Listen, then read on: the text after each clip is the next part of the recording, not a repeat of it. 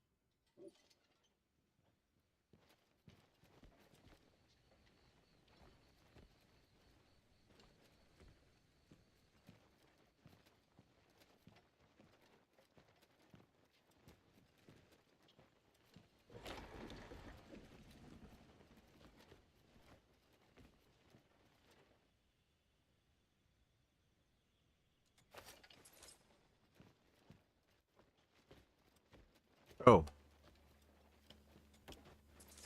There you go.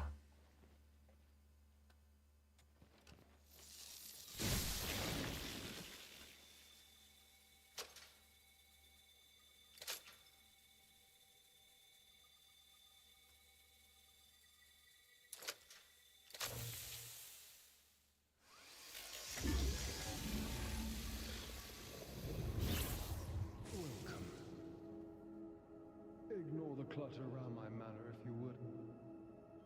I haven't played host for quite a while. I've done my part, so now for a little quid pro quo. No need for alarm. I assure you all is safe. We share a collective goal, after all. You will find a fully functional transporter within the manor. Pop right in and find the keys wherever you pop out. Plain sailing, don't you think? 3 keys. To get to me, you'll need to gather them all. Oh, and one more thing. The fort may hold a dash of danger, but I'm confident you'll manage. I'll be waiting for you, Greymane.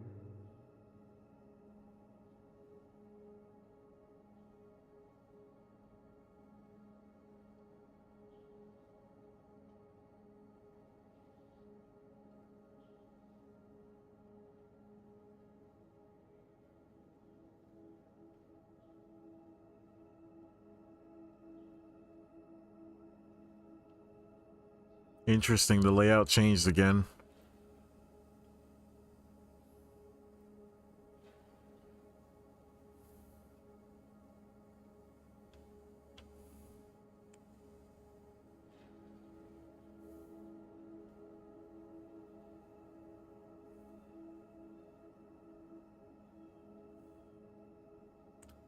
I wonder...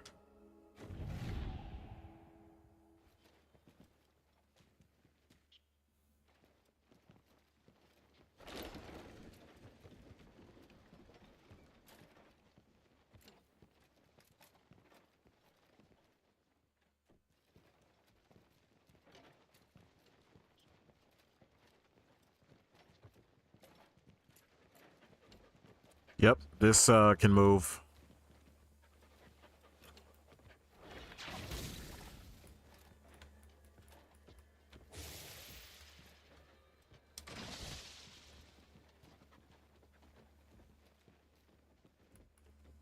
They're not letting me force palm. I could see that the wall... Okay, wait.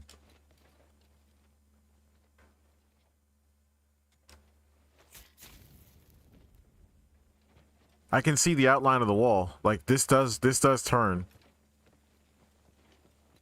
But they're not letting me,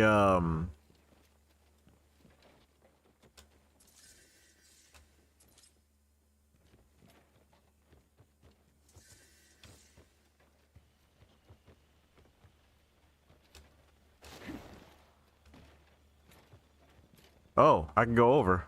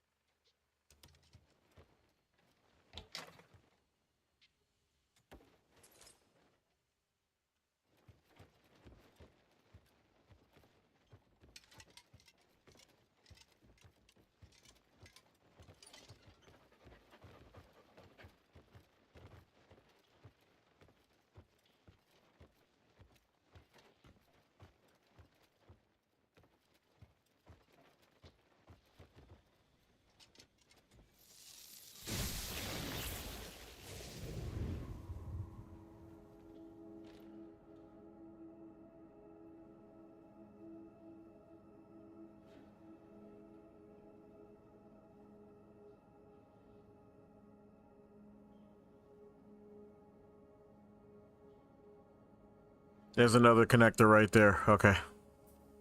Starting to understand this a little bit.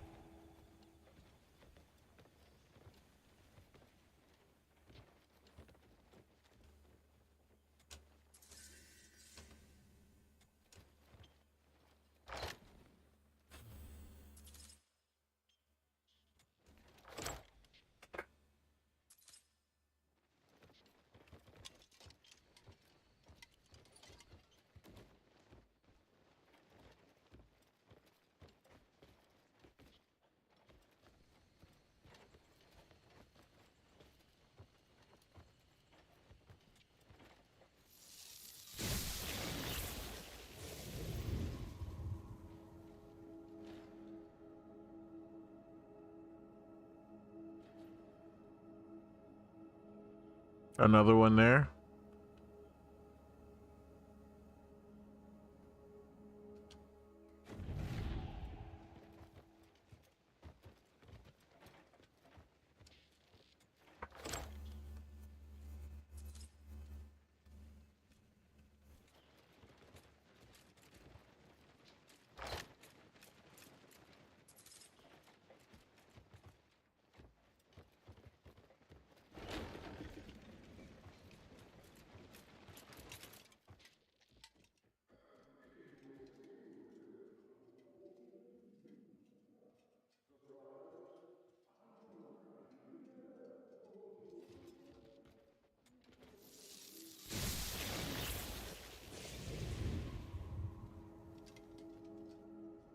Interesting.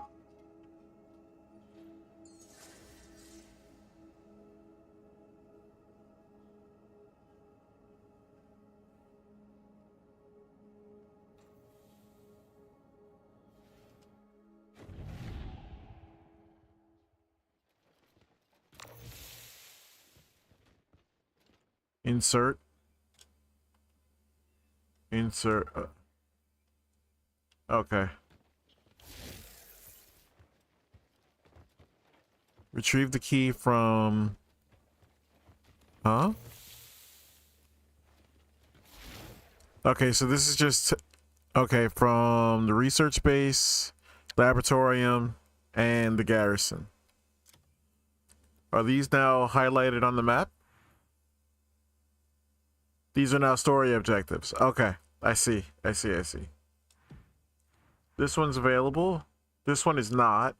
Some of these are blocked off. I know because I walked by there.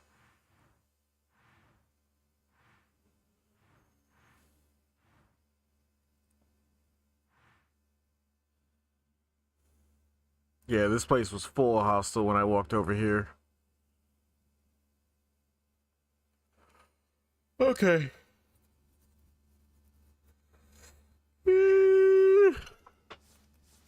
What is this? 37% now? 3 out of 5? Shit. These chapters are going by fast now.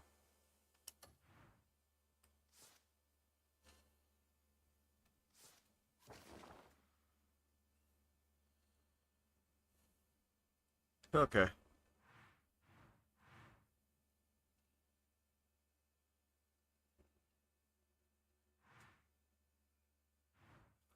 We can effectively leave now.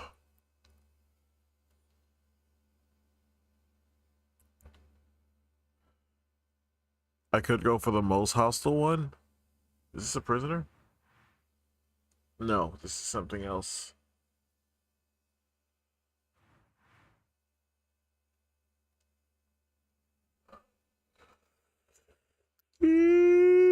God, I'm out of it.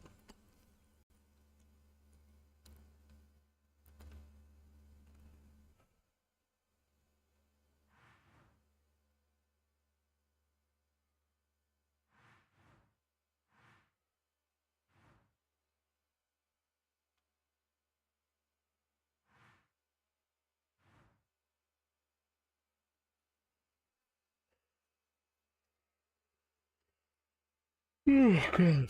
Fuck. All of a sudden, I can't stop yawning. I got, what, 7 minutes until my fucking lunch is ready? Maybe less?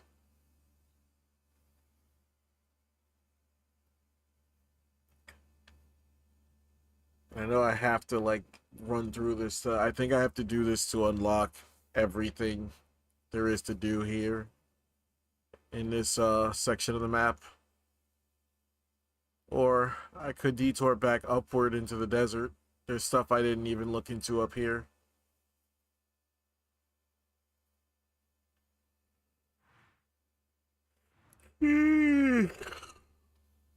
Seal of Greed. Outlands Camp.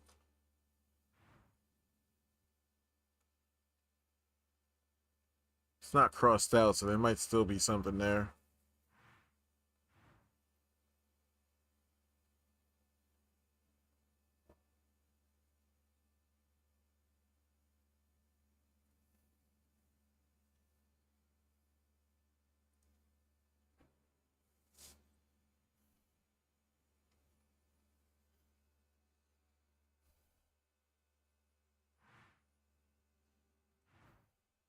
Let me see. What do I need for the Let me go check in with Fuckface at the forge.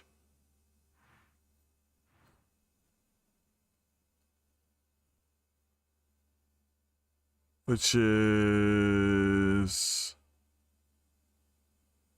Here we go.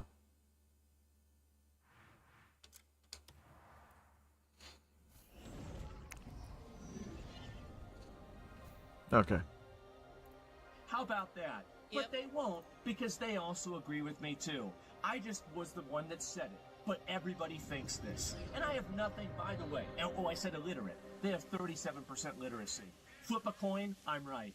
So the point is that, really, they all do agree with me. Everybody agrees with me on this. And if you're a guy from Afghanistan, you're watching, I don't know, I'm sure we've got a number of them. We've got a lot of people that watch the show. Listen, man, I'm not talking about you, but you know that there's some idiots in your country. Well, and the people, the reasonable people, will also know that Asmon's not talking about them, right? Like, if they're going from it from good faith, it's obviously he's not talking about them, and they probably know that, which is why they're Asmongold viewers in the first place. Because if they weren't Asmongold, I mean, if they weren't Asmongold viewers, if they are Asmongold viewers, they obviously know this already. They're morons of talking about them. And by the way, we have those same third worldists. We have those same fucking retards in America. Being a third worlder and being a third worldist, yes, it's a geography, but it's more importantly a mindset. And these people have that mindset, and I don't want to have it. I don't want to deal with it. I think it's destructive, it's reductive, and I want to have nothing to do with it. So that's really the way that I feel about this, right? You know, these people talk about the Epstein files. They have their own Epstein files. It's called the marriage records. It's called Tuesday. They have child marriage. It's legal. I don't want to have that here. I don't want to have any I can craft this whenever I want. Asmon's laying it all out. I love to this. do with that here. So all that being said, I don't want to go through and talk about that too much. What am I going to do? And just very clearly, by the way, I was very surprised by this. I was very surprised by this suspension.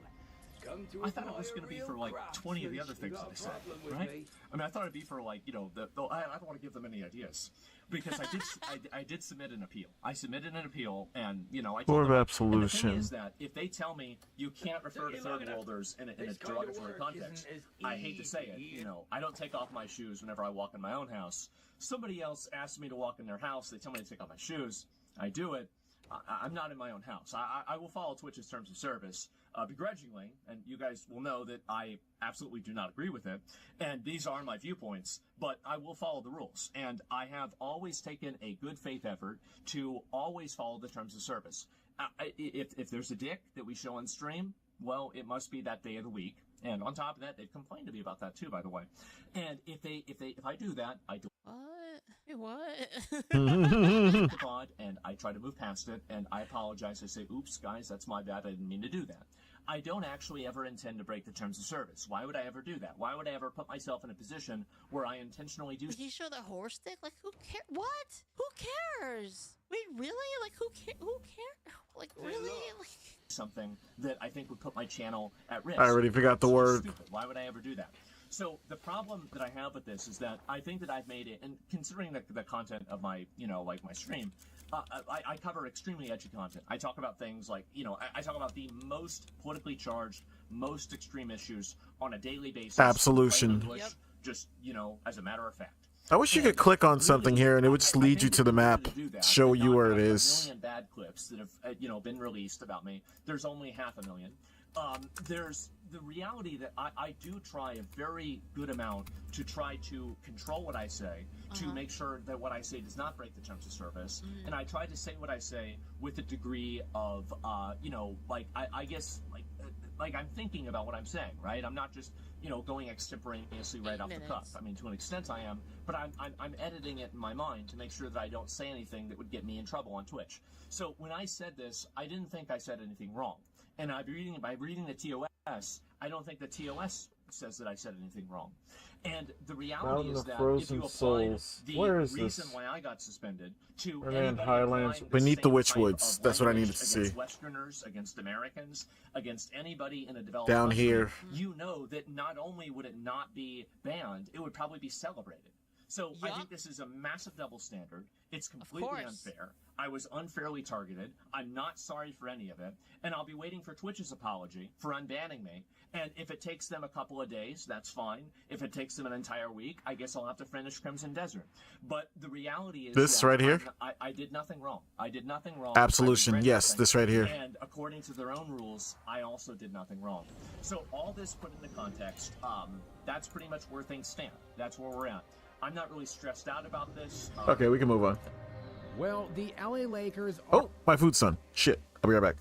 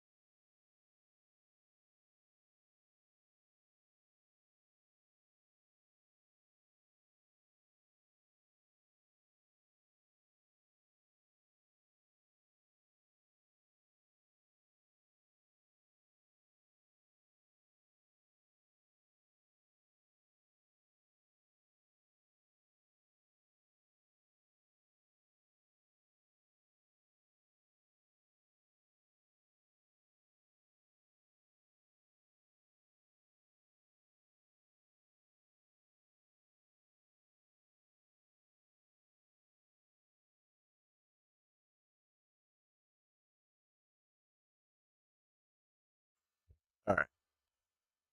Impromptu lunch break. See what Scap's got. Are in all-out free fall mode. The collapse is now all but complete as they are now eyeing the 5 seed out west following their second biblical ass beating in less than a week at the hands of the Oklahoma City Thunder last night. And yes, that first massacre occurred 6 days ago and was by 43 points. A game that was over at the end of the first quarter, but a lot more happened after that, of course, with Luka Doncic sustaining a grade 2 hamstring strain, and in that same game, Austin Reeves was hit with a grade 2 oblique strain. Damn. The long-term prognosis for both, not good. Both players are expected out for 4 to 6 weeks. And the Lakers have now lost 3 straight games, culminating with another 36-point beatdown last night to the Oklahoma City Thunder. But wouldn't you know it, just 2 days after LeBron was showing off against the Dallas Mavericks, dropping his stat-stuffing 30-point, 15-assist, and 9-rebound game in a loss, of course. Yeah, Bron was predictably load managing in this game with his fake foot injury. After all, when the going gets tough, the Fraud King gets in street clothes. Following the game, a frustrated JJ talked about the current state of the Lake Show.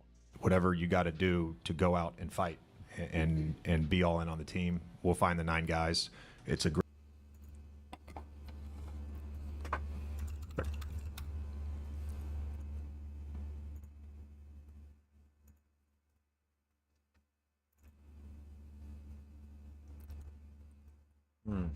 All right, how's Ted doing today? We low bar today too, or is it just Richie? God damn, this is taking forever to load. Jesus.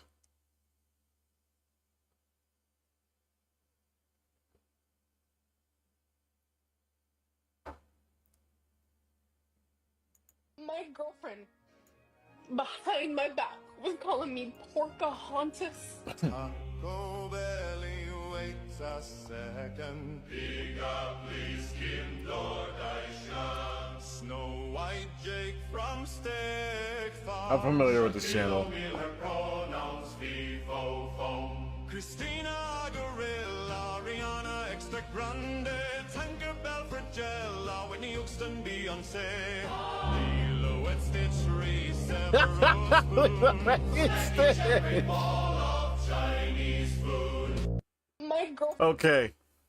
Okay, I'm familiar.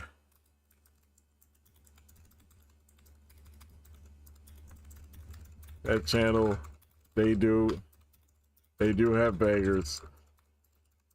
That one was okay-ish, but admittedly, a Stitch got me big time.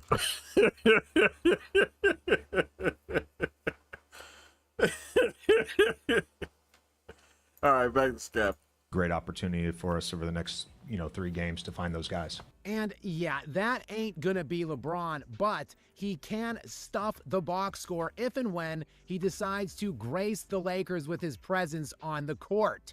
The loss officially drops the Lakers from the 3 to the 4 behind the surging Denver Nuggets on the strength of their 9-game win streak. And as if that wasn't all bad enough for LA, JJ and Jared Vanderbilt got into a little verbal altercation early in the second quarter.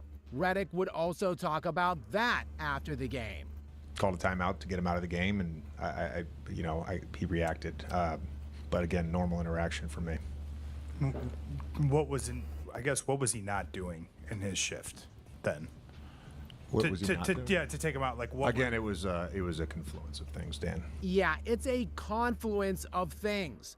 Just like DeAndre Ayton being ass, because JJ Redick would throw him under the bus following the game as well. You think he's he's had trouble catching the ball. So we've ran a bunch of plays for him. He's just had trouble catching the ball, and I don't know if that's the passing or if it's him trying to get position. He hasn't been able to catch the ball.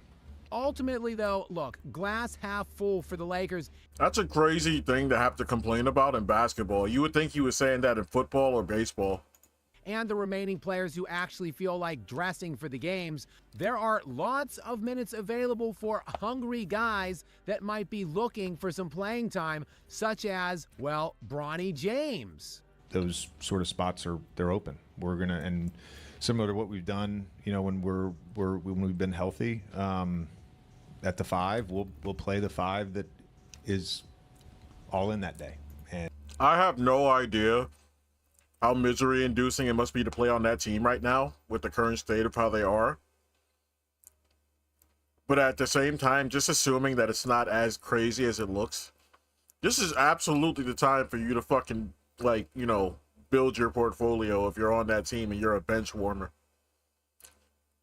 This is like the only time for you to do that. You're not even playing necessarily for the Lakers. You're actually playing for a job somewhere else with what you're about to do now, with whatever you can or can't do with these spare minutes, these free minutes now. This is essentially like overtime. Like, if you fucking worked at a regular job and they were like, yeah, we're giving away overtime, that's basically what this is. Like, you need to, like, if you need it, you need to go for it and just shoot your shot and hope for the best. And we'll figure out, you know, who that is. Yes, we had a Bronny sighting last night, and perhaps he has activated playoff mode, something I'm sure he learned from Pops, because Bronny got in 22 minutes in this game, and it was more than just a cardio sesh. He jacked up 9 shots, which was the second most on the Lakers team, and he went 2 of 9 from the field, 0 of 5 from the three-point line, while dropping 4 points and registering a robust -25 on the old plus-minus scale, which was not the worst on the team. It was only second worst behind the aforementioned bucket of ass DeAndre Ayton. So yeah, the Lake Show are now officially in the 4 spot, setting their sights on the 5 because they are tied with the Houston Rockets right now. And although they do have the tiebreaker against Houston, they should likely be dropping below the Rockets, as the Rockets have an easy remaining schedule. And well, the Lakers are, of course, now in complete and total free fall mode. So the Lakers likely will nestle in there at the 5 spot, and with them looking like a tasty little morsel heading into the postseason, likely a sure first-round exit. Really, all that's to be decided at this point is whether it will be a strong 4-0 sweep or just a 4-1 gentleman sweep. Now, the spotlight turns to the Denver Nuggets, who, in my estimation, should consider trying to tank their way out of the 3 into the 4 and let Houston hop over them. Now, that will be a difficult proposition because the Denver Nuggets do have a 1-game lead on the Houston Rockets, plus the head-to-head tiebreaker. So the Nuggets would have to lose 2 more games than the Houston Rockets lose. Both of those teams have 3 games remaining. So again, that will be tricky, but the Rockets are going to try to continue winning now down the stretch to leapfrog over the Lakers in that 4-5 matchup so they can have home court advantage. The Rockets' remaining schedule at this point: the Philadelphia 76ers, Minnesota Timberwolves, and Memphis Grizzlies. While the Denver Nuggets also have 3 games remaining, they also playing the Memphis Grizzlies tonight, and then they close up with the Oklahoma City Thunder and San Antonio Spurs. So yes, this would be a delicate tightrope walk of tank for the Denver Nuggets if they decide to try to execute on that. But again, look, Houston's going to be trying to win at least more games than the Lakers to finish 1 game up on them and take the home court. Therefore, if the Nuggets play their cards properly, they could let the Houston Rockets leap them into the 3. Because with Minnesota sitting now basically locked in the 6th seed, I would much rather play these Los Angeles Lakers in that 4-5, especially if it comes with home court advantage. Now, the other thing for consideration is trying to avoid the Oklahoma City Thunder in the 2nd round, something that I know every team was trying to do, basically let them go till the Western Conference Finals. To me, though, that only makes sense if there is a team that could beat the Thunder before the Nuggets would be playing them. And quite frankly, the only 2 teams in my estimation that have any chance of competing with Oklahoma City in the postseason on the western side of things would be the Minnesota Timberwolves and the San Antonio Spurs. And they're not going to be playing the Oklahoma City Thunder at all. unless one of them beats the Nuggets. See, the Nuggets will have to go through Minnesota, then San Antonio, if the brackets stay as they are right now, before playing Oklahoma City. So the Nuggets basically would be wiping out the only two teams that have a shot to beat the Thunder for them. So why avoid the Thunder at all in the second round? For a team as ravaged with injuries as the Denver Nuggets have been to this point, why not, at somewhat relative health, take on the Thunder? Damn it, I early fucked that as one up. I was supposed to possible drag. before you inevitably probably accrue more injuries in advance of the Western Conference Finals. I would actually want to play the Thunder as soon as possible, which would mean the Nuggets should consider falling into that 4-5, take the gimme win against the Lakers, then go in at relative rest and health and take on the Thunder. Otherwise, the other option is go through a war against Minnesota, likely a 7-game series, if you can even clear that hurdle, then go in and play the San Antonio Spurs, a war against them, likely a 7-game series, getting the shit beat out of them all the way along until then, while they're beat up and totally gassed, then go into the Western Conference Finals against the Thunder after they've likely swept their first 2 rounds and are nice, fresh, rested, and healthy. And my final point as to why the Nuggets should consider letting Houston leapfrog them is because there's not much variance at this point between the Spurs and the Thunder. Since the All-Star break, they are the 2 best net-rated teams in the NBA. The Spurs are actually slightly above the Thunder, while the Thunder are 21-2 since the break, and the Spurs are 22-3. So really, it's not like you're avoiding this elite juggernaut in the Oklahoma City Thunder. The Spurs are also an elite juggernaut.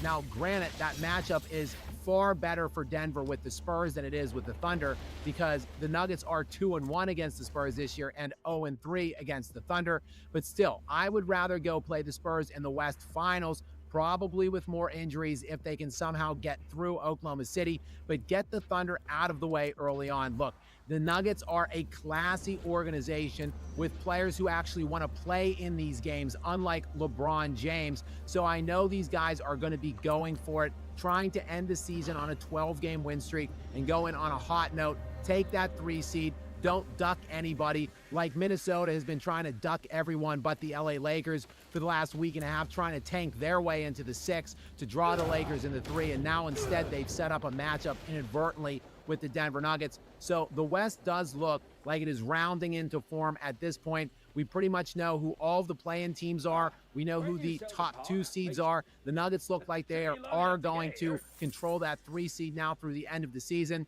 And, well, the spiraling LA Lakers are probably going to work their way all the way down to the 5 seed and set up that matchup, Kevin Durant and LeBron James in the first round. What's the worst that could happen for the King other than for the 6th time in 8 seasons now in his Los Angeles tenure, failing to move on from the first round?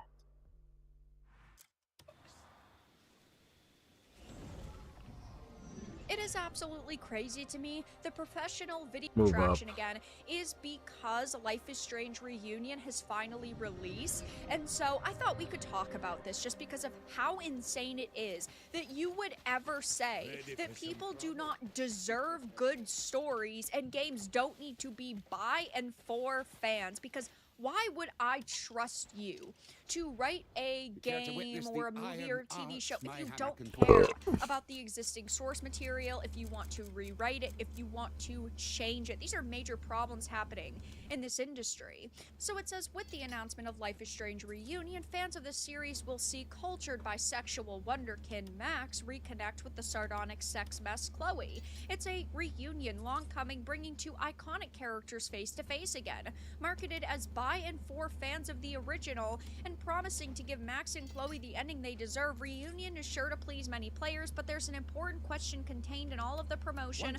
What do fans deserve, and what, if anything, do characters deserve as well? People deserve a high-quality product, good storytelling, and overall an amazing experience. When people purchase something, they don't expect to be slapped in the face, baited and switched, and then for the product to be absolutely terrible and not meet your expectations. And yes, good characters do deserve good stories as well. I know they're not people and they don't like, ooh, see things the way we do, and like, oh, they're living in the real world and of course they're gonna respond to this situation, but you know what I mean. Good characters don't deserve sloppy storytelling. Lara Croft deserves better than the modern trilogy. Characters like Master Chief deserve better than Halo 5 and even Halo Infinite. Kratos deserves better than the Norse Saga. These characters deserve better.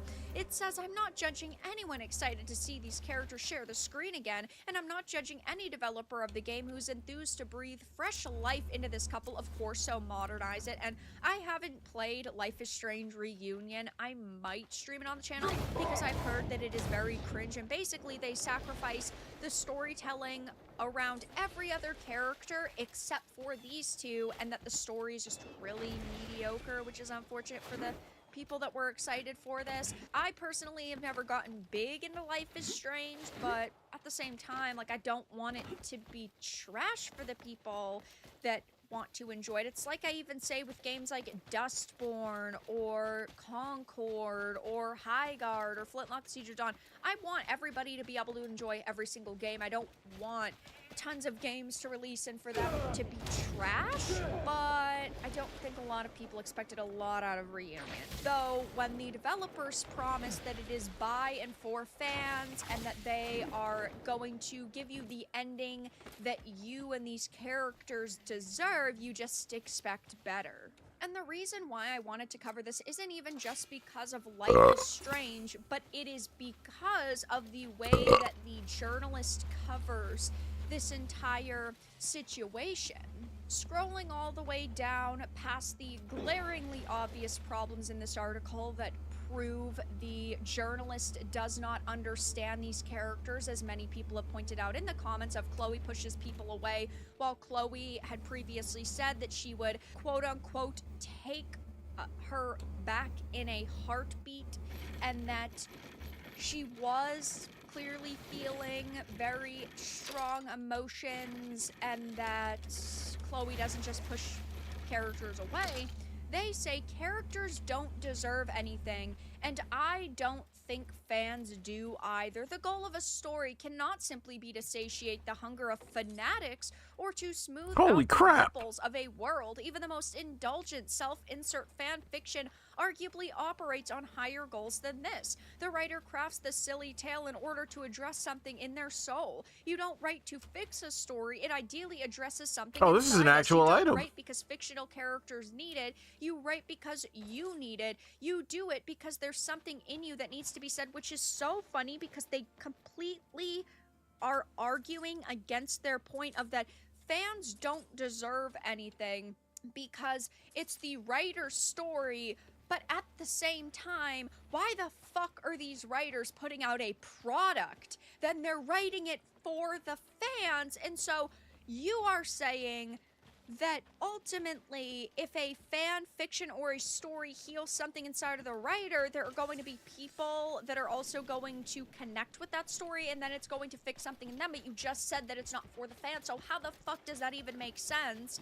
They say maybe that's happening with Reunion, maybe solving the story of Max and Chloe, addressing some yearning on the part of the storytellers. I don't know their hearts. What I do know is that many people create art to make life more bearable, safely explore dangerous situations, or maybe to give themselves the voice that the various injustices and pressures of the real world have robbed from them. Even the most crass and selfish writing, and even the most mature fiction, must do something more than exist for its own sake. The line is blurry in this case. What are we doing?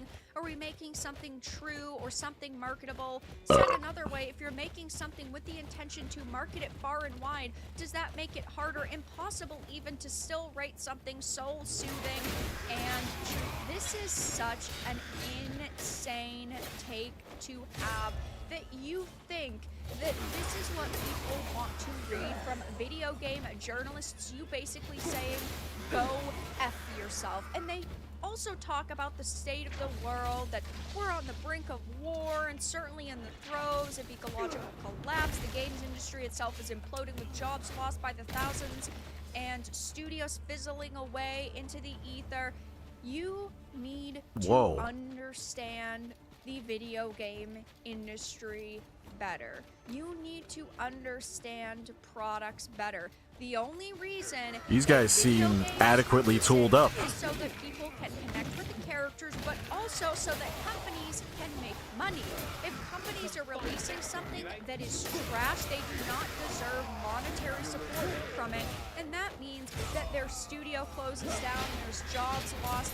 Maybe you should actually understand that people do deserve good stories, and a game does need to be made by and for the fans, and they are getting destroyed over this, rightfully so. Aftermath had reposted this now that Reunion has finally come out. They're trying to engagement farm a little bit, and people are saying things like Chloe pushes people away, while Chloe and all from the original studio, and it basically says that she does actually care about characters, and she does actually care about Max, and that she is feeling very deeply. An article worthy of the degenerate access journalists that you are. Chloe pushes people away. F off, you tourists. Look at how you retards hate that the customer and not you freaks have the power. This is an article Am I being written shot before by- Reunion came out. DE wasn't like I'm really bleeding. daring. It was a reskinned version of the first game that ended with Max not making the choice. Did the writer play DE because they couldn't have played Reunion back in January? Wow, the writer doesn't understand Chloe at all.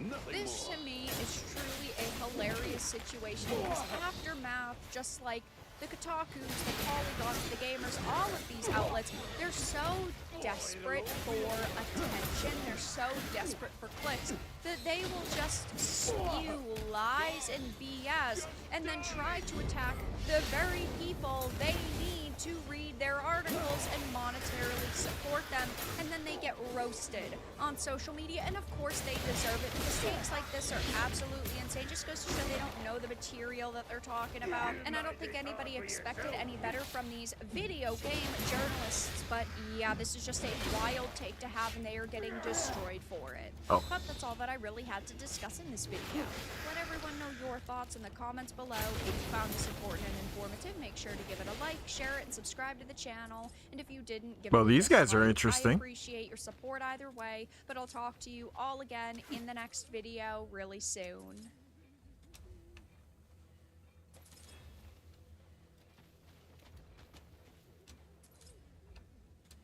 I guess these guys were a precursor to the dudes I ran into elsewhere.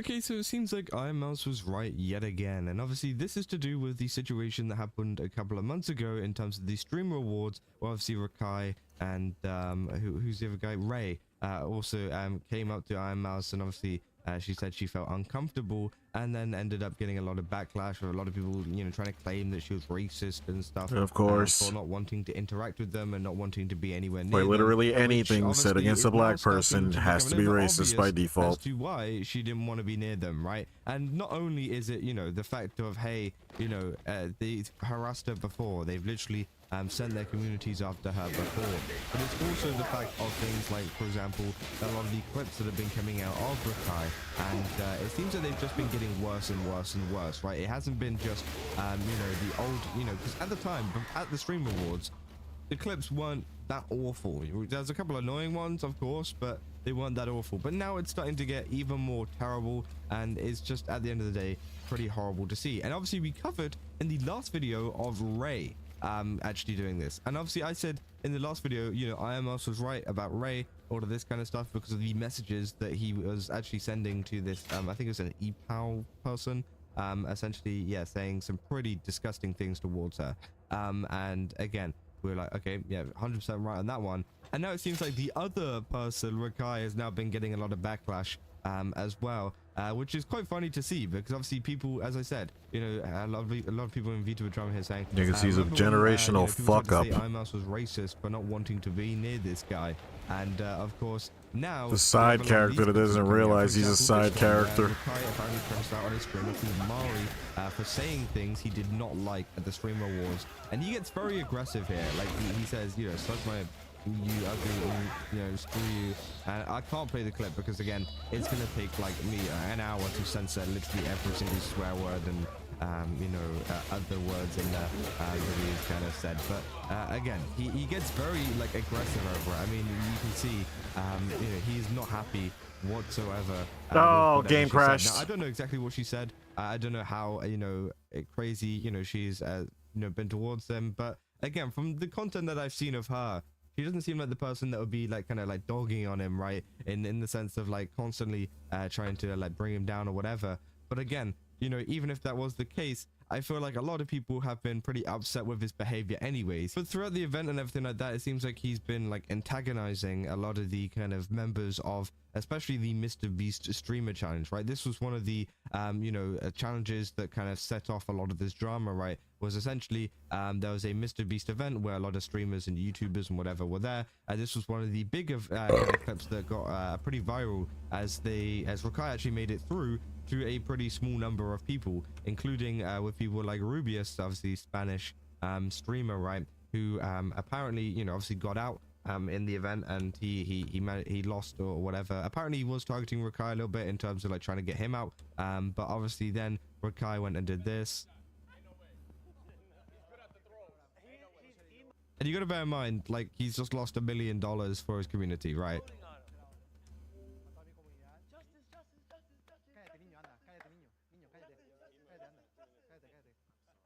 So yeah, obviously he's doing that kind of thing to someone, you know, that he's just, you know, he's just gone out of this event. He's kind of saying, you know, oh, you know, oh, you're out, thank God, like whatever.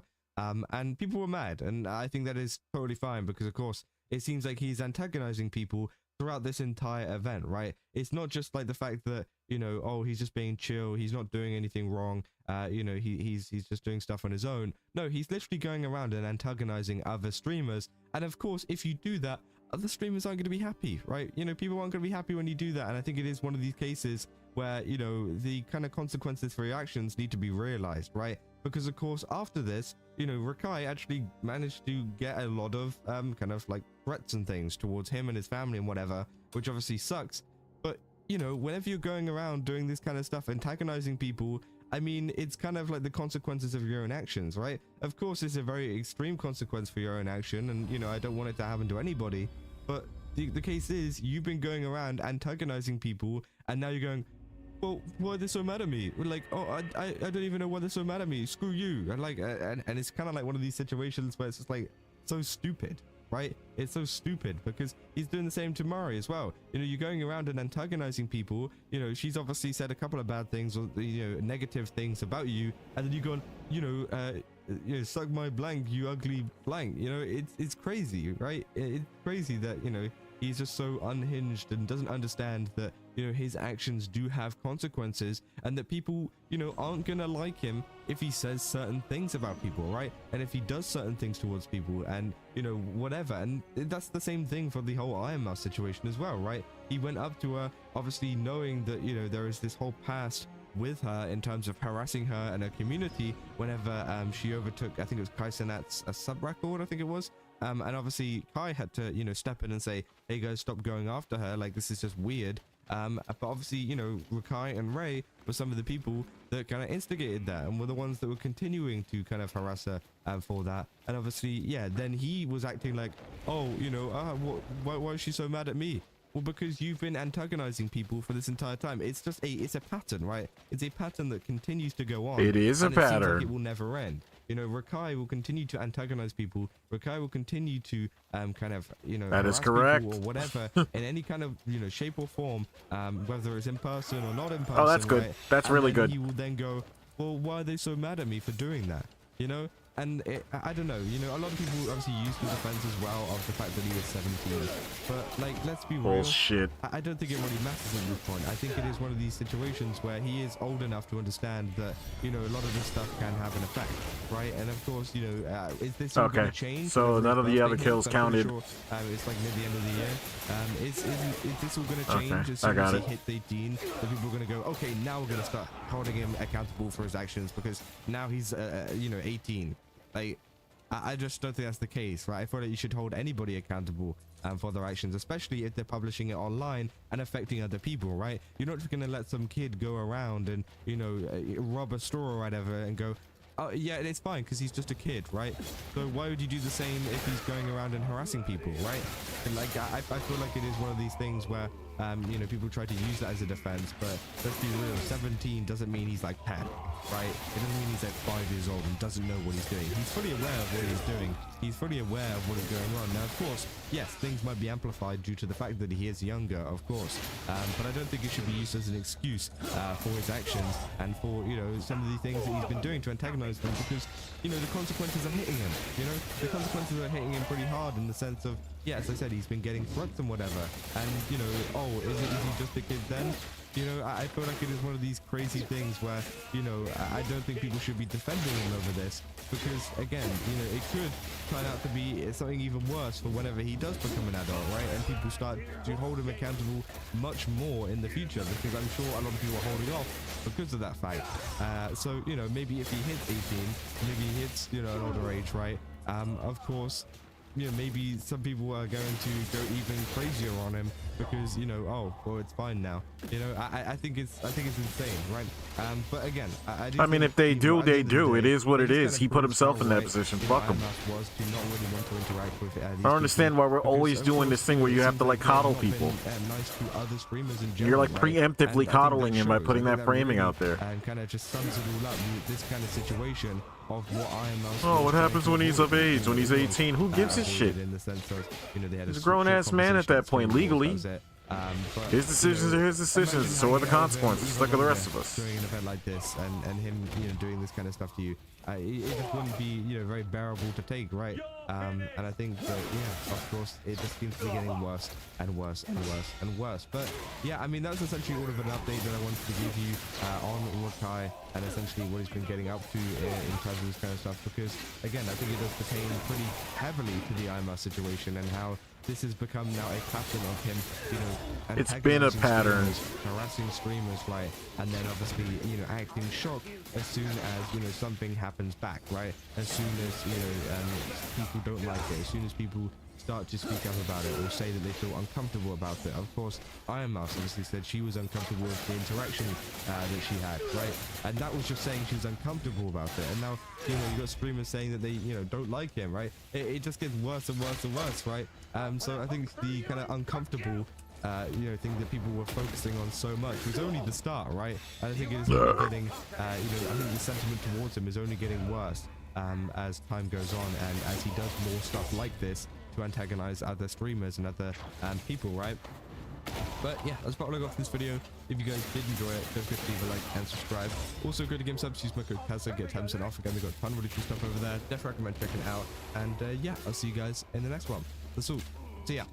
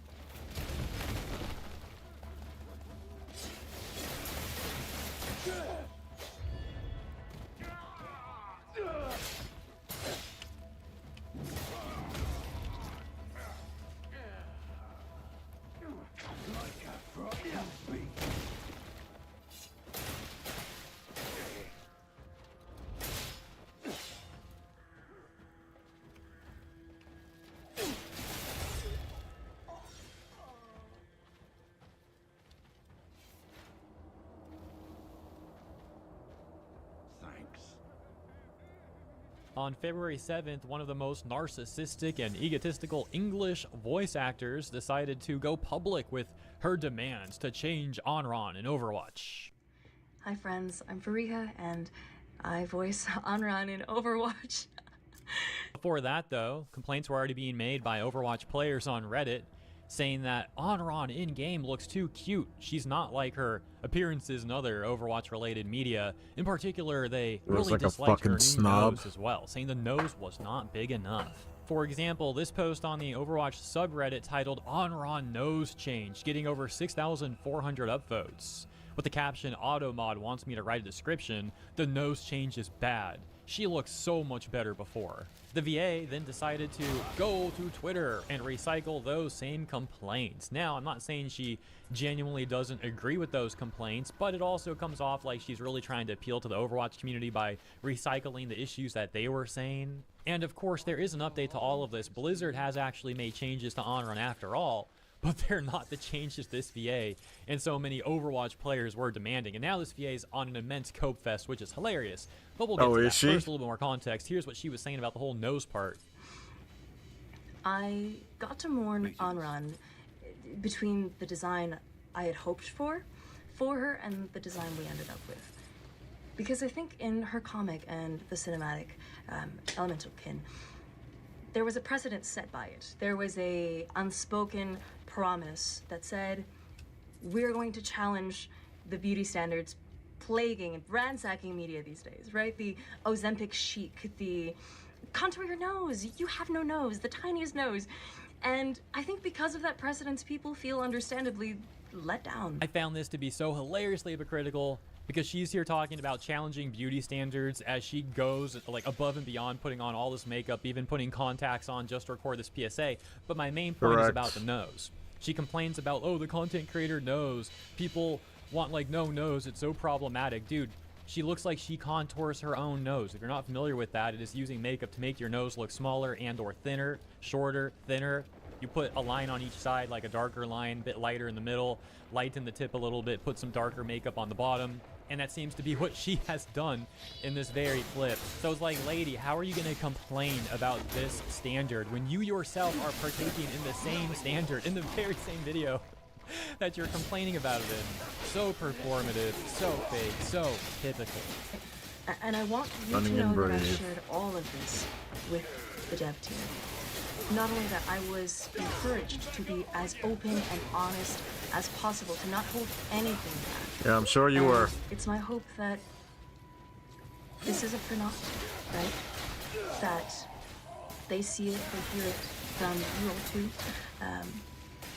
And while it's not my position to decide what can be done and what gets done about this, I will keep championing it, championing for... I can't believe I'm going to say this, guys. You know what? I think maybe we were too harsh on Pokimane. Maybe we were too harsh on Valkyrae. We might have even been too harsh on Frogan. Nope. Take a look at this. Okay, obviously that's a joke, but let's take a look at the update, right? She says she hopes this was not for naught. Well, it turns out it was. And as mentioned, the cope is just reaching... The cope is, I don't even know, what word would you even describe like the most immense cope possible? It's like S tier levels of cope. She has maxed out her cope stat. Last night she posted, so grateful for this update. She looks much more like the strong older sibling we knew her to be. Thank you Team 4 and thank you Overwatch community. They barely changed anything about her. On stream tonight. See ya there. So what is this change? What is she responding to? Well, we have Overwatch official here saying, in Season 2, we're introducing an updated look for Onron. She didn't fully land as the fiery and fierce sister of Wu Yang that we hoped she would. With this update, our team focused on strengthening her overall presence. This evolution reflects both our creative intent and the care we've taken in shaping the hero. See her rise from the ashes when Season 2 starts on April 14th. I wanted to take a moment to share the updated version of Onron's in-game look. We want our heroes to feel unique, but we also want their visuals to match their personality. And we feel like we didn't quite land that when Onron first released.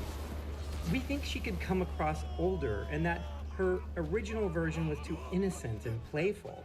Onron is confident, determined, fierce, Oh, God. and a natural-born leader, and we want All her the fucking visuals empowered in-game female to convey buzzwords. that personality. So we made some adjustments to her face. We focused on her eyes, eyebrows, and mouth, and we moved away from that baby face look and expression to something more sincere and more mature. And even something like a simple posture change can help Onron feel, well, more like Onron. I think they did a good job with the change. Overwatch and Blizzard in general has been criticized a lot lately over the Disneyfication, right? And the old design, as you can see here, definitely fit that Disneyfication stereotype plenty. The new design still has the Overwatch art style, of course, but I think it is a better look. It's a little bit less Disney-fied, and I think that's a good move. Let's also be clear, though, this is not what Farine, or whatever her name is, the Onron VA, and the vocally upset part of the Overwatch community wanted. They wanted something more akin to this once again. You know, they wanted the nose to be bigger, they wanted all this other stuff. That's not what they got. And now, as mentioned, the cope is immense, which we can see on her recent Twitch stream where she talks about these changes. Go ahead and take a look at this. We got some exciting news. Oh my gosh. Okay, so in this side-by-side, it doesn't look so extreme, right? But I need to pull this into... I need to pull this into something because holy... Okay, can I do Clip Studio Paint? Let's overlay these two together and you'll see how drastic the change is because holy butts. I have not gotten used to Clip Studio Paint yet. Alright. Are you getting the opacity lowered? Sure. Okay. Alright. See the difference between the two? Shit. Oh my god, Clip Studio. You're so rough. Okay. That's such a huge change. Right? No, not right. What do you mean? It's a subtle change. I like the change, but acting like it's a huge change. Oh my gosh, guys. Like, dude. I'm gonna sound like a broken record now for saying again, this cope is tremendous, but like it is. I don't know what else to say. This is just sad at this point. I mean, not literally sad, it's hilarious, but you know, figure of speech. There's also a slight like posture change, so it can't be like a direct overlay, but let's bring in a Juno screenshot, yeah? Okay. And then yeah, you can see she pulls up this other character, Juno. In other words, her evidence was working so much against her point, and she realized that within mere seconds, she took off the Onron comparisons and decides to pull up a completely separate character now, once again that being Juno, which is now a completely separate point of contention than what she's been arguing this whole time. It's a complete pivot. To get here, this is all like cheating the light to make it fall a little differently. It's painting features in different spots and just tweaking the slightest proportions on things, but it's so very subtle, but it does so much. So let's go through the things that I notice on first glance, right? And now to top it off, she completely contradicts her prior claims. Like a minute ago, 2 minutes ago maybe, she was saying, "It's such an extreme change, guys," right? To which I responded saying, "No, it's not, it's subtle." And now, a minute or two later, and she's the one saying it's subtle. She's completely contradicting her point that happened an extremely short time ago. But how's the Overwatch community on Twitter doing? Let's take a look. Well, some of them are not happy at all with this change. For example, this tweet that got 4,800 likes that responds to the news posting the new Onron compared to what they wanted her to be, going on to say, "Yeah, I'm not gonna speak. Whatever." Other users having a bit of duality, responding to the official news. For example, the one in the middle saying she looks fire, thank you for listening. But others saying that they wish that Blizzard did a bit more with her nose though, and she does look better, but I feel like they forgot about her nose. It's the final thing that would tie this together. Over on Reddit, we can see this user got -7 downvotes for saying her nose They badly should be wanted her to be bigger. uglified, But and then it this just person didn't gets 7 happen. upvotes agreeing with that person, saying, yeah, like in the anime, it makes her look more regal, I liked it. Another comment saying, does she have her sharper nose back? I can't tell from the picture. Response saying, unfortunately not. Seems like they've mainly focused on her eyes, eyebrow expression, and posture, but I can live with this new version of her. So that's a little bit of public reception and the VA stuff all covered. As always, thank you guys for tuning in. I hope you have a great rest of your week, and I'll see you in the next one.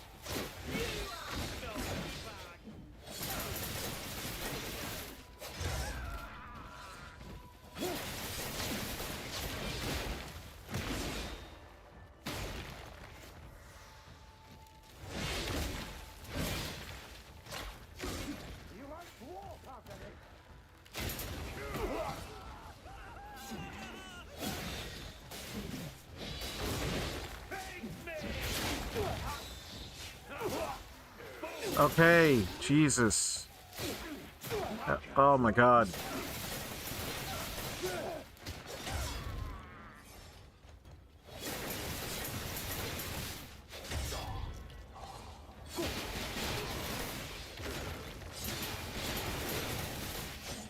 Nothing like breaking bones, eh?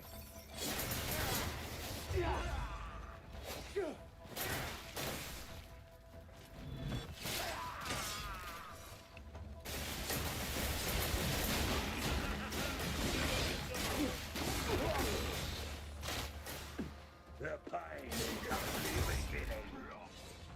I can beat ya.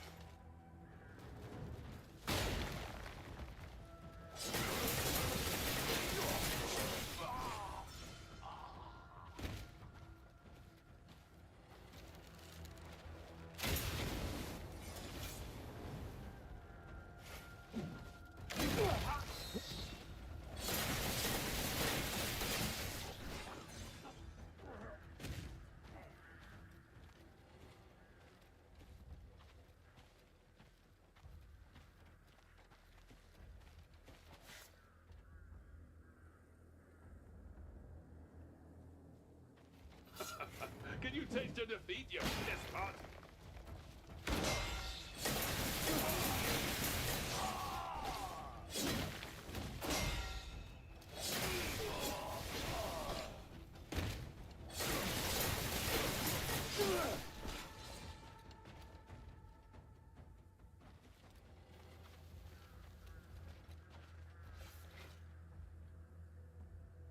We done here?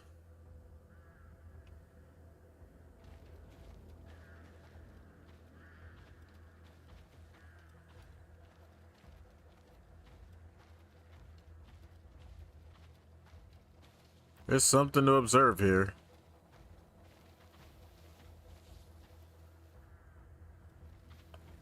We actually need one more ad.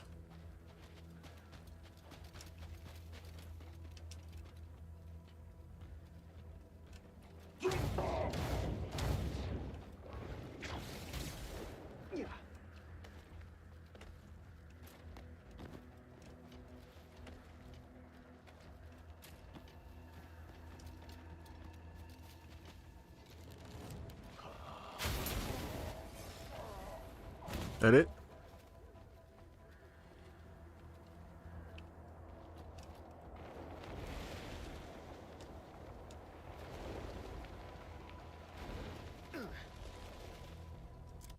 Or did it clear? No, it still shows that it's not. That's interesting. The percentage is still... I think the percentage is still active. And it was like at 0.8%. This is a bad guy.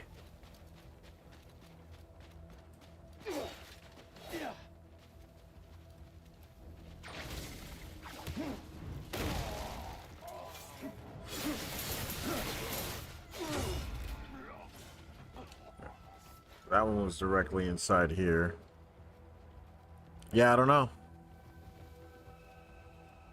I guess we just leave. After we get this memory.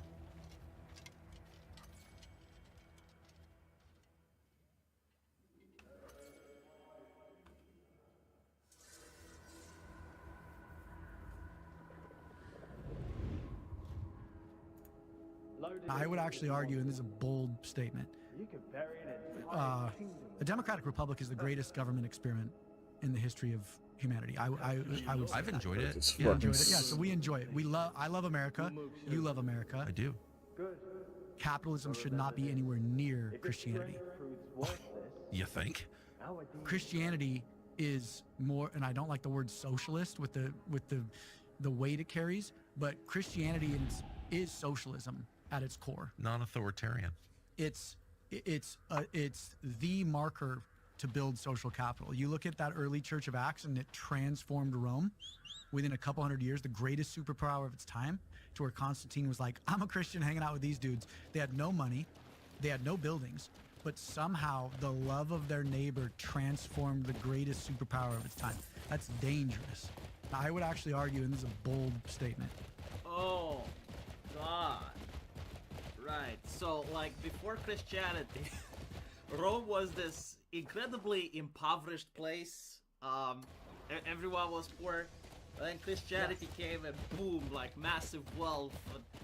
The empire exploded and golden temples and everything. I mean that's an interesting historical thing. And the Desert Marauder If Christianity and is destroy it. socialism, then why didn't Karl Marx do it? Like, why didn't Karl Marx say if the solution to have equality? Okay, now it updated. Interesting. They're socialist, right? The reality is a little bit more complex. I think it needed the parry thing to go away. What type of Christianity we're talking about? Because there's so many denominations, and Christianity from the medieval time period is definitely not the same like the one we're talking about. So, is Christianity socialist? It kind of is, but not in the sense that we use the term today. So, during the Middle Age, the church would take 10% of everybody. So 10% of what you made, you had to donate to the church. And then the church would use that money in order to build orphanages, in order to build monasteries, in order to build hospitals. And that is a form of socialism, yes. Right? Like, it's wealth redistribution. The church would tax everyone 10%. I was gonna say, it sounds more like tax than... like for funerals, for weddings, they still have today. But they also sold indulgence taxes. So if you were a sinner, right, if you were a noble and you committed sin, you would actually go to the Catholic Church and you would pay an indulgence tax, and they would pray for you to try and forgive your sins. And this is literally why the Lutheran heresy became a thing, because Martin Luther actually asked the Pope, like, what the fuck is it with this shit? And that's where you get the Protestant movement and the religious wars in Europe. But that is one version of Christianity. So I guess Block 3 enemy attacks to gain a charge. Socialist. Gust of wind. Oh, I saw it. It shot out at the last second. Interesting. Probably not in this form, right? Irreparable. Because, money lending is a problem, and most businesses today lend money. Irreparable, and, not that usable. would definitely be sinful. Also, like, if you're a citizen and, for instance, you buy state bonds, right? That's kind of a form of usury, isn't it? If you play on the stock market, I think a medieval pope would have issues with that. And so, yes, like, it's actually true in the sense that you can't have, like, American capitalism get blessed by a medieval church. This is why the religion that we have now is quite different than it was in the Middle Ages. But I'm pretty sure that while reading the Bible, I didn't see Jesus making the statement that the Roman Empire should start collecting taxes more from people and then redistribute that wealth, and that's called charity. Right? Like, I must have missed that. When Jesus said, like, what we need to do is we need to start giving more money to Caesar. Get going. For the purpose that he will take care of the poor, right? Like, Jesus didn't say that. Because charity in the Christian sense and socialism in the Christian sense implies the act of giving willingly, right? Like you're willingly parting with your money. It's the idea of virtue. Being constrained, being complied to part with your money is not virtue. Like when people force you to be virtuous, that is not virtue. Because otherwise you could have a society where everyone is locked into a maximum security prison and they spend their entire life there in a place where they're under four walls and they can't sin, right? Because in a maximum security prison there's nothing you can do to sin. And so those souls would go to heaven, wouldn't they? Right? But again, depriving a person of willpower and their ability to choose between right and wrong is not a Christian thing to do. And so if you look at it that way, then yes, capitalism can absolutely exist with Christianity.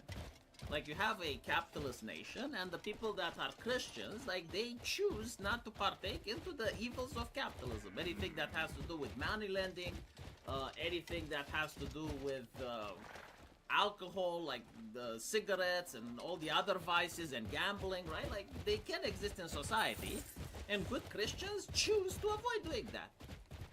So, I guess like this would be the correct answer. There it that is. I have given. Another problem with capitalism is that in a modern era, you simply cannot afford not to be capitalist.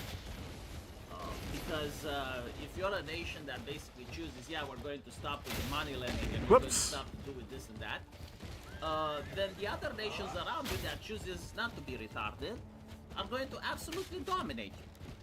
Right? This is why almost every single nation on Earth right now cares about the GDP, or the economy as a whole. Because if they stop caring, the nations around them that still care are going to dominate them militarily. They're going to have a more well-fed population. They're going to have more power in their institutions and their NGOs. And money makes the world go round. This is why most nations are trying to copy the American model, right? Not because they ideologically agree with America, but simply because they realize that if we don't do it, we get crushed. And they're already getting crushed, but they will get crushed harder. So yeah, it's interesting to see Tucker Carlson's latest guests parroting leftist talking points, because again, most people probably do not have the same conversation that you and I just did, right? When people hear the word Christian and socialism, they automatically think about the Democrats, right? Like they think socialism is the government taking more welfare.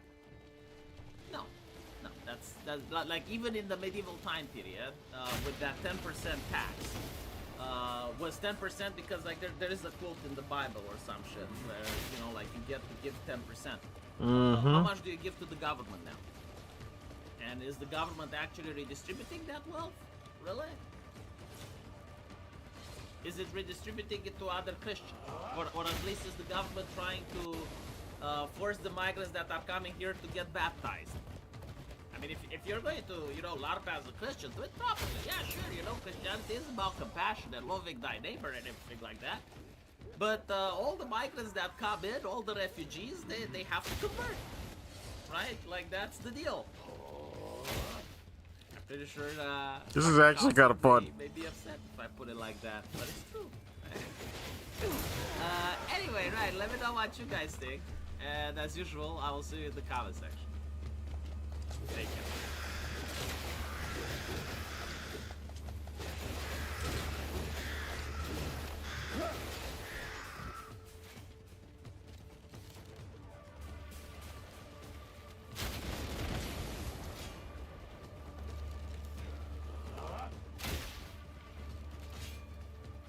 How do I take this last piece out? Oh, shit! You still got one more shooter.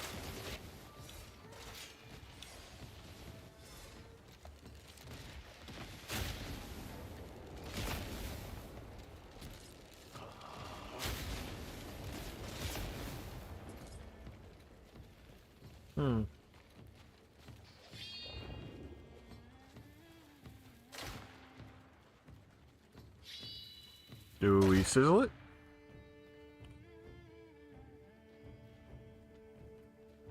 Is there a button there?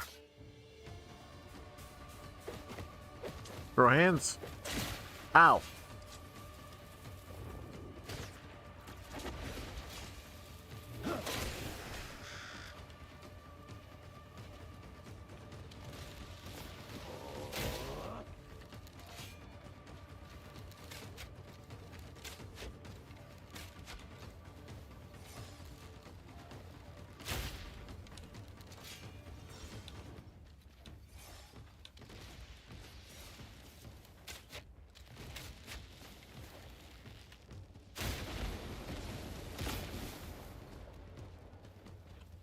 Okay, let's try the,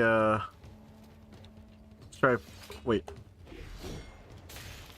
Nope, not that. Light up.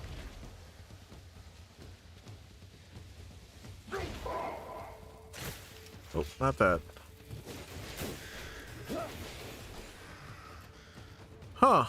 How do you destroy this shit?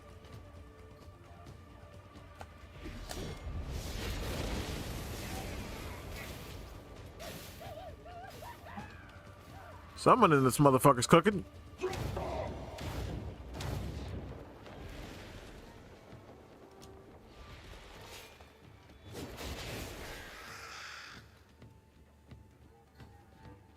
Not above.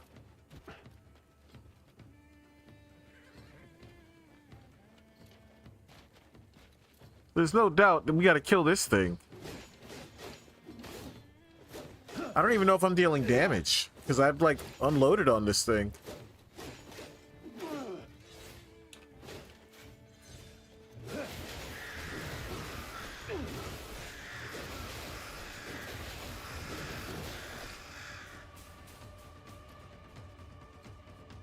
Okay.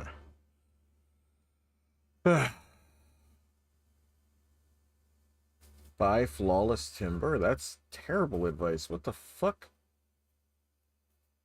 You can just fucking cut any tree and get that shit once you have the axe. Pretend I didn't see that. What's this guy's name? Fuck me, man.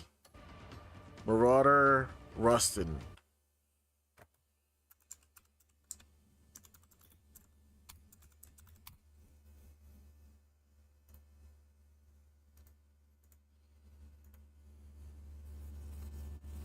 What did that say? Get tons of camp funds easily? And they're showing him. Why?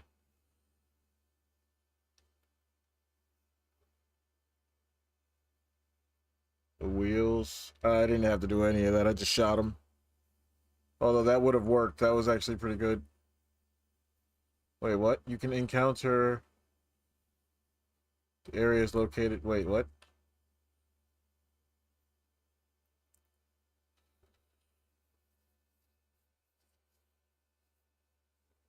Destroy the core with a stab. Oh, okay. The one thing I didn't think of. God damn it.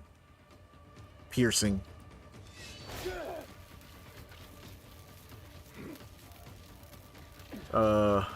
Pierce?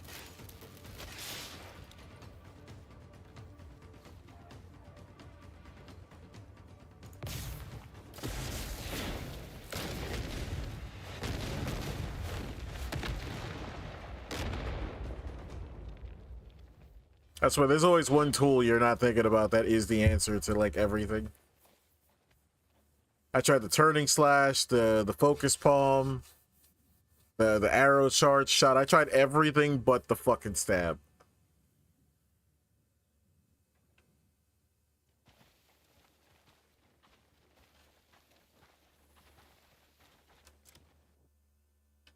Okay, so I could take that off and go back to heals now.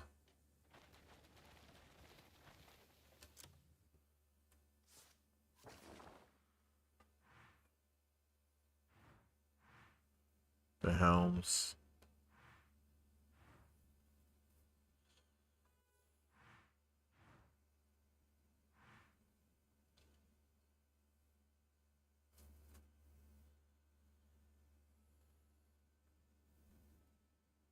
Defeat the helms at, I'm guessing this is that location. What is this energy next to me?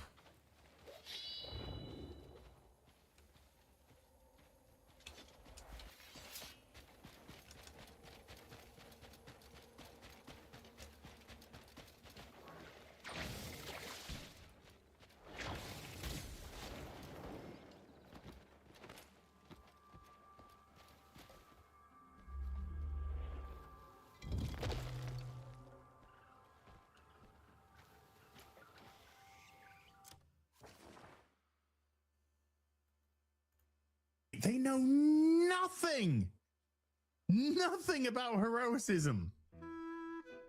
Do you mean heroism? Or heroicism. It's another way of saying it. You're making up a word, you fuck. I don't know. God, weird. I don't know England-ish. I don't. Welsh. Yeah. Erotic.com. Did you see the behind the scenes? I did.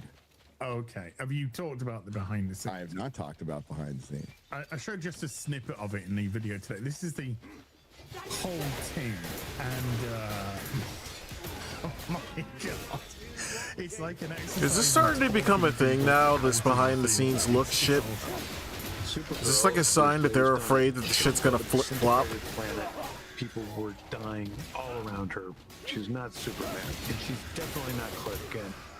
I'm like, see, already just from that, I'm like, oh wait, you guys like just shitting all over your main fucking hero in the verse right now. Could you just catch me up? Is that her history? I thought she was on Krypton as well, but that she was like sent off earlier, but got caught in some kind of thing that prevented her from getting to Earth. Multiple origins. Okay. Yes. This woman has had. Yeah, they're doing a Kandor one, but there has been the Phantom Zone, where she was caught in the Phantom Zone. Hence, by the time she got to Earth, Clark was actually older than her, even though she was older than Clark. Even though she's older than Clark, and yeah, pick a Supergirl, pick an origin. This one they've gone with the victimhood. Sweet. Girls fueled by this pain, fueled by this hurt. I think people are expecting a sidekick film. Right. Just listen to what she says and then look at the visuals on the screen. Expecting a sidekick film. You mean with your sidekick who gets poisoned? Dude, this plot scene from the fucking trailer. I imagine most of you are sensible people, hence why you most likely haven't seen the second trailer. But the plot for this Supergirl film is some fucking retard that was created by Tom King, which looks nothing like the version of the retard that Tom King created. So he's already been usurped there. Shoots Krypton with a poison dart gun or something, which poisons Crypto, not Krypton, Crypto. I was about to say, what? Shot a dart at a planet? Yeah, shot the whole planet, fucking blew the fucker up. Shoots Crypto. He's now poisoned. The poison takes 3 days. Ticking clock takes 3 days to do its stuff. And the people who have the poison dart guns just so happen to carry around the antidote on them. So she's got 3 days to find the guy. Which again, that is not addressing the bigger problem, which is that the dog would never get shot by this bullshit because he could run at the speed of light anytime that he wants. He would never just run up to it like a regular dog. That would never happen. And that dart would have to be made out of something crazy to even pierce his fucking skin. That's the other problem. But sure. We'll go with this story. That the dog was killed but was hit by a dart. And for whatever reason, whatever was inside of it can actually kill a Kryptonian. Sure. To get the antidote to save the That sounds like a fucking side quest, doesn't it? It sounds like a film that's gonna crash and burn at the cinema. Superman was the fucking side character in his film, so I doubt Supergirl is gonna be able to. Well, and they're trying very hard to take this clearly derivative character, put her out on her own. Partly derivative, right? So you can't even find that controversial. Like if anyone did, it would just be like, well, but she is. Girl Superman is the idea. there's a pre-crisis Supergirl, a post-crisis Supergirl, and a post-Flashpoint Supergirl. Go on. They've made a lot of changes. I see. They killed her. I mean, hasn't everybody died at some point in the comics now? Yeah, famous issue. They killed her. Great cover. Well, so with every since rewind enough years, knowing this film was coming, since this was you announced this with the slate, right, Supergirl? Yeah. So since then, would you say your expectations and hopes for the sort of quality of this film have gone up or down? That's a tougher question than you think, because that's assuming there was a excitement for this movie to begin with. So has it gone up from the tepid excitement, maybe? This is why it's a good question. It's a great question. I would say this trailer didn't change a thing, but you know, who knows? I mean, it's if you want to go by like to dislike ratio, it's doing fine on YouTube, because For me, it's gone slightly down since my expectation, mainly because of the whole. Oh, for you? I mean, okay. Yeah. The whole like let girls be messy and promoting it exclusively on its like standing in contrast to Superman, which is clearly like what does that mean? That's kind of what I'm getting at. Like at least when all we knew was that Supergirl is on the way. That's one thing, but then locking in these fucking decisions for marketing is like, oh, that's getting. Oh, I've got a treat for you at the end of this, Mole. I haven't seen the second trailer, by the way. Oh no, I've got a treat for you at the end of this. With what, James? I think it's James Gunn who says it. Well, hold on, we'll see. It's Karen. All right. To Superman, like she's kind of in the periphery of his world. But what they're actually going to get is a really kick-ass Supergirl. Yeah. Are you ready for a really insightful line from Jason Somoza? I am ready for Mimosas. Kara isn't complete force to be reckoned with. She's not afraid to punch everyone in the face. Millie. She's not afraid to punch everyone in the face. Cool. Yeah. Okay. That is the exact feeling. Okay. All right. Let's imagine that this wasn't Supergirl. Let's imagine this was the promotion for the next Batman film. Batman's a force to be reckoned with. He's not afraid to punch criminals in the face. You'd be like, yeah, that would be bizarre. We'd be like, it's really bizarre. Okay. It's dripping with bigotry of insecurity. low expectation. Yes, it is. It is, though, isn't it? Because it's a woman. Because it's a woman, they have to come out and like. Women can punch people too. Women can punch, but dude. Yeah. The Boys season 2. Women could be Nazis too. Misogynist. And then the other women get it done, though. Then the other women get it done. Yes, sir. Brings this rock and roll vibe to the character. Millie is absolutely killing it. She's really inhabited this character in the best way. I couldn't imagine anybody else in this role. Oh, wow. Right. First of all, the director of the film. Are we sure, though? You mean director of photography? Yeah. And also, can somebody tell me which fucking Mr. Potato Head he stole the voice box from? And she's really inhabited this character in the best way. I couldn't imagine anybody else in this role. Will she get more kick-ass moments in her movie than Superman got in his? Probably yes. By default, because he had none. Wait, what did I just miss? Fuck. In her movie than Superman got in his. Yes. He sounds like Dodd Rickles.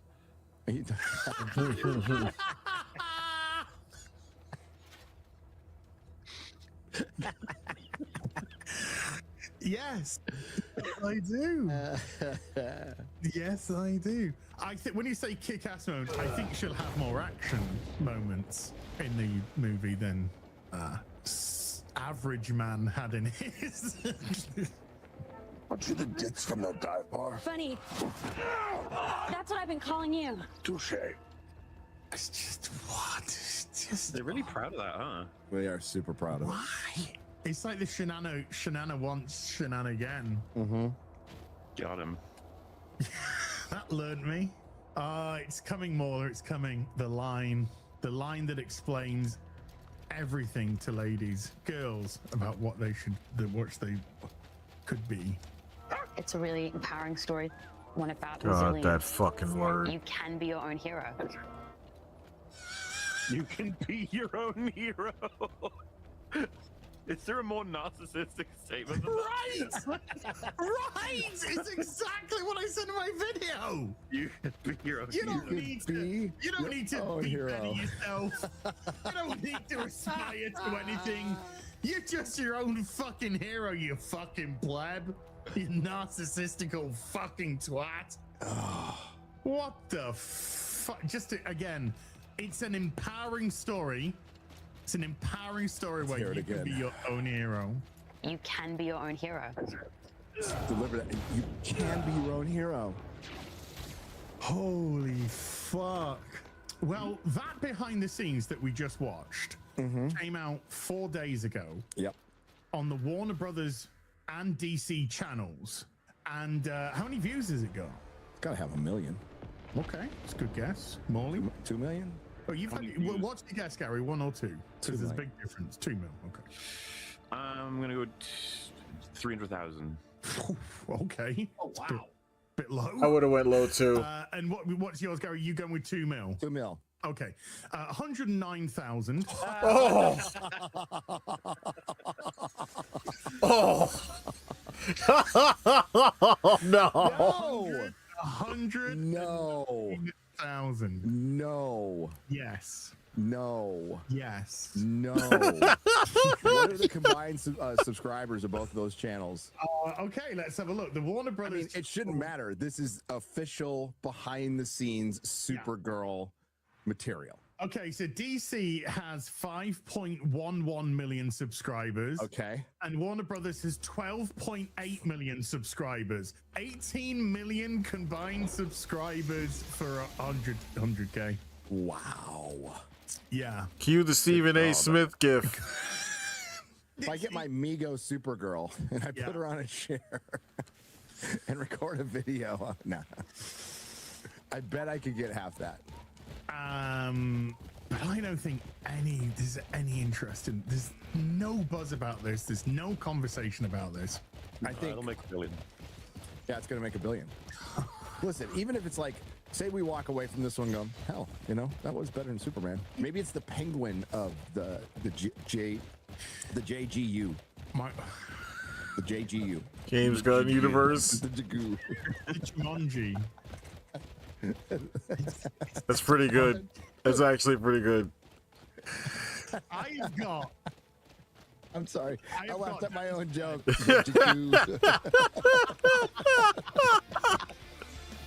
Dude, I laugh at my jokes all the time. Don't worry. Nice one. Please subscribe.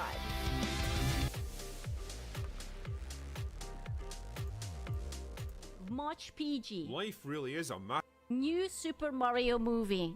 Okay?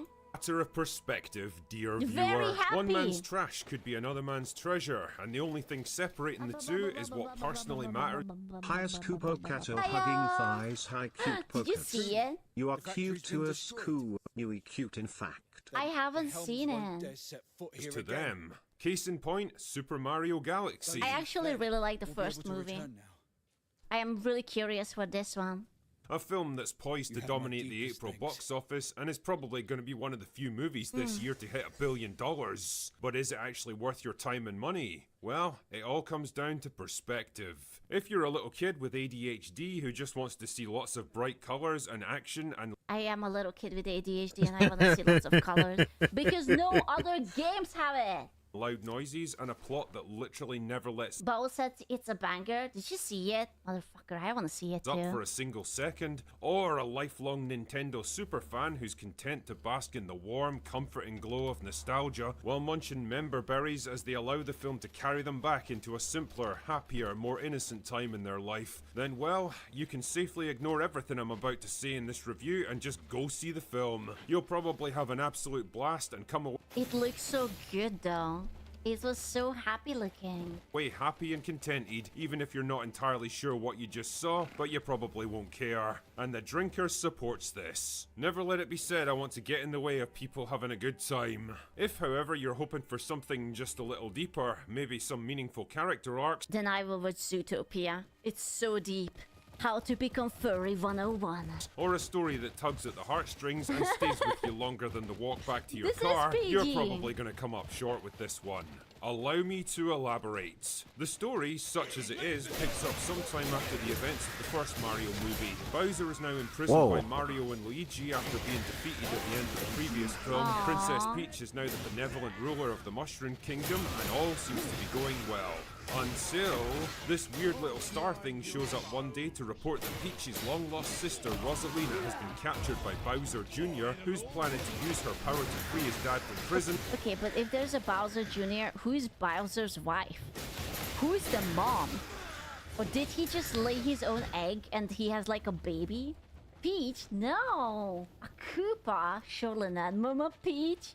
Surely not. Chibidoki? Okay, I can see that. So they can take over the galaxy together. That's so it. Peach It's heads off to Chibidoki. rescue her sister and save the fucking day, while Mario and Luigi just kind of hang around waiting for something to happen. And happen Fair it enough. does when Bowser Jr. shows up and tries to rescue his dad, forcing the two brothers to head off and reunite with Peach so that the rest of the plot can happen. And all the different factions come together for one final battle to stop Bowser's super weapon, rescue Rosalina, and save the entire galaxy. Holy shit, she's tall. Why is she so fucking tall? Like, Peach is like a head shorter. Is she like floating or what the fuck? Rosalina and save the entire galaxy. Just another day at the office then. You know, reviewing a movie like this is actually pretty challenging because in some ways it lacks even the most basic elements of what a movie is, so there's not a whole lot for me to analyse. 3-act plot structure with dramatic highs and lows? Don't need it. The plot is more like a 90-minute trailer, a heat-seeking missile streaking towards its target, never slowing down or deviating from its course even for a second. I'm not kidding, the pace of this film is unlike anything I've ever seen before. It literally never stops. Everything just gets thrown at you in this relentless bombardment with almost no cause and effect to link any of it together. No sooner is one plot event dropped in than we move right along to the next with zero time to catch our breath or take any of it in. Like I say, if you're a little kid who just wants to get to the next... Okay, but hear me out. If it's a Super Mario movie, maybe it doesn't have to be about like big fucking plots. It has to be colorful and it has to be interesting.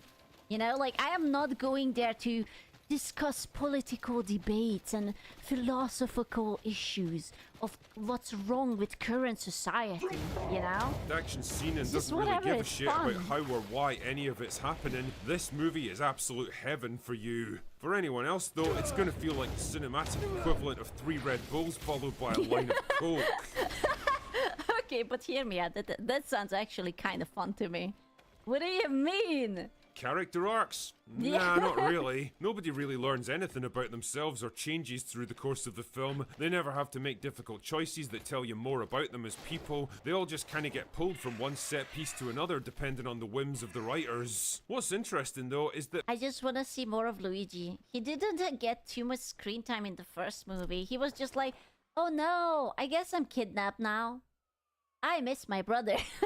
for a movie with Mario's name on the poster, the script actually has Oh, very little there he interest in is, the Mario big or guy. Luigi. For the most part, they're just kind of along for the ride, playing Aw. second fiddle to far more important characters. The real narrative focus is split between Peach, who's on a quest to rescue her sister and forms what I could best describe as the core of the film, and Bowser, who's caught between loyalty to his son and his friendship towards the Mario brothers. I mean, it's not exactly deep and meaningful character work, but it's something, I guess. But remember what I was saying about perspective? Well, you can... I don't know what kind of story he's expecting from a Super Mario movie. You know, where it's a Japanese game about an Italian plumber trying to rescue a princess who is double his size. You know, like, what, love and friendship? always rely on Grace Randolph to... From a castle, from a sentient turtle who kind of spits fireball at you? provide you with a particularly retarded one. I continue to feel that Bowser and now Bowser Jr. are a little bit too actually evil. Like, it goes beyond cartoon villainy. A villain? Being evil? What? Whoa! Whoa! I think maybe because they kind of mimic, like, the toxic manosphere. Did she just say that Bowser is like the patriarchy? He's toxic. A single dad, I'm sorry, gentlemen, a single dad is basically a picture of what's wrong with society. Toxic masculinity. I don't think that this lady has a husband or a boyfriend. And if she does, may They the hate each guy other. survive it for a long, long time. That is, like, I don't know if it's becoming more and more popular, if it's maybe finally reached its breaking point.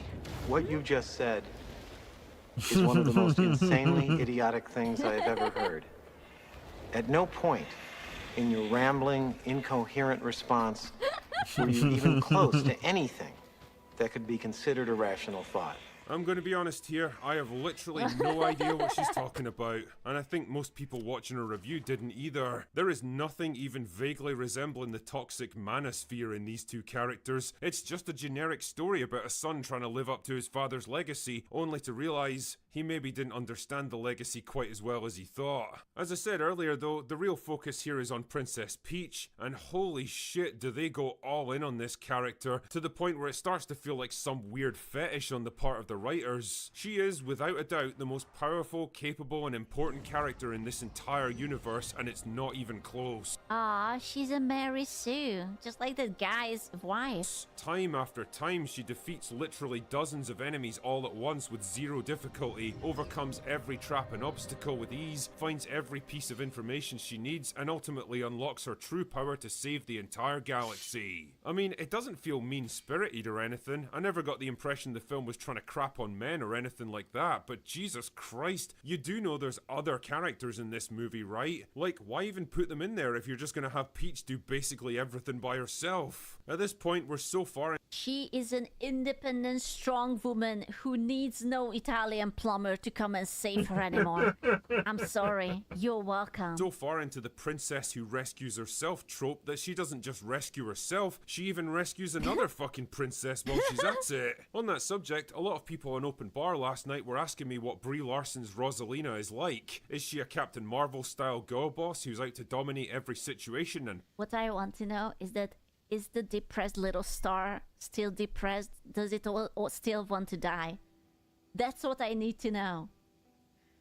Put the boys in their place? Well, no, not really. There's not even a whole lot I can say about her, to be honest. She's in like 2 scenes at most. She's functionally identical to Princess Peach, and just generally comes across as a pretty nice person trying to protect her surrogate family. And hey, Brie seems pretty happy to be part of this film, and who can blame her? After like 5 years in actor's jail, she's probably happy to just be doing anything. For me though, the real star of the show was Glenn Powell's Fox McCloud, who's cool and suave and absolutely owns every scene he's in. The only problem is he doesn't even show up until like the last 30 minutes, and he's chronically underused. Shit, man, I would take an.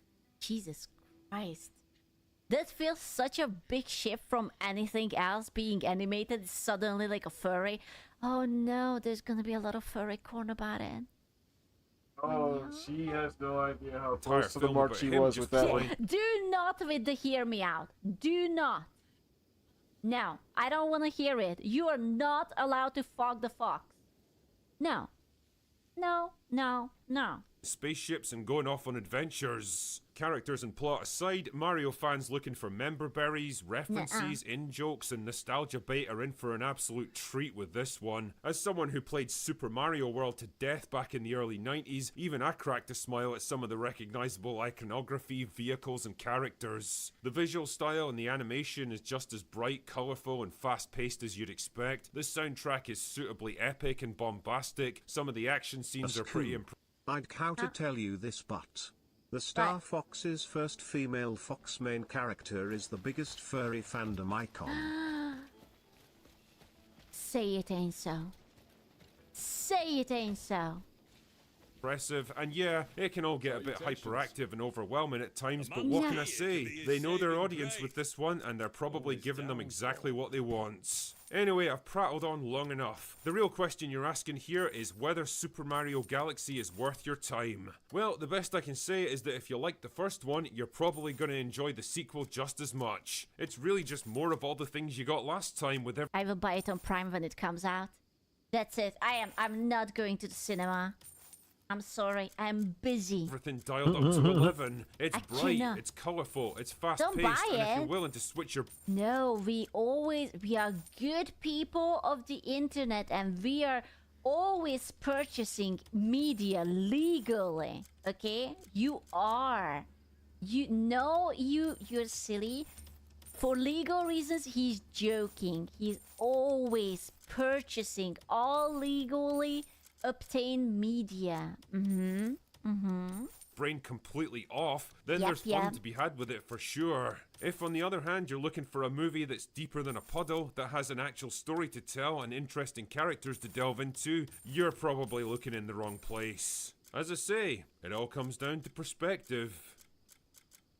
Dude, it's so sad that Disney was like the kings of being having like animated movies, and it's like, yep, we don't have it. When was the last time you watched a Disney movie and it was actually good, like an animated one? I think mine was like Encanto, maybe, and even that one was like, I kind of liked the music and the story was like alright, but Zootopia too? Okay, Zootopia doesn't count. Anyway, that's all I've got for today. Sure. Go away now. Why? Well, it was fine, no? Was it not? Was it not fun? The Lion King animated. Jesus Christ, dude. That was a hot moment ago. Do you mean the 3D one?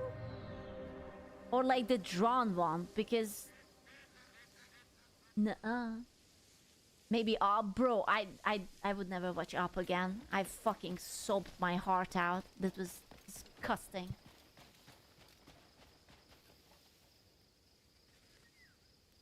So, Marathon's peak player count just plummeted to an insultingly low 28,000 players on Steam. And considering that Game Rant put out an article just 3 days ago citing a 36,000 player peak, yeah, it's officially time to hit the panic button over at Bungie. Western AAA studios are completely falling apart right now, and Eastern developers are casually walking in and stealing their lunch money. I mean, look at the numbers, dude. Marathon is supposed to be Sony's multi-billion-dollar flagship multiplayer game, but 70% of its player base is sitting on PC. That means PlayStation console gamers aren't even touching this thing. And yet, despite the game actively bleeding out in front of our eyes, Western game journalists are out here doing Olympic-level gymnastics to defend it.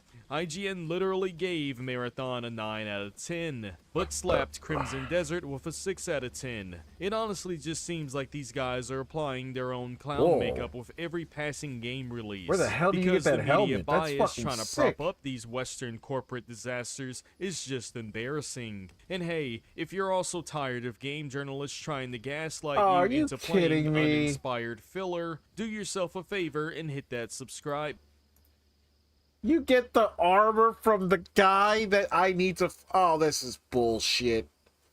I actually wanted to preemptively get the armor for fighting this guy.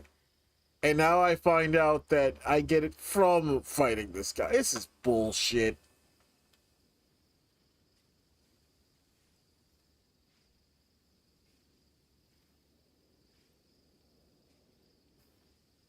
What is that helmet? Okay, this... let me fucking pull this up. That is a sick helmet. I'm deep enough Lastly, in the we game have that I Lightning don't Bolt care. Plate armor. To get this, you must complete the Ancient Barrier quest, which I'll show the quest in a second as it's a confusing puzzle. You then need to defeat the Titan boss. The quest won't show up until you do a lot of the other quests in Payloon. Here's what I've did before it showed up. So to do the quest, you need to try and turn all of the lightning rods to face each other and form sort of a triangle, but I'll show you how to do it. So guys, don't forget to like and subscribe. Okay, that's easy enough. You just do the yeah, whatever. I can just explore and look for that quest. And just follow along. I don't care about that. It's a different boss. Does he give you the helmet too, or he gives you a weapon? Looks like a spear. Lightning God's Affliction. Interesting. That looks cool. Okay. I'll just go to Payloon and just look for the quest.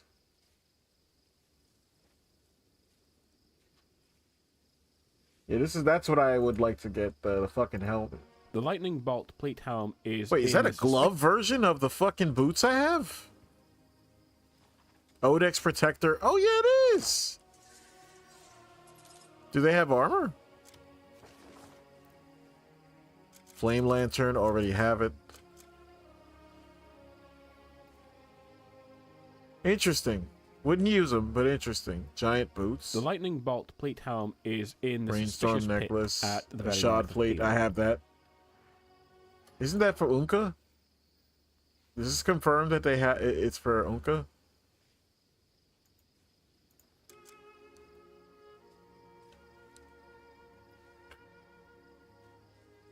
It looks like it is, yeah. Cool.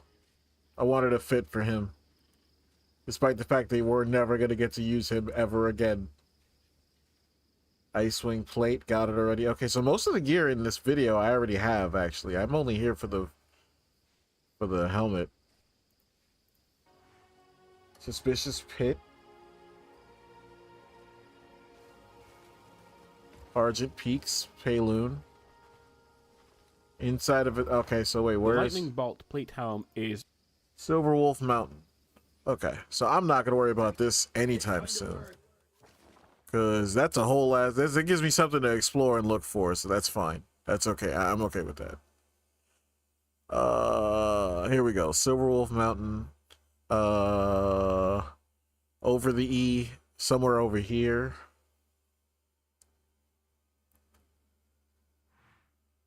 Blackwall. Skull Cove. Forest, Long Branch Shade. Here's where I found the book for the axe. in the Suspicious Pit at the very north of Payloon. So it's something like roughly right about here. Okay, and it's inside of a tent. Let me go look at that helmet. I don't have the materials to level it up at all, but I want to give it a look. Button. Let's actually talk about that IGN review situation for a second, because it's the perfect example of how rigged the Western gaming industry feels right now. So Crimson Desert comes out and yeah, it had some performance hiccups at launch, players were complaining about the controls and some inventory management issues, and IGN rushed their 6 out of 10 review out immediately, punishing the game before any major patches could fix the issues. And, well, that's fair enough, right? Review the game that is right in front of you. But then we look at Marathon. Bungie literally sent out instructions asking reviewers to hold off on finalizing their scores until the quote, in-game update dropped. And IGN just happily complied. They sat on their hands, waited for Bungie to patch the game to their liking, and then dropped a glowing 9 out of 10 review for an extraction shooter that has already lost more than half of its player base. It's just incredibly shady. When an Eastern studio drops a massive single-player passion project, the Western media tears it apart for every little flaw.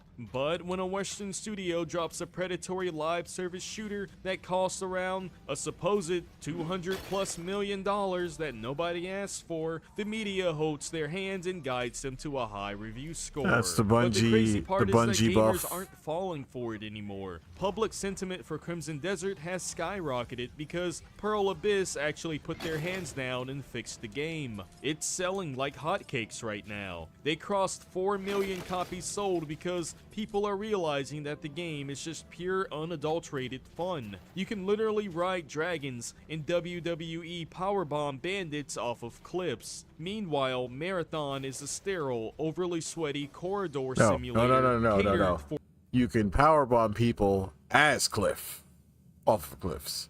for a hardcore audience, and its fans are voicing these concerns. Asian gaming companies are absolutely killing it these days because they're actually focusing on the one thing Western studios have completely forgotten about: making a fun video game. Look at Capcom right now. In a sea of microtransaction-filled battle pass grinding multiplayer traps, Capcom just pushed out Resident Evil Requiem, and it's an absolute undead masterpiece. They didn't try to force a cooperative extraction mode into it. They didn't try to sell us a neon pink weapon charm for Leon's revolver. They just crafted a pulse-pounding, terrifying narrative experience that respects your time. And it's not just Capcom. Look at what happened over the last couple of years. Ooh, I actually need Game iron came ore. completely out of What the nowhere fuck? I with need Black both. Myth Wukong and shattered Steam concurrent player records. Shift Up dropped Stellar Blade and gave us a polished, gorgeous gorgeous action game that didn't hold back on giving gamers the exact kind of beautiful character designs they wanted. Neowiz, a Korean studio most people have never even heard of, dropped Lies of P and basically beat Western developers at their own Bloodborne-style game. These Eastern studios are treating gaming like an entertainment medium. They want to give you a complete package on day one that you will enjoy. Meanwhile, Western AAA studios are treating gaming like a predatory wallet drainer. They don't want to make art, they want to make a platform. And it's blowing up in their faces spectacularly. Just look at the absolute state of Western shooters right now. Call of Duty Black Ops 7 came out and got completely roasted alive by its own hardcore fans because Activision treated the single-player campaign more like an introduction to the endgame rather than its own actual unique experience. Oh, and making it another futuristic shooter with trippy visuals while continuing their trend of predatory microtransactions really didn't help things that much. And then you have Battlefield 6. Now, Battlefield 6 actually launched pretty big. It shattered records and mopped the floor with Call of Duty for a hot minute. But what did EA do? The corporate money counters fired the actual talent. They gutted the development studios right after the game launched to make their quarterly profits look better for their investors. Is that actually true? I didn't hear. I don't know anything about that. I didn't hear anything about it, but I didn't look into it either. The updates are non-existent. New content is drip-fed at a slow pace, and the community is abandoning ship because there's nobody left at the studio to actually maintain the game. That doesn't sound don't right. Even get me started on Ubisoft. They officially pulled the plug on Assassin's Creed Shadows after just 1 year. That game got memed into absolute oblivion. Between the terrible... That's also not true.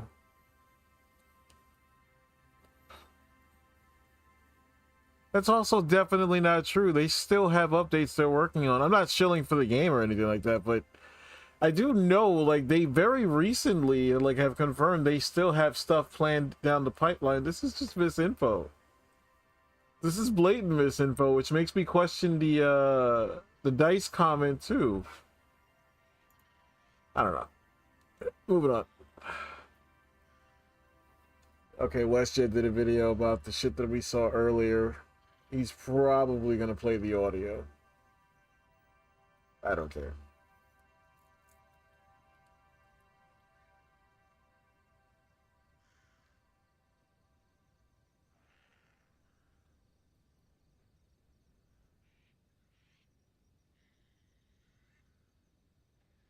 It has to go.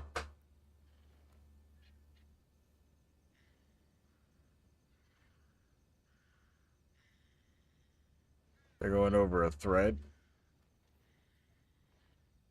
I don't know.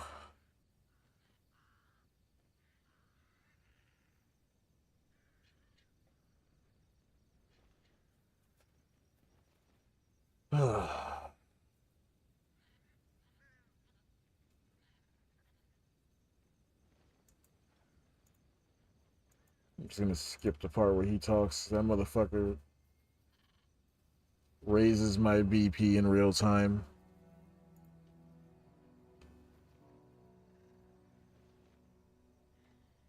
I don't know. Depress you to know just how alone you really are.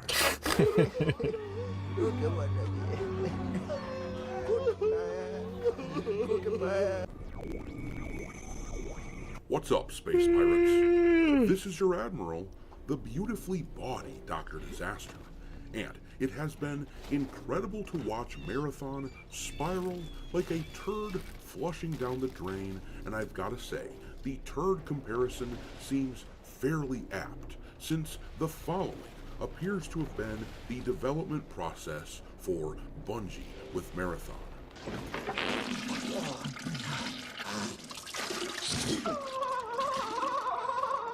It's been a minute since we've checked in on this game, but look at Marathon's player count now.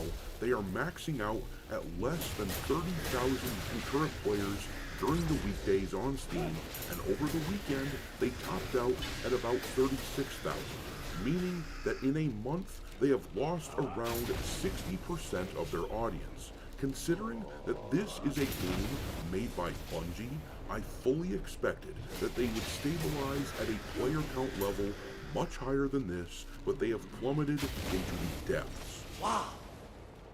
What a hole. Now, I've seen a bunch of people try to defend Marathon recently by pretending not to understand the difference between a single-player game, which takes, say, 12 hours to beat, versus a live service game like Marathon. These Bungie bros will point at the Steam charts for Resident Evil Requiem or games like that and claim some sort of victory because Marathon currently has more concurrent players playing their game, never minding the fact that Resident Evil players beat that game in a few days and largely moved on. But for any of those people really interested in making such a comparison, let's talk some numbers that really matter. Resident Evil Requiem sold 6 million copies or so in its first month, and during roughly the same time period, Marathon has sold a little over 1 million. And the misery keeps piling up for the people trying to save this game. Word has come out now that actually there is apparently a large problem with cheaters in Marathon, which is affecting the competitive scene, as you would imagine. And you know this problem must be really bad because even the normally sycophantic game journalists are writing about the issue once again. There are a ton of these Marathon defenders acting like actually the problem is not widespread, acting like it isn't really happening, but even Bungie themselves addressed it in a recent post on X. Despite all their bravado, cheating is happening in Marathon, and just like with the fact that the game is crumbling before our very eyes, diminishing down to unsustainable player levels, the Bungie defenders are going to have to come to terms with this new reality. Oh my god! Okay, it's happening! Everybody stay calm! What's the procedure, everyone? What's the procedure? Stay calm!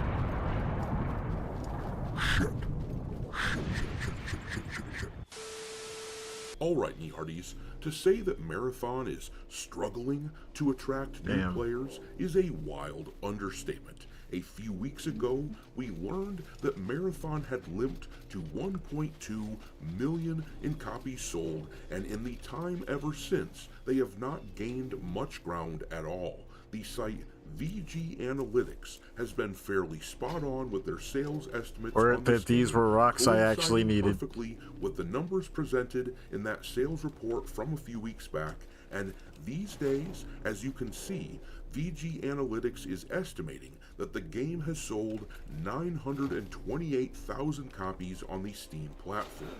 Now, previously, Steam accounted for approximately 70% of the sales numbers of this game. If that figure is still at least roughly accurate, and there's no reason to believe that it isn't, then at this point we can estimate that the game has sold a little over 1.3 million units. That is wild for a game from a studio that was just purchased by Sony for multiple billions of dollars.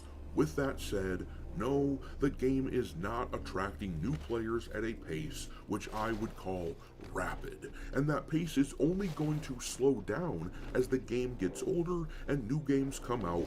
The dwindling player count is only going to make this situation worse for the game as well, which is why the Bungie defenders are so irritated that people are still sharing the player count of this game. First of all, it's embarrassing to them that they have hitched their wagon to a game that is falling apart. But second of all, it isn't exactly a major draw for prospective players to see that a major AAA game, which is only about a month old, is struggling to hit 30,000 concurrent players at its peak, despite being a live service game. But you know what is also going to foil their plans of world domination for Marathon? This news right here is not going to help at all. Apparently, the cheating problem in Marathon is a sizable one. This article is from Paul Tassi at Forbes, and while I don't often agree with him on a lot of things, I will say that he has been pretty fair on the topic of Marathon.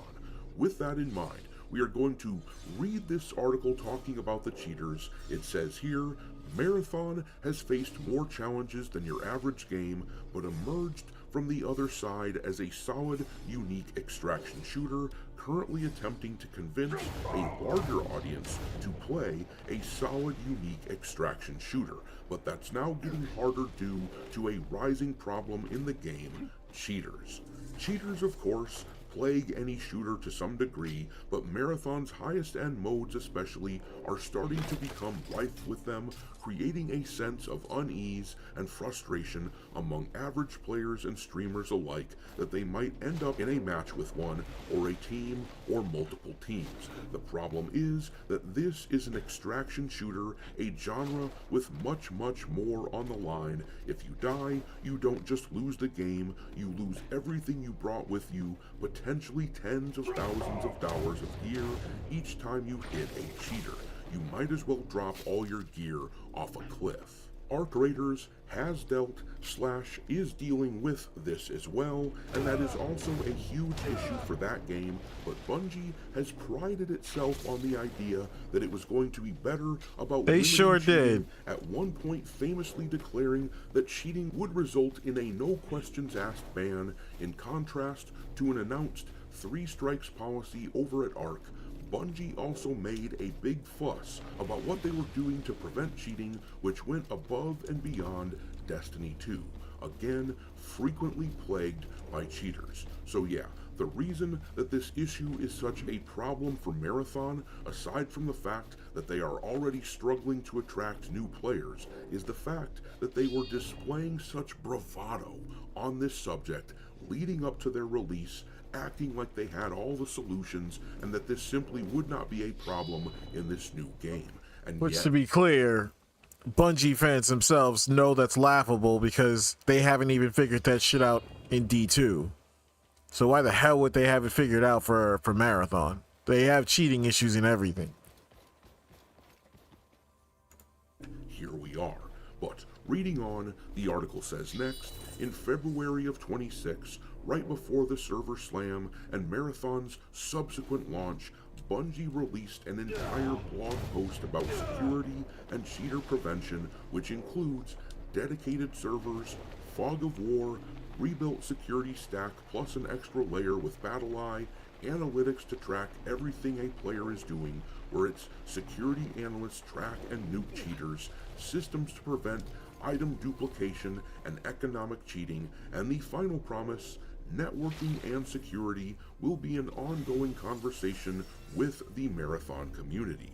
We are committed to making your experiences on Tau Ceti 4 fun, engaging, and fair. We will be continuously monitoring the live game and will make frequent updates and investments to our network technologies and security measures.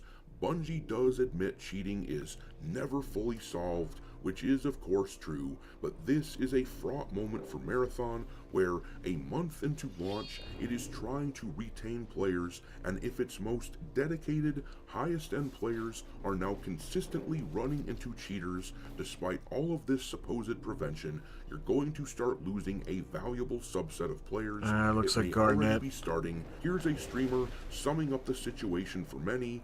Tried to play some ranked Marathon tonight, played 7 games, and got off after being blatantly cheated on in 3 of the 7 matches I played. As much as I enjoy the game, I don't care enough to deal with cheaters plaguing a game again, and will probably stop making content on it and go back to focusing on Apex. I'll for sure revisit if they get it under control, but currently ranked is completely unplayable, and the only enjoyable part of the game to me is Cryo, which I can't play because of Pro League overlapping.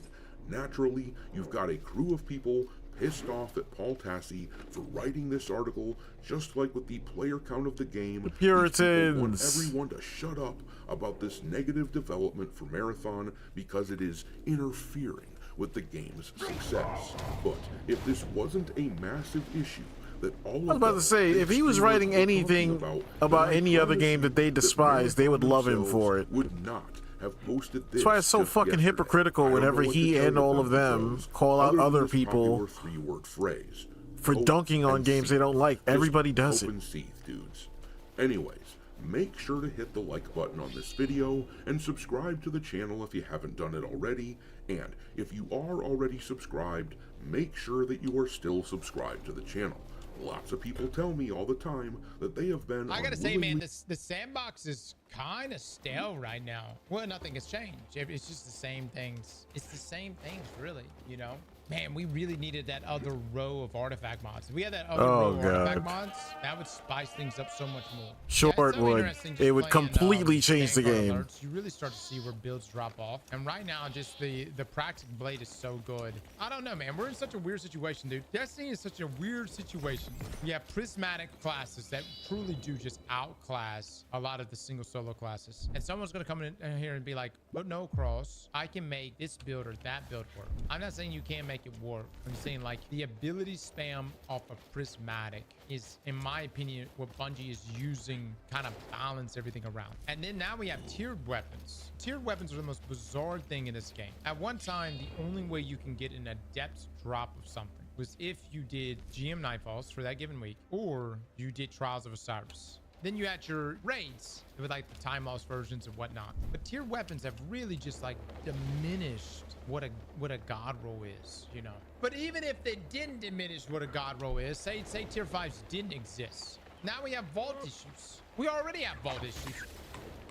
But if I wasn't able to have like a full-fledged all-around god roll, a super god roll within a single weapon, I would have to keep so many more rolls. Imagine if you just had one trait in columns 4 and 5. You would have to keep so many of the same weapon. And now we're in a situation then. No, you would have to keep them because you love hoarding garbage. You have no self-control. Where you just literally can't keep everything. Hell, right now, you literally can't keep everything. Can I just say I thought weapon crafting was a pretty good system. And I don't really know why we had to go away from weapon crafting. If People thought it removed the why didn't we RNG. expand weapon crafting into armor crafting? Look, man, Bungie put so much work into this area, this Enclave area. They dropped Witch Queen. Witch Queen was Jesus Christ. a main expansion. And one It's of a the never-ending cycle. They just keep going from one extreme to the other. Fucking 1 year, it's like, oh, we need weapon crafting. The next year, it's, oh, we need RNG.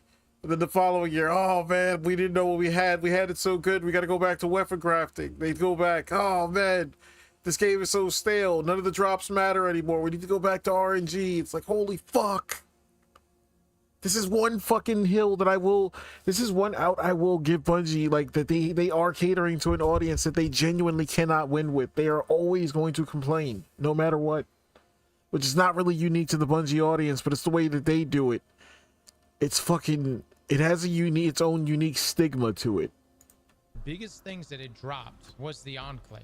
And what made the Enclave so incredible, what made this entire thing so incredible, was that now I could keep just one of a specific role. You know, not for nothing, this is actually the net positive to all the fucking, all the Bungie defectors that were over in the First Ascendant for like half a year. This was the one net positive to them fucking off finally and going back home, was that essentially they took that entire mindset and culture with them. Because they were starting to do that shit with TFD as well. Like, oh, the game isn't hard enough. Oh man, the game it's too hard now. It's not fun enough. Oh man, the game isn't hard enough again. Oh, now the game is too hard again. It's like, Jesus Christ, man. And ever since like all the biggest names that were like over there left, that entire culture has actually gone away. Like, you don't hear anybody complaining about difficulty anymore, and haven't for like a year now. It's been great. I didn't even know that was a thing. I just visually looked at it and assumed it was a thing because of the way that it was positioned there. I saw the way it was like basically surrounded by a bunch of regular moose, and I was like, okay, he's bigger, he's a different color. Surely that means that he's got to be a legendary. It's a lamp? You can put it on the ceiling. It's a ceiling lamp. Ooh. It looks like a ceiling lamp at least.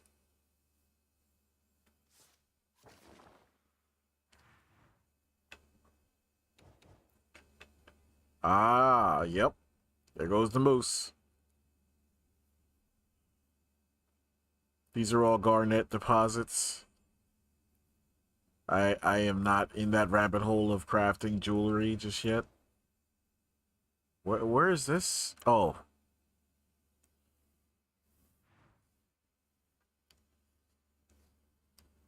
The world, I obtain 5 red border weapons, and then I'm able to craft those weapons. I will say the execution wasn't perfect in terms of how you're able to get the enhanced version of the traits, because if you wanted to extend the grind and the player retention, then maybe not tying weapon level to traits was the way to go. Maybe you actually have to find, you know, certain traits on weapons, deprecate the weapon, and upon deprecating it, you got to keep the traits. If that was your reason, I just don't think weapon crafting was bad. That's almost the exact system that we have. It's hilarious, man. It's almost the exact system that we have in TFD. There's a lot of gear we have in TFD that we were able to get those things because you basically yoink it off of God, there used to be a system like that essentially where you were able to keep characteristics or traits or something like that. Diablo 4 actually has that. That's the thing that I'm thinking about. Diablo 4 is literally that system where you take aspects off of items and then apply it to the exact item you want.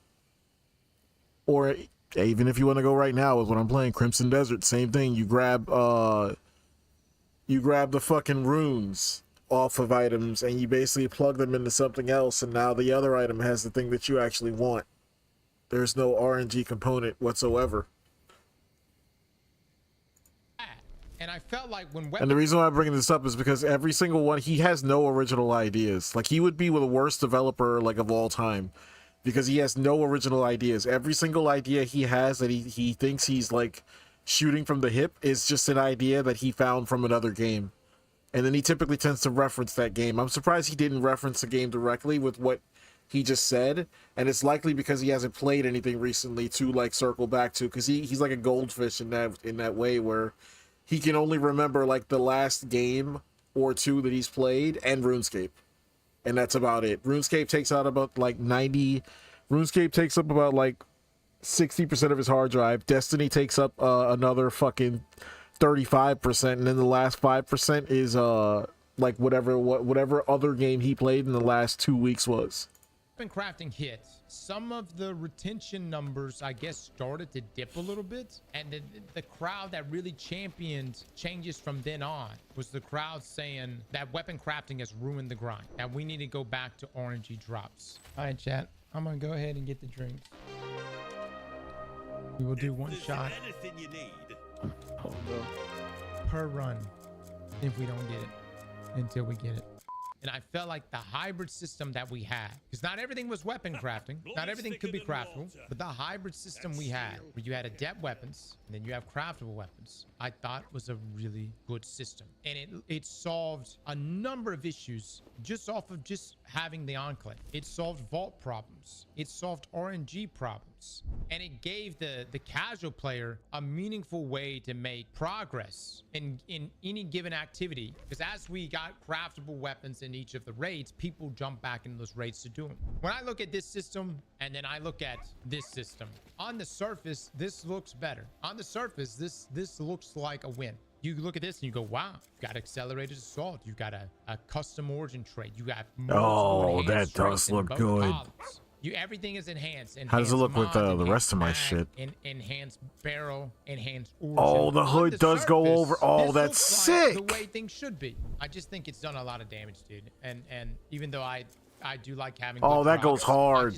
I think weapon crafting, the hybrid system we had, was a good thing inside of Destiny. And like I would love to have seen this expanded into armor. Imagine grinding a set of armor. You're like, hey, I want to grind a set of armor. I want to grind a number of red border armor pieces, and I'm gonna make smoke jumper. I'm gonna make my 2-piece. I gotta grind a number of red borders for the 2-piece and a number of red borders for the 4-piece. By the way, I'm not saying my system is perfect here. What you would address in this situation is not having to keep. Oh, you can't change the color. And I know a lot of Fuck, you are gonna be that like, "Carl, sucks. this is a you issue." No, it's an issue across the board. You have to keep so many different armor pieces. If you like to play 3 different classes, Why do we have classes, undieable this is items? the problem. And I feel like armor crafting could have. Oh, Pearl, Abyss, come on. In my dissertation cross.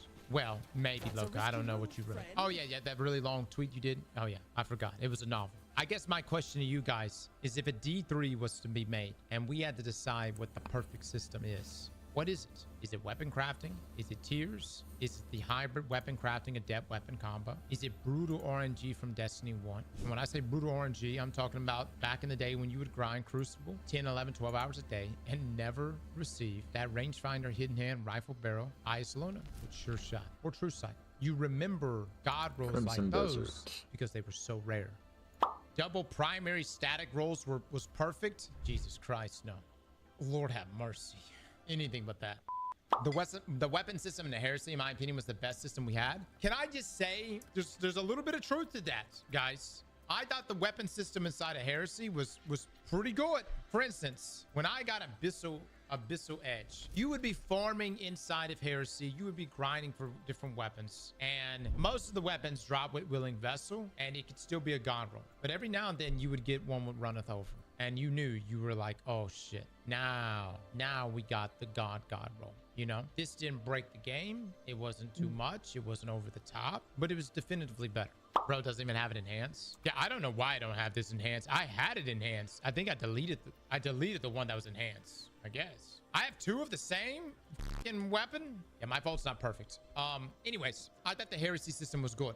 It was the best because you can get RNG drops better than crafted ones, shiny drops better than RNG ones, and the guns with the most perks came from the hardest content or biggest grind. The power system ruined tiers. This is what I feel like. Oh is my one God, of the they bigger just issues posted at Bungie, something. and maybe Bungie they probably won't follow up with this, but it would be amazing if they ever have this conversation with us someday. The way the teams on Bungie and Destiny, the way they roll out content is Fuck that it, they'll see the it. team that delivered Edge of Fate is completely That's different criminal, from the team that man. delivered Heresy. The team that delivered Renegades is completely different than both those teams. You see where I'm coming from? You have a live team that carries things out between those areas. We have multiple teams working on different things in between those releases. Oh, this And thing looks so sometimes there can be cool. really big gaps. How do you know what works and what doesn't? I'm not saying that the live team isn't good, but the person that makes these weapons, the person that adheres to this system, knows more than what the person picking it up from the live team.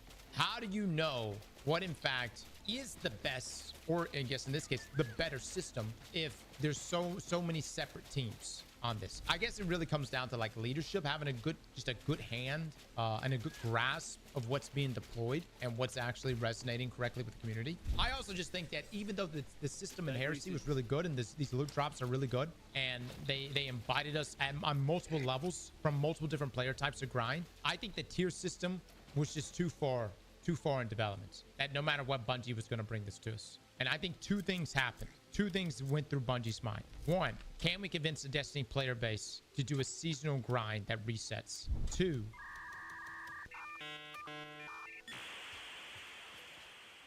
I can't remember my second point.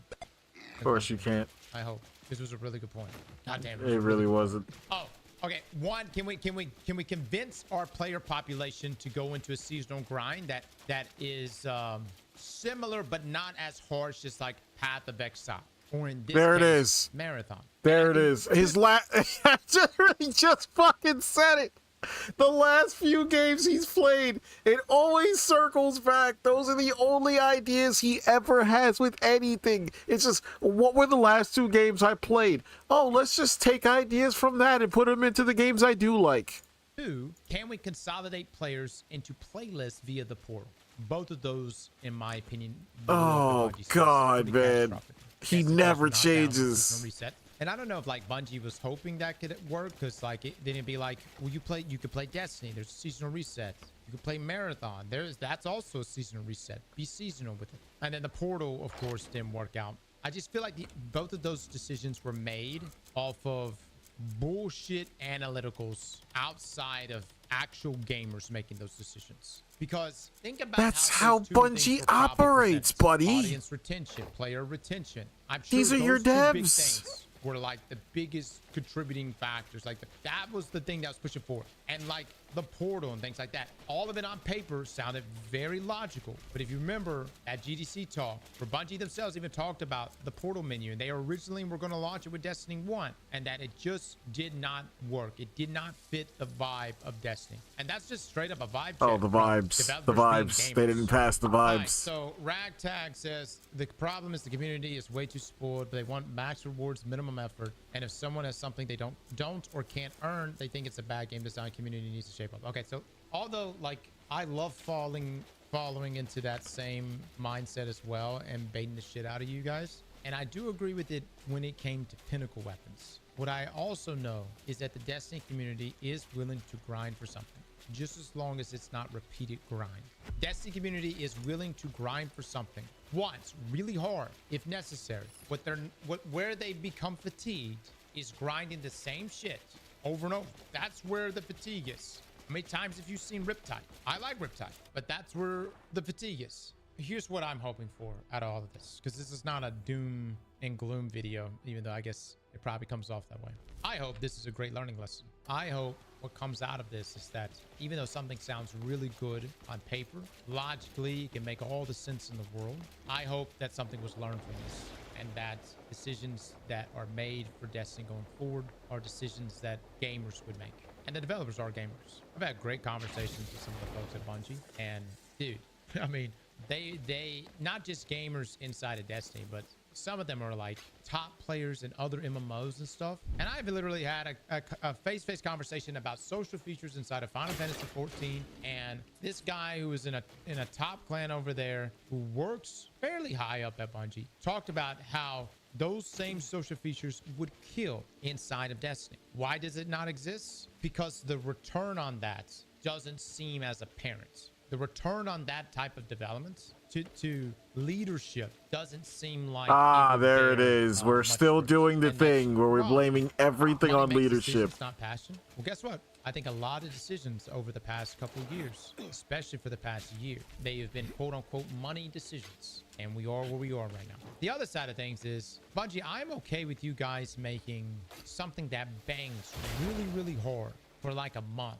And then, you know, it kind of just fizzles out for a bit. And then bangs really, really hard for another month. I'm okay with there being some gaps. Now, depending on the length of the gap, I think right now we're in a very lengthy gap. And the only thing we're really seeing coming our way is Shadow and Order, which just looks like Ash and Iron. And I'm going to be quite honest, guys. I'll play it. We're going to play it. And we're going to play Pantheon. But it's just not as as banging as I would hope. Live service games need to die. I don't trust that either. What do you mean you say live service games must die? Do you realize how many games fall within that threshold that are fantastic games? Say live service games could die. What about Helldivers? What about Arc Raiders? What about RuneScape? RuneScape's been around for decades. When you say live service games should die, let's just re-clarify. Over monetization and under delivery of the actual product. Oh God. Again, what I hope from this, I hope Bungie, they got to run this little exercise now for the past year.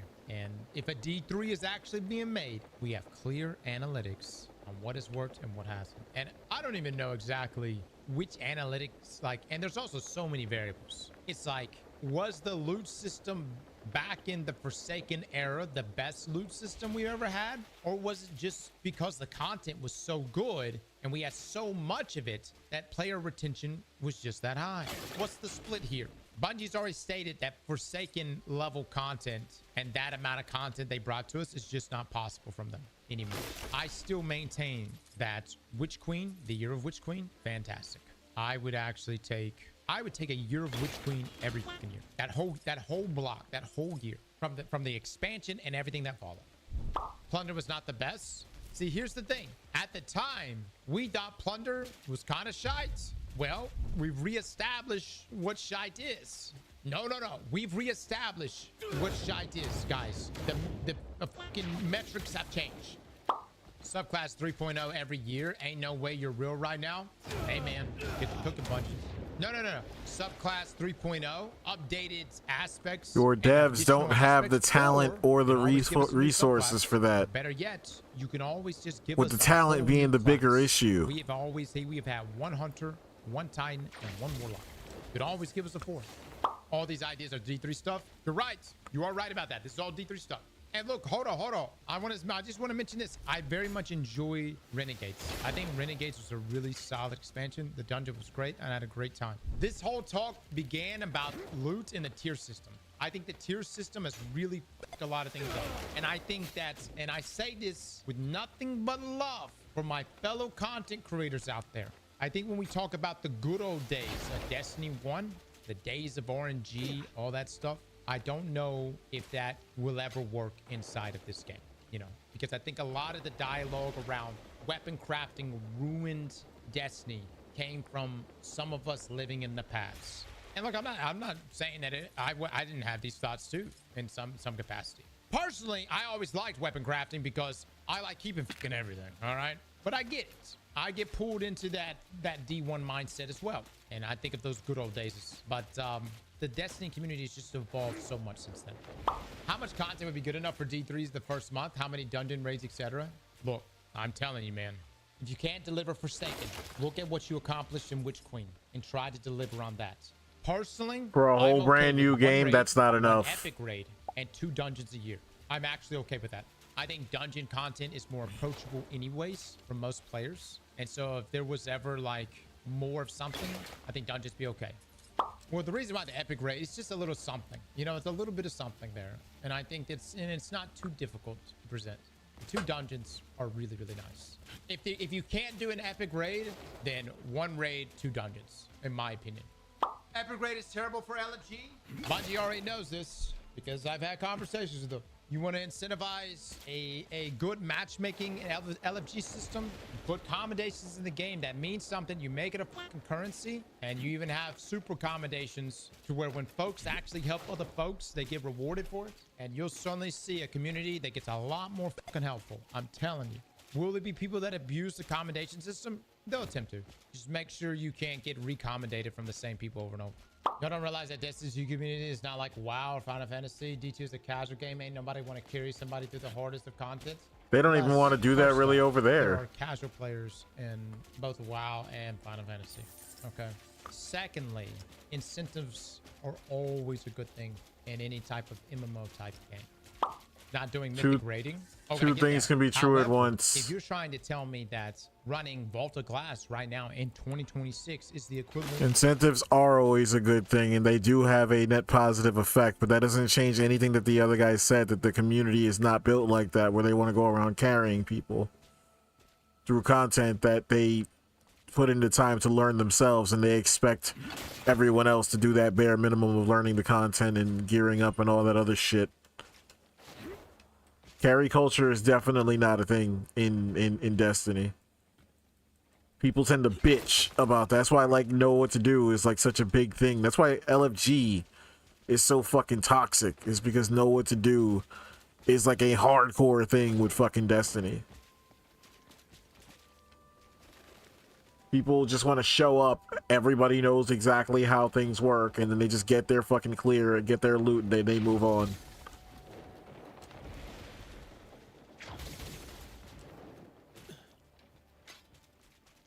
E2 is not a culture of babysitters. of mythic rating and WoW, you are out of your fucking mind. That is not difficult content. But number one, there's no incentive to even do Vault of Glass with random people. Why? The loot's not really worth it. Secondly, there's no type of commendation system in game. Plus, you're stating things as if raids are as difficult as they are day one for the rest of the year. They're not. They're like that for 2 days. And outside of the feed system, For the good in my opinion, players. they're fairly easy. For the shit ones, they are day one difficulty forever. Tedious. Oh, yeah. Epic raid is tedious.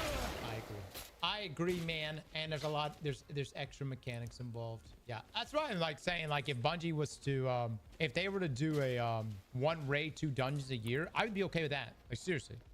I ran Vaulted Glass. That's a and lot forgot of mechanics, fucking not keeping development them. work So and that fucking system should never be a funding thing, and Master. resources and Look, everything. if anything, there should be a vote to kick option, and everybody must say yes.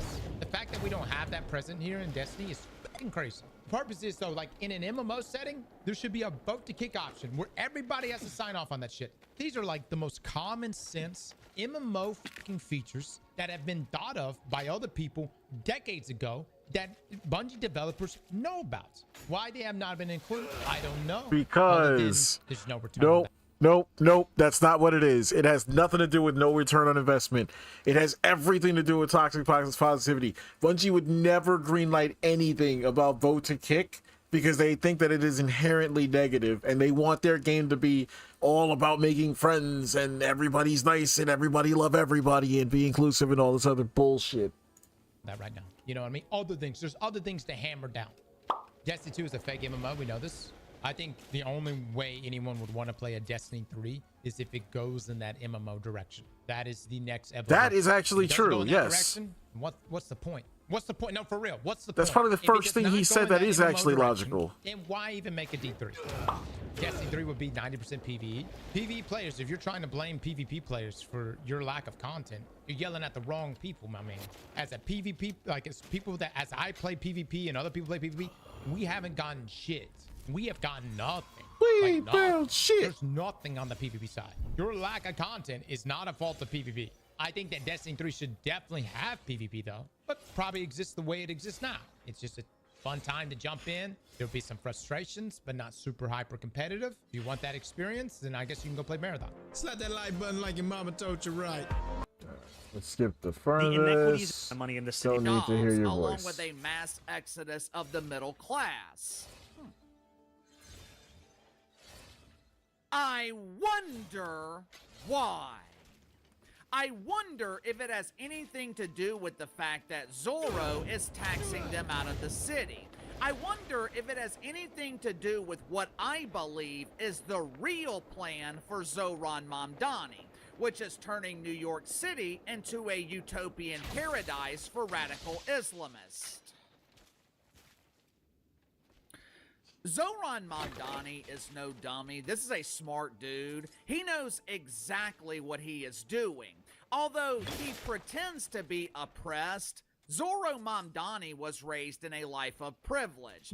His mother is an Oscar-nominated director. His father is a prominent professor at Woke U. Zorro Mamdani knows that rich people and the upper middle class. Zorro knows that people with options will never pay this equity tax that he is proposing. Instead of paying these equity taxes, they will simply leave New York City. You know, yesterday I had a meeting with my accountant to finalize my 2025 taxes.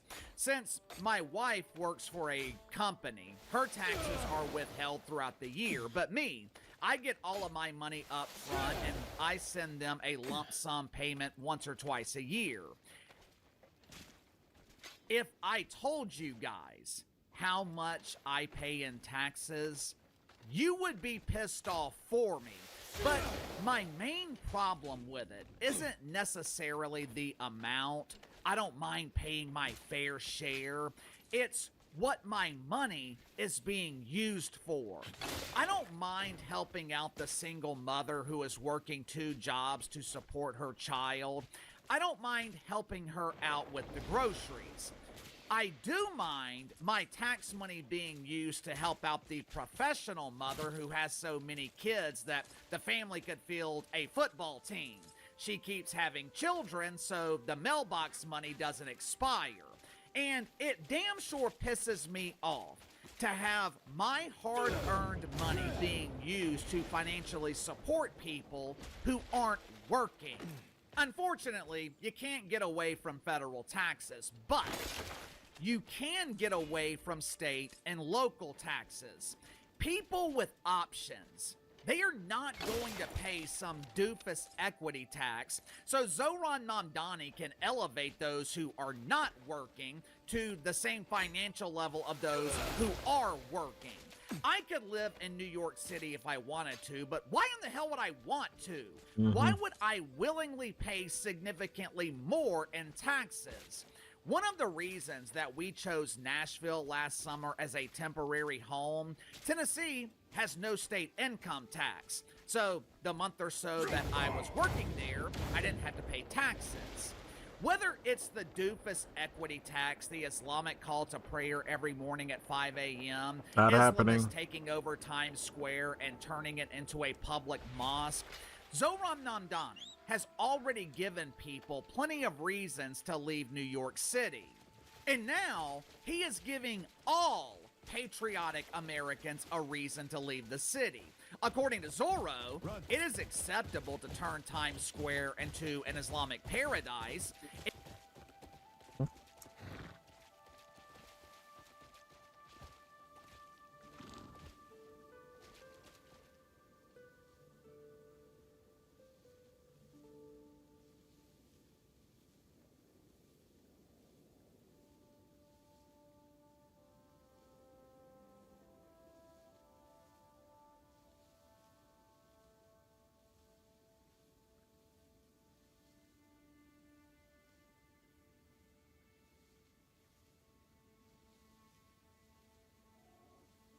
It's acceptable to celebrate Ramadan in the middle of the city that's been most impacted by radical Islamists. But for America's 250th birthday, for patriotic Americans to organize a celebration of America on July 4th in Times Square, according to Zohran Mamdani, not only is that no bueno, it's outright banned.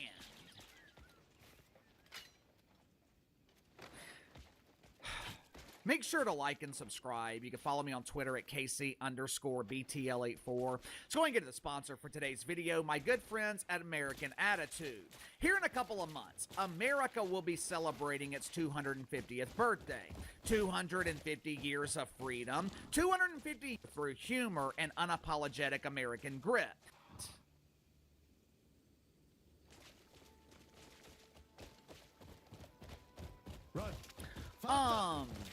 Yeah. Let me make sure I'm understanding this correctly. There is going to be a celebration in Times Square for July 4th. Oh, shit. The ball is going to drop. 2,000 pounds of red, white, and blue confetti will fall into the streets. Unlike the snow and garbage piling the streets of New York City, I'm sure the confetti will be cleaned up immediately since, you know, we don't want to offend New Yorkers who hate America. There's going to be a party for America in Times Square, but Americans aren't invited to the party. The question is why? Unsurprisingly, Zorro Mamdani is the party pooper. With the World Cup being held in New York City this summer, Zorro has signed an emergency order restricting public events in New York City parks. But Uncle KC, can't he make an exception? Now, in Zohran Mamdani's defense, I'm sure he tried. With Zorro being dedicated to inclusion, I'm sure he did everything he could to ensure that Americans could celebrate 250 years of freedom that is rapidly disappearing in New York City. But the problem is, there aren't enough police officers to secure the celebration. The NYPD is severely understaffed. They are 6,000 officers short. To make matters worse, hundreds of police officers are quitting every month, and the NYPD is expecting to see a mass exodus of cops quitting this summer. Cops, though, they are not the only ones leaving New York City. Thanks to the brilliant policies from Zorro Mamdani, people in New York looking for gainful employment, they are having an increasingly difficult time finding high-paying jobs because most of the major corporations offering those jobs, they're getting the hell out of there. According to Jamie Dimon, the CEO of JP Morgan Chase, major corporations, they are either downsizing or they are leaving New York City altogether. Before Zohran Mamdani's idea of an equity tax, New York already had the highest individual income and state taxes and the highest city and state corporate taxes. Zohran Mamdani, he is trying to approach taxing businesses from an emotional perspective. He's trying to tax businesses based on equity or fairness, loyalty to New York City. Unsurprisingly, Zohran Mamdani has no idea how businesses work, mainly because I don't think he's ever had a job. Mamdani wants to raise corporate taxes from 7.25% to 11.5%. He also wants to raise individual taxes on millionaires by 2%. JP Morgan Chase has already eliminated 6,000 jobs in New York City, and they moved those jobs down to Texas. Other major corporations, they are doing the same thing. Believe it or not, this is not the first time that New York City has dealt with a mass exodus. Back in the 1970s, the city was on the verge of bankruptcy. There was rampant crime. I believe at the time, New York City Talking about the de Blasio essentially era? controlled by the unions who were controlled by the mafia. I'm sure you'll be surprised to know that during the city's struggles in the 70s and the 80s, New York City was being run by doofus Democrats. The story is always the same. Democrats take something nice and they destroy it. In the 90s and 2000s, New York City had back-to-back Republican mayors and the city was thriving. Rudy Giuliani was elected after he completely dismantled the mafia and eliminated crime. Mike Bloomberg took over and ran New York City until 2012 or 2013. Then, of course, doofus Democrats, they take back over, and they take what took decades to build, and they instantly destroyed it. Bill de Blasio was an unmitigated disaster, and now we've got Zohran Mamdani. There's a difference, though, between the Democrats of the 70s and 80s and Zohran Mamdani. There is a difference between alleged corruption and intention. This is pure speculation on my part, but I think what's happening in New York City now is intentional. Zohran Mamdani is the face, but I don't think he's the actual leader of this movement. If you look into the Muslim Brotherhood, if you look into radical Islamists, you will find out that this has been planned for decades. Islamists have been slowly infiltrating American cities since the 80s and early 90s. You think Dearborn, Michigan is a coincidence? You think the spread of Islam in Texas is coincidental? Yesterday, Ron DeSantis, he banned Sharia law in Florida, which is great.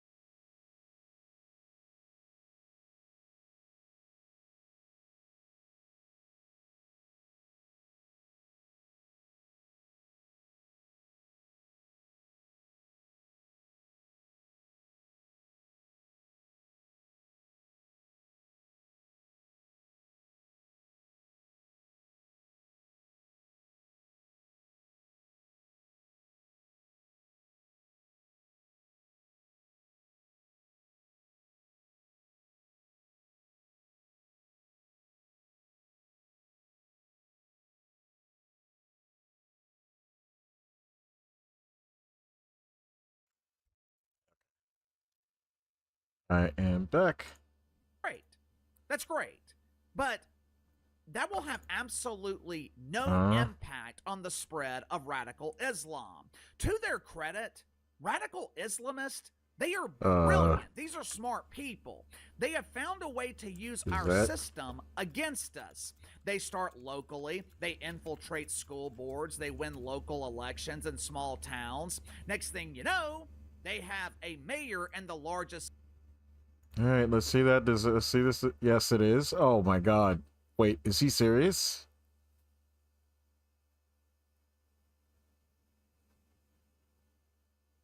No shot.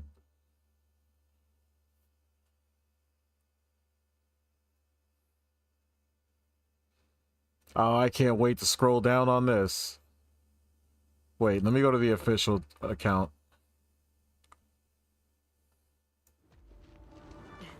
Mesa team, don't let Deadlock get away with those weapons. Backup's on the way. Overwatch has the perimeter. What's your status, Captain? Reach at the Knot Vault. Talon's trying to pull a fast one, but I'm en route to cut him off at the pass. Copy that. We're sending agents to assist you. I'll slow him down till you get here. Assets secured. Meet me at the extraction point. Stop right there! I'll take that back now.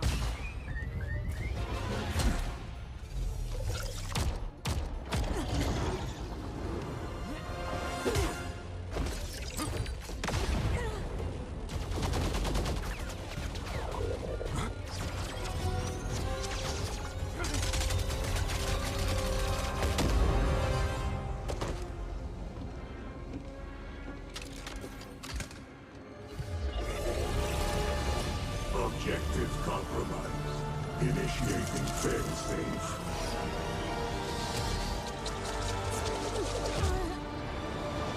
Henry!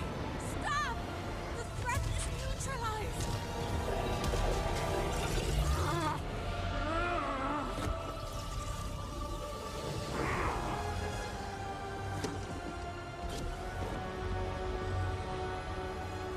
You don't want this fight.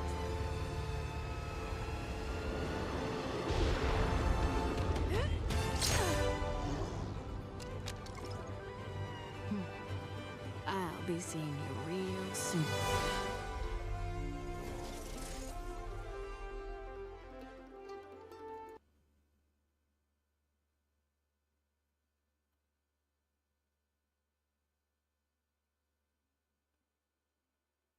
Okay, so we gotta go past the Glazers first.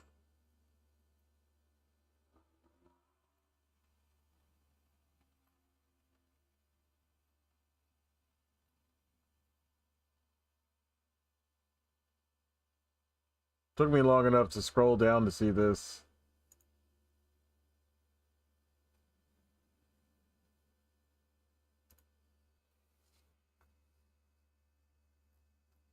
Wait, did they really pull me back to the top?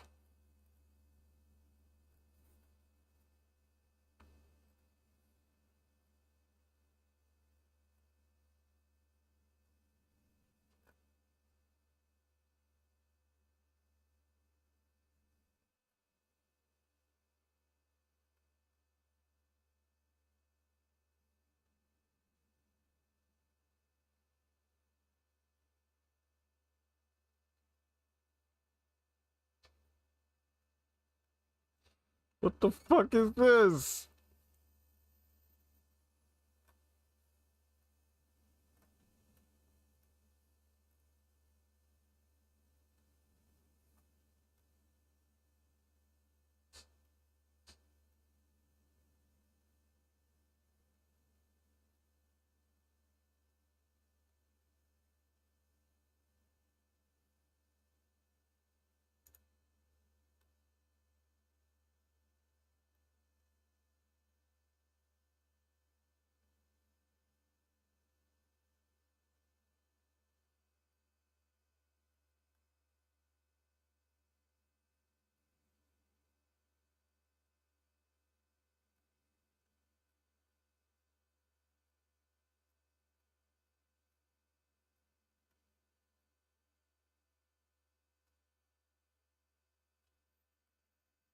Why does it matter? What is this fucking post? Why does it matter?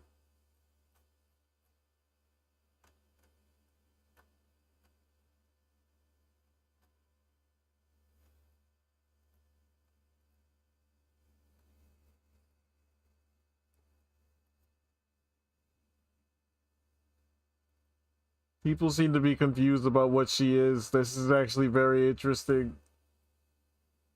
That's crazy. City in the country and the financial capital of the world.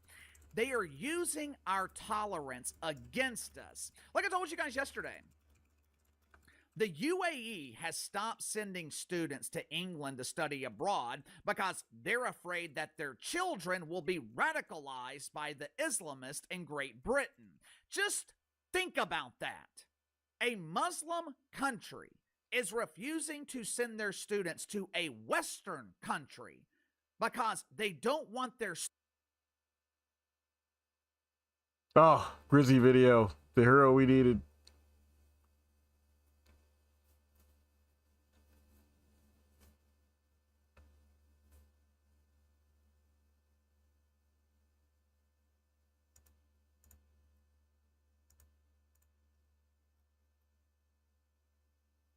Traded? Wait, what? No. That's gotta be clickbait. There's no way. Ain't no way. We will investigate. So I think we all know the formula at this point, right? Actor or actress comes out and says something stupid. The internet responds accordingly, like it always does when somebody says something stupid. And then, of course, the woke male feminists, simps, and white knights all rally to the defense of said actor, or in this case, actress, to protect her from the evil internet.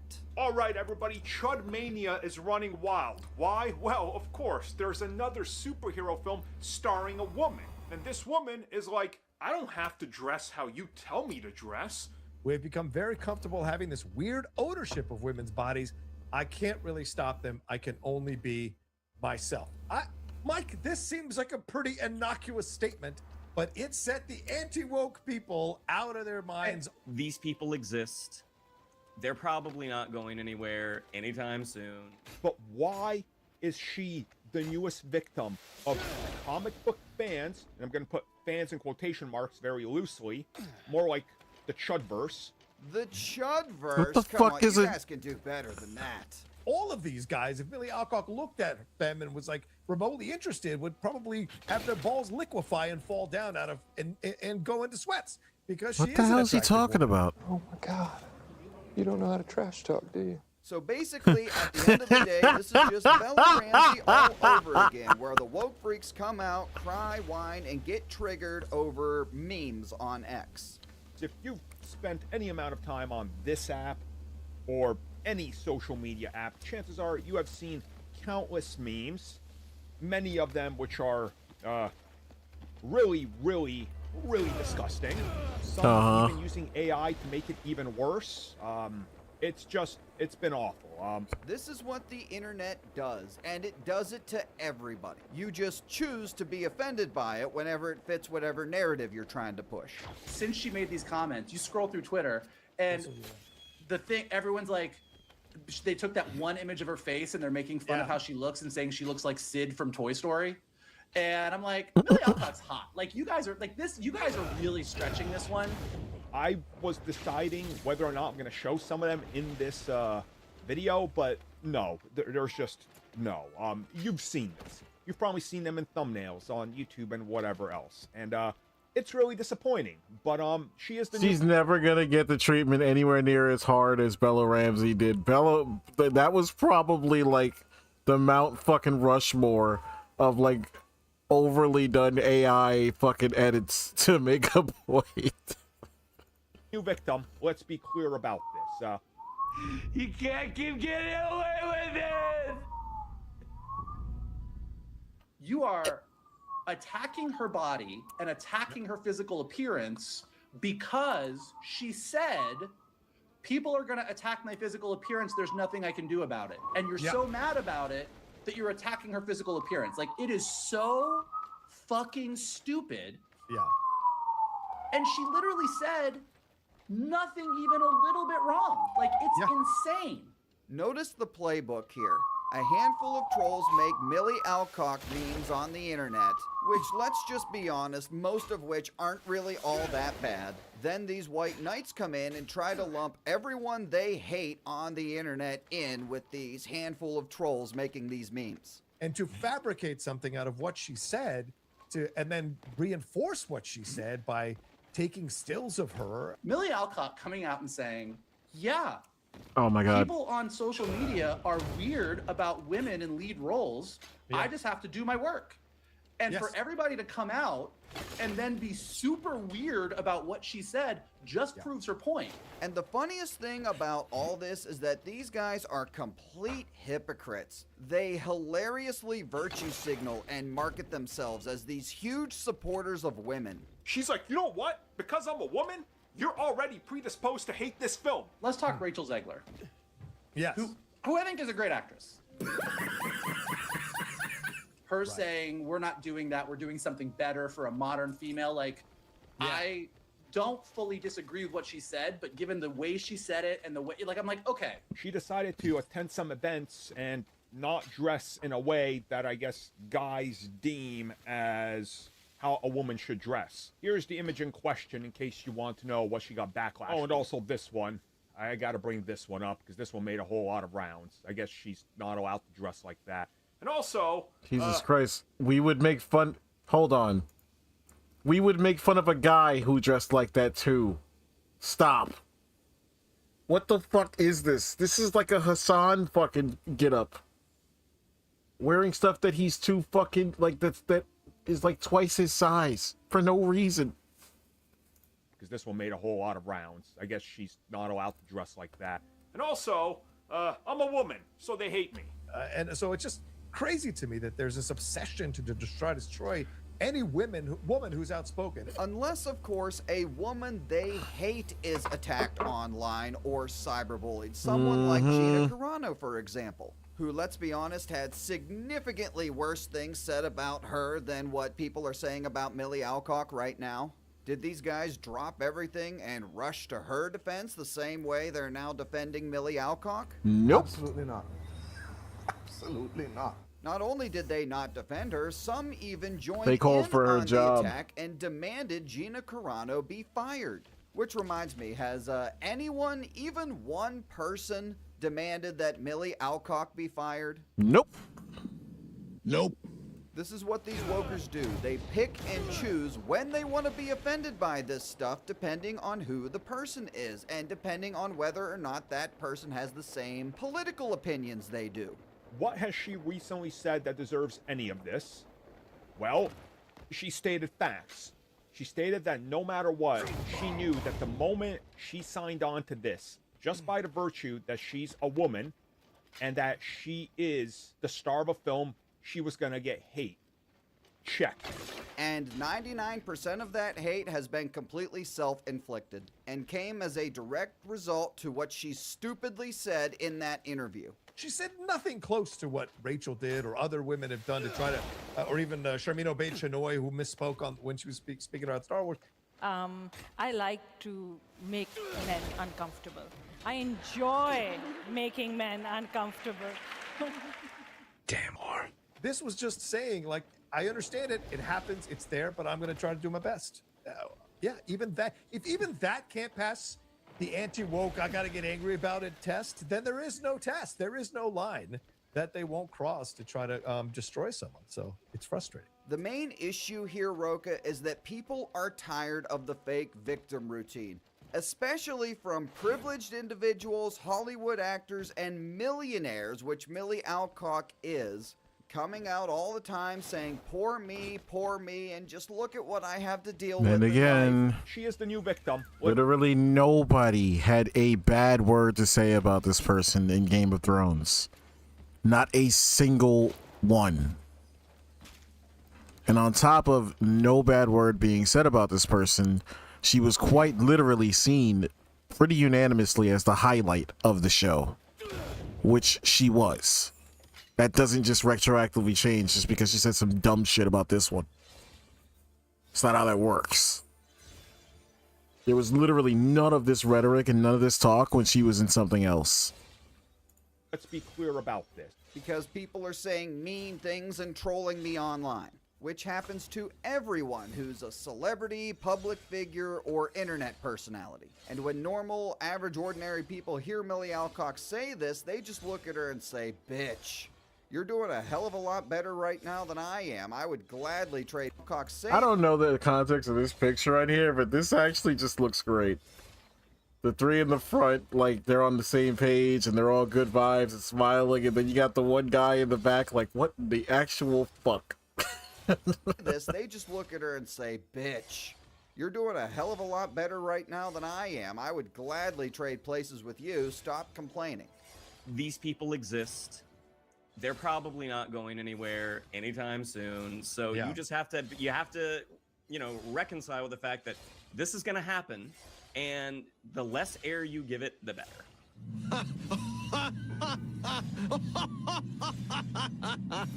They've singled her out, and every single thing she says is now being twisted to make her into some sort of boogeyman villain. We should be better than that. I was too weak to save you, my princess. But don't worry, I'll be back for you soon. Next time I will be prepared. Next time I will be on top. Next time I will be useful for you, and you become mine. But first things first.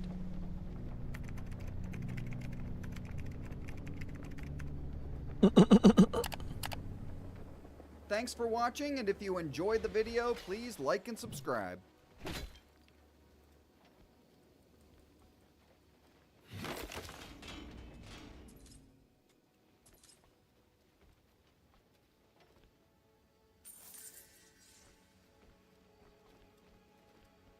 One vein? No, there's another one down here. I was about to say. Oh.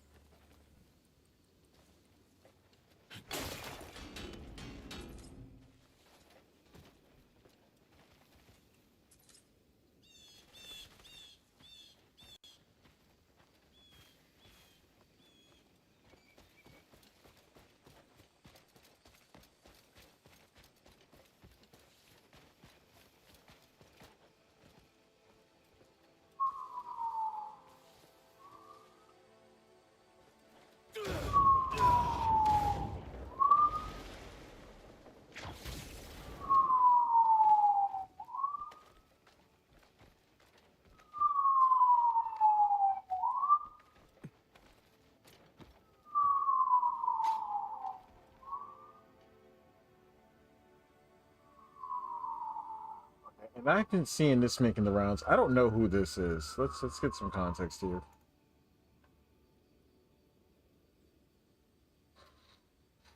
These two women are in ICE custody, and wait till you hear why. Two relatives of a top Iranian commander who was killed during President Trump's first term are now in federal custody and facing possible deportation. ICE busted them shortly after the Secretary of State Marco Rubio revoked their green cards. The pair had posted praise for Iran's regime and celebrations of attacks on the U.S.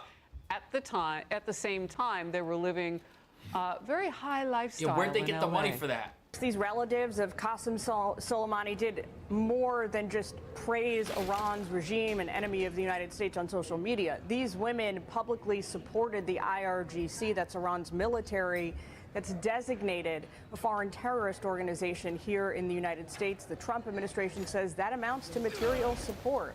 Wow, that's the home they were living in LA. But what's fascinating is they're not living in Iran, where they wouldn't have any of the same rights or freedoms they're enjoying in America, with money stolen from people who don't have those freedoms in their home country, where they claim they support the regime destroying everyone's life. Case. So take a look at these women. The niece and the grandniece of Qasem Soleimani, they are in ICE custody now, pending removal from the U.S. The Secretary of State says the move came after he terminated their legal status in the country last week. Why did they have on that? X. Until recently, Hamideh Soleimani Afshar and her daughter were green card holders living That's lavishly in insane. the U.S. She celebrated attacks on Americans and referred to our country as the, quote, Great Satan. President Trump often touts They the all operation say he had that. authorized in his first term to take out Qasem This guy. Soleimani, a notorious killer responsible for the deaths of tens of thousands of people. He counts it among his greatest counterterrorism achievements to this very day. Take a listen to the president a moment ago. Oh, this is Trump on this. We killed Soleimani. Without Soleimani, if they had Soleimani, it would be a whole different thing. Maybe. Would still be winning, but it would have been harder. Because we are obliterating that country. Wow. But look at Well, him. Soleimani's niece entered the U.S. on a tourist visa in 2015, eventually secured asylum, then obtained a green card. Despite frequent trips home back to Iran, she That's sought crazy. relentlessly during her time here to become an influencer on social media. Yeah, they were Her daughter TikTokers. came to the U.S. that same year on a student visa and essentially never left. She too. The mom and the daughter, they're like the exact same person here. These wannabe influencers living a lifestyle that is banned where they're from. They can't do this or dress like this. And where were they living? Los Angeles, in a place where everybody else hates America. Much of her time promoting herself and Look at her this. American lifestyle on social media platforms. Harris, Oh, look at the all the hypocrisy freedom they here, have. I mean, barely warrants a mention. Let's It is dress up like Kim self-evident, these Kardashian. women were back home living under the rule of the regime they say they love. They would not be allowed to post on social media. Right. They would not be allowed to go out in public alone Yeah. or even take selfies. They would not be allowed to attend college or school. That's why they don't live They there. would be living under Sharia law. It would be a very different And situation. that's why Terrence? they don't live there. Jillian Turner, thank you very much. Former Department of Homeland Security advisor and former Secret Yeah, Service tell me agent why Charles they're here. Marino is with me now. Charles, a lot of people have been asking, how in the world Yeah. did they stay here? That nobody ever said anything after It's where they their were. relative being annihilated in Trump's first term. It shows you the type of vetting and type of immigration policies that this country has had for Or a very lack long thereof. time that allowed this situation to exist. What, you cannot make this up. Know that he was an enemy. The military took him out. Daughters of an enemy combatant. I think the American people would be shocked This to is learn crazy. how many people we have allowed into the country, either through claims of asylum or on student visas or tourist visas that are associated bullshit. with adversarial countries, including the leaders of them. There's no vetting. You've got people like this. They show up in America. They say, oh, I'm a tourist. Oh, I'm a student. Oh, I'm a asylum seeker. I'm here to seek asylum. And then it turns out these people have returned to Iran. They're not seeking asylum from anything. There are people that seek asylum from Oh, my helmet is the off. regime they support. And the most shameful thing is their entire lifestyle is a lifestyle stolen from the people of their own country. You should thank ICE for arresting Iranian terror generals' high-living relatives. And here's part Sanctuary of that. state, man. Go It figure. is unusual for the families of America's sworn enemies to support the bad guys Right. so openly while enjoying the California sunshine. Soleimani's relatives must have thought they That's were right. immune. After all, they lived in a sanctuary state. Thank But you. as Rubio noted, Thank Secretary you. of State, a green card is not is a privilege, not a right. And you cannot support America's enemies and expect to stay in the country. Charles. Now, listen to this. The New York Post has an article. Apparently, her and her daughter, they are some of the most toxic people on the entire planet. She is referred to right here as a crazed stalker who made her ex-boyfriend's life hell. So this gentleman got a 5-year restraining order against this woman after a campaign of harassment. So she was crazy, as it says right here, and there were restraining orders taken out against her because she was making people's lives very difficult. And this was actually a domestic violence restraining order, and he listed their relationship as "we are dating or used to date." Filings outline allegations of emotional abuse, harassment, and unwanted calls, all kinds of bizarre things. What is this house right here? One of them was living, this little tiny house right here. That's kind of weird. This is the daughter right here. She showed up in 2021 on a student visa. But as outrageous as it is that these people are here, they're not the only ones. And this part, here at home, We're learning another relative Another of one. the Iranian regime has been living lavishly Look at this guy. in Los Angeles. According Who's to he? court documents, adjunct professional psychology professor Isa Of course. Hashimi has reportedly been living in the United States for years after allegedly coming here on a student visa. His mom was known to the world as Screaming Mary. Okay. She was the spokeswoman for the Iranian militants who took 52 Americans hostage. If these are the people who were here with legal permission, who's here without legal permission? Who came in through that open border without permission if these are the people that came in openly? 444 days in 1979. At one point, she told reporters she would gladly pick up a gun and kill American hostages. That's Screaming terrible. Mary was his mom. He's living it up here in the U.S. That's his mom. Now a petition is circulating online demanding the Trump administration kick Screaming Mary's boy out of the country. Why do which we is need a exactly petition? what's happening to the niece and grandniece of notorious Iranian General Qasem Soleimani. Unreal. Those two had been posting pictures bragging about their Lux lives before they were arrested by ICE. That's Critics so crazy. are applauding the crackdown. Yeah.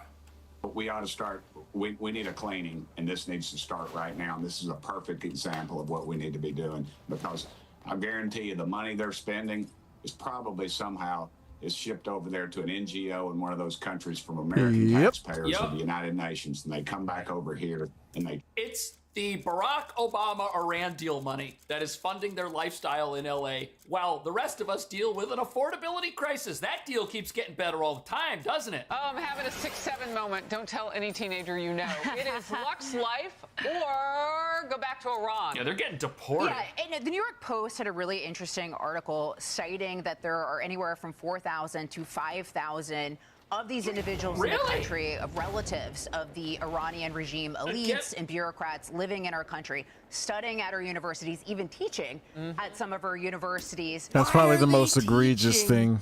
At our universities. That's the Why most are people egregious thing by associated far. With the enemies of America educating students that get student loans from the U.S. government. So in Iran, their leaders are chanting death to America. They're calling us the Great Satan. They're burning our flags. They're trying to kill our men and women, yet their relatives are coming to the United States. So if we're the Great Satan, why do you want to be here? And why the heck are we allowing you to be here? And then beyond that, if you remember back to the Biden administration, we've even allowed some of these individuals to work in our government. What? Do you remember Semaphore had that article about some of the members who were tied to the Iran Experts Initiative, which was a part of the Iran Foreign Ministry's influence campaign here in the West, and they were working for the Biden administration. Remember, these are supposed to be the good guys.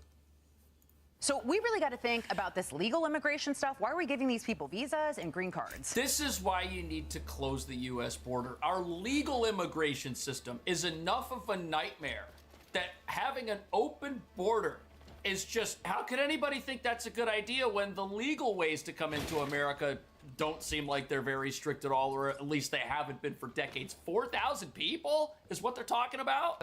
Yeah, and not only is this individual in this country, he is a professor. Exactly. Right, a college psychology professor. Apparently you pay $20,000 to go to this school, and this is the person shaping the minds of Americans. That's and where, gross. you know, I'm reading through the New York Post, there's no definitive break. We just reported. This is why these people come out drastically different. So why is this person teaching our children? Yeah, it's Not only weird. that, apparently this is in the That's New York Post, exactly too. what it is. The father of this individual, according to some people who were involved in some of these hostage interrogations that happened in Iran, he was in the room during some of these hostages in Iran. So if you can't make that definitive break from your parents, why are you here? Why are you a What kind of psychology vetting is professor? this? You would think the school could find Unless these radical universities prefer to have people like this teaching at them. That's the other part of the problem here. You've got these people living in a sanctuary city. They hate America. They brag about online how much they hate America. And you know what? They're right at home. All of their friends agree with them. Everybody living with them agrees with them. The universities that hire these people, they agree with them. They like their expertise. They like their background. They think it's going to give students a well-rounded view of the world, which I guess is any view that says the United States is terrible and should be taken down a notch or two. I'm concerned about the school not knowing history. They know history. I mean, I don't think they're ignorant. Maybe they had no idea who this man was, but don't you do any sort of vetting? I think and they when you knew. see a connection, doesn't the He was leader of likely the hired history because of department his say, history. Yes, And I'd like to say this too, that They the want 'em there. professors, the relatives of these individuals at Tulane, at Emory and the like, there have been petitions circulating. There have been an outcry from the dissidents of the Islamic Republic for quite some time trying to get them out of here. It's only now that it's sort of catching fire amongst the country as we see with horrified lens that these individuals have been benefiting, living off the fat of Western culture while lambasting it at the same time and enjoying, by the way, the fruits of blood money. And you hit the nail on the head to me that there is no break from the regime. These are not people who have sought asylum here that have said, you know, I have zero connection with my terrorist families. These are people who enjoy bashing Western values and bashing the United States in the same breath as posting those kind of, or not that one, but posting the photos of themselves. And I note the horrific contrast of a regime that butchers young women for not wearing a hijab. And then these young women get to post photos of themselves half naked and in front of private jets and all of those lavish, luxe, clickbaiting, ridiculous positions. Well, the positions of many of their brethren are now. If you were to view the posts that these people were making in Iran, that would be a capital offense. That's not allowed over there, let alone to make stuff like that over there. You can't do that. So what do? They flee that, they come over here, and then they hate on America. You know what they're doing? They want to have their cake and eat it too. They want the money and support that's coming from their home country, which is stolen money that's paying for them to live here and be influencers. And they also want to hate on America at the exact same time while being in it, living in a sanctuary state of all places. Well, now they can't do that because people like this are getting deported. I'm just surprised at how many of them there are. 6 feet under. It is horrifying that this regime that we are talking about today, that has put human chains around targets, that put children around targets, enjoys their children living off our luxury and our generosity. So I hope indeed that those petitions find their way to a lot more concretized action Petitions than reveal simply that circulating people know online. about this and won't deal with it. They sound like Hamas. That's who does that. They put, you know, women and children around targets and use them so that the enemy kills them first. That's who they're defending. The niece and the grandniece living in Los Angeles got asylum in this country in 2019. Then they got green cards. They were asylum I know seekers. Secretary of State Marco Rubio has started a huge drumbeat now. You were talking about how they come to this country, Emily, with taking away those green cards because, Paul,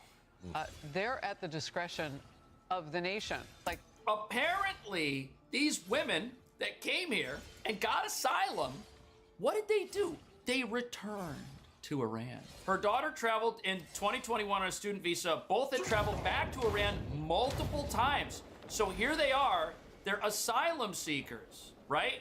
But, they go back to the same country that they are seeking asylum from while getting asylum designation in America. Apparently, they own a home which cost $500,000, which they bought, so they're property owners. Owned a black Tesla. Look at that. Oh, it's some Dior bags. Woo! Automatically get that. So he's taken them away, and now they're on that short deport list. Good. I'd love to know the route. We don't have an embassy in Tehran, okay? So what State Department consular officer in the diplomatic cone reviewed the applications, approved this, and said, in you go, and I'd like to know their status. Are they LPRs? Are they green card holders? Are they here? I know the reporting is that Hashemi is here on a student visa. Well, those expire. So what is he doing here? And he's once a again, professor. it's another example of the fact that we have open borders. Okay, that covers that foots the bill for Really Payloon. seem to have any interest in minding. Right. And all I would say is just expand the footprint of this story a little bit, because if they could do this, imagine what, let's say, the I wonder Russians, why the he Chinese, talks especially like the a Chinese, these professional confusion in stooge, like an old school institutes detective, on our an universities investigator. are just rampant. So that's Just interesting. rampant. That's interesting because that came up today with one of the guests on Fox News about What do we Hungary, gotta which do is to where find the guy? Nobody wants to talk about that, do they? Nobody wants to talk about how we've got 5,000 people from an evil regime living in this country, benefiting from its rights and freedoms, and that's just one country that has said it wants to take America down, cut us down to size, and that we're no good. Think of all the people from Russia. Think of all the people from China.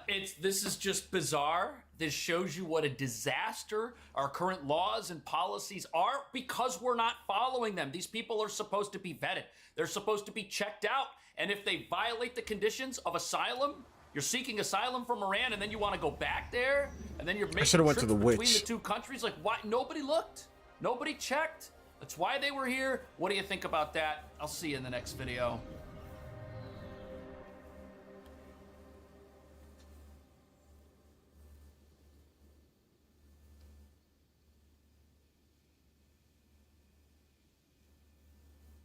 Oh, good. More rabbit holes are developing.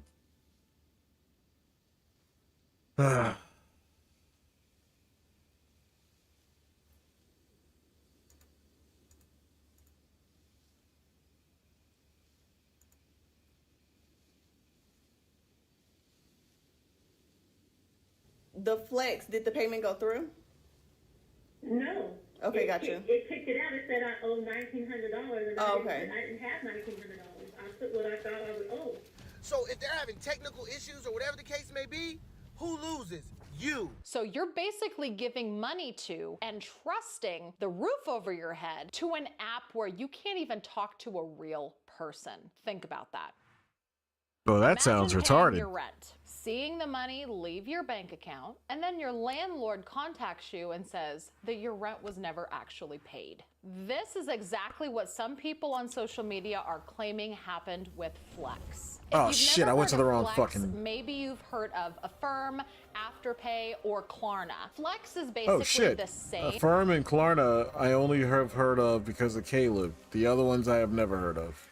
But it specifically exists for paying your rent. Just like any other buy now, pay later app, Flex allows you to pay half of your rent now and the other half later. And for a lot of people, the ability to use Flex to pay their rent is a lifesaver because times are tough. A lot of people don't have their rent money up front and they don't want to have to worry about an eviction. But today we're going to listen to some people who have posted their horror stories using Flex, where they thought that their rent was paid and they only found out it wasn't when they were threatened with eviction.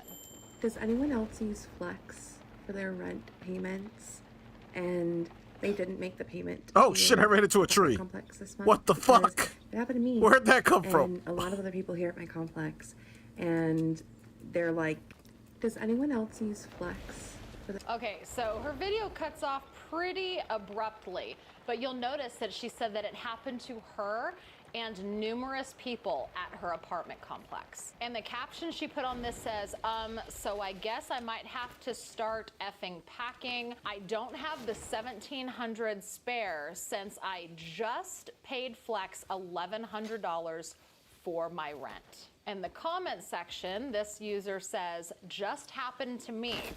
My rent was a little more this month because of water and sewage, etc. They just took my first payment, which is majority of rent anyway, and now I have to wait until Monday to I don't get my money understand. What back. does this thing do? Is it just a middleman?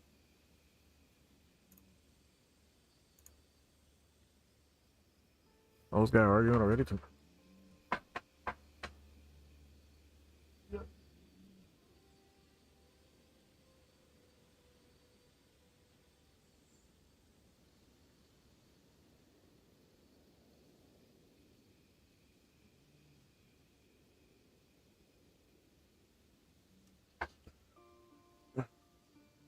What does Flex do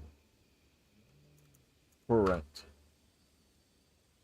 Financial app that acts as a credit line, allowing you to split your rent into two smaller, flexible payments each month. Oh, hence the name. It pays your landlord in full on the first of the month to avoid late fees, while you repay Flex in installments that better align with your... Oh.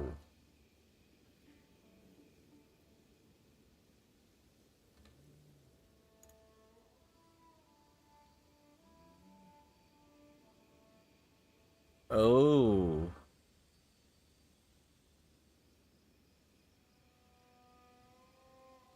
Jeez. This looks like nightmare fuel. Over $1,500 and will need to pay Sunday to avoid a late fee. So we do have a little bit of resolution here. Somebody had asked her, did they get it fixed? And she responded and said they did. It took 2 weeks for the rent to get paid, but it did end up getting paid. I'm hoping that this month is a smooth transition. Otherwise, I'll probably stop using the service. This person says that... I wonder if anybody could take a legal route because of the service being faulty. If they could take legal action against them in terms of like a lawsuit. Surely they'd be careful not to leave themselves open to that, but at the same time though, like, if you're paying for a service that's some form of a contract and your service fails to uphold its end, and then somebody actually gets a really bad consequence as a result of a agreement that wasn't upheld and paid for, surely there has to be some kind of legal consequence for that. Maybe not. I don't know. Happened to me in 2020, and it was not a vibe. OMFG. This God, person that says word. strictly why I can't use the auto pay on it. My rent company doesn't update the need for a payment every single month, and sometimes I have to force it through. Same. I don't trust the auto pay on it. And then of course Flex had to come in and comment on her video. You know, and I'm sure that that's why it got resolved, because she publicly started telling her experience. And so Flex was probably like, oh shit, we need to hop in here and fix this problem, because up here at the very top, there's a comment that says, I was thinking about signing up for it, but all of the comments deterred me. No wonder Flex jumped in, because they want They're like, that "Oh, money, and they don't want anybody out there speaking negatively about it to, you know, quote, deter possible users. If you use Flex to pay your rent, look at this. Today is the 6th of the month. My rent is due on the 1st. I pay it on the 30th. It must be in by the 4th at midnight. Well, once I paid Flex, I never looked back at it. Look at this email I just found. Thanks for your patience. Our team at Flex is still working with your property company to resolve this issue for rental payment this month. We appreciate your like patience. what issue? What? Patience. I get home, I got a motherfucking eviction notice on my door. Oh. I've never had this issue. I did not find this company on my own. When I first moved in this place over a year ago, they gave me a flyer with the move-in packet.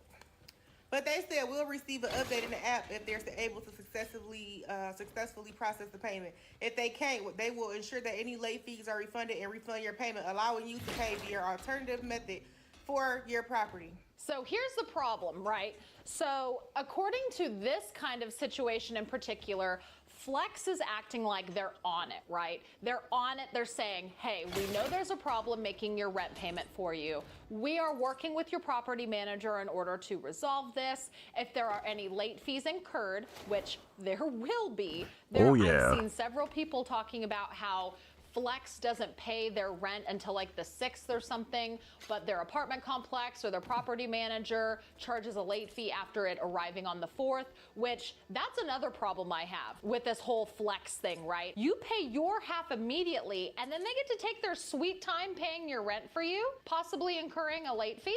But they're saying if there is a late fee as a result of us trying to fix this issue with your property management company, we'll pay it. But that's not specific to a late fee in general. You've already given Flex your money, and you're just having to sit around and wait for them to resolve this issue that determines the roof over your head? No, thank you. If I'm giving any money to anything, I want to know that my rent is getting paid. I don't want to be giving my money to a third-party company that may or may not be able to resolve an issue that could result in me getting evicted. This lady right here said that she had an eviction notice and she paid Flex. She paid them expecting that her rent was going to be paid. Here it is, currently late. She has an eviction notice taped to her door, and Flex is saying, oh, we're working to resolve the issue as soon as we can. This just sounds like a recipe for disaster all the way around. Oh, yeah. In the comment section, just by reading this looks like it is a property manager. They said, my tenants had Flex this month, but the payments were submitted late, and now they have late fees because of Flex. And the original poster says, so Flex did not pay the late fees?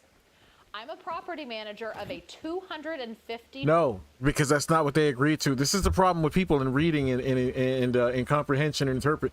Even not knowing anything about it, Lindy read the fucking thing out loud, and I heard it exactly how she read it.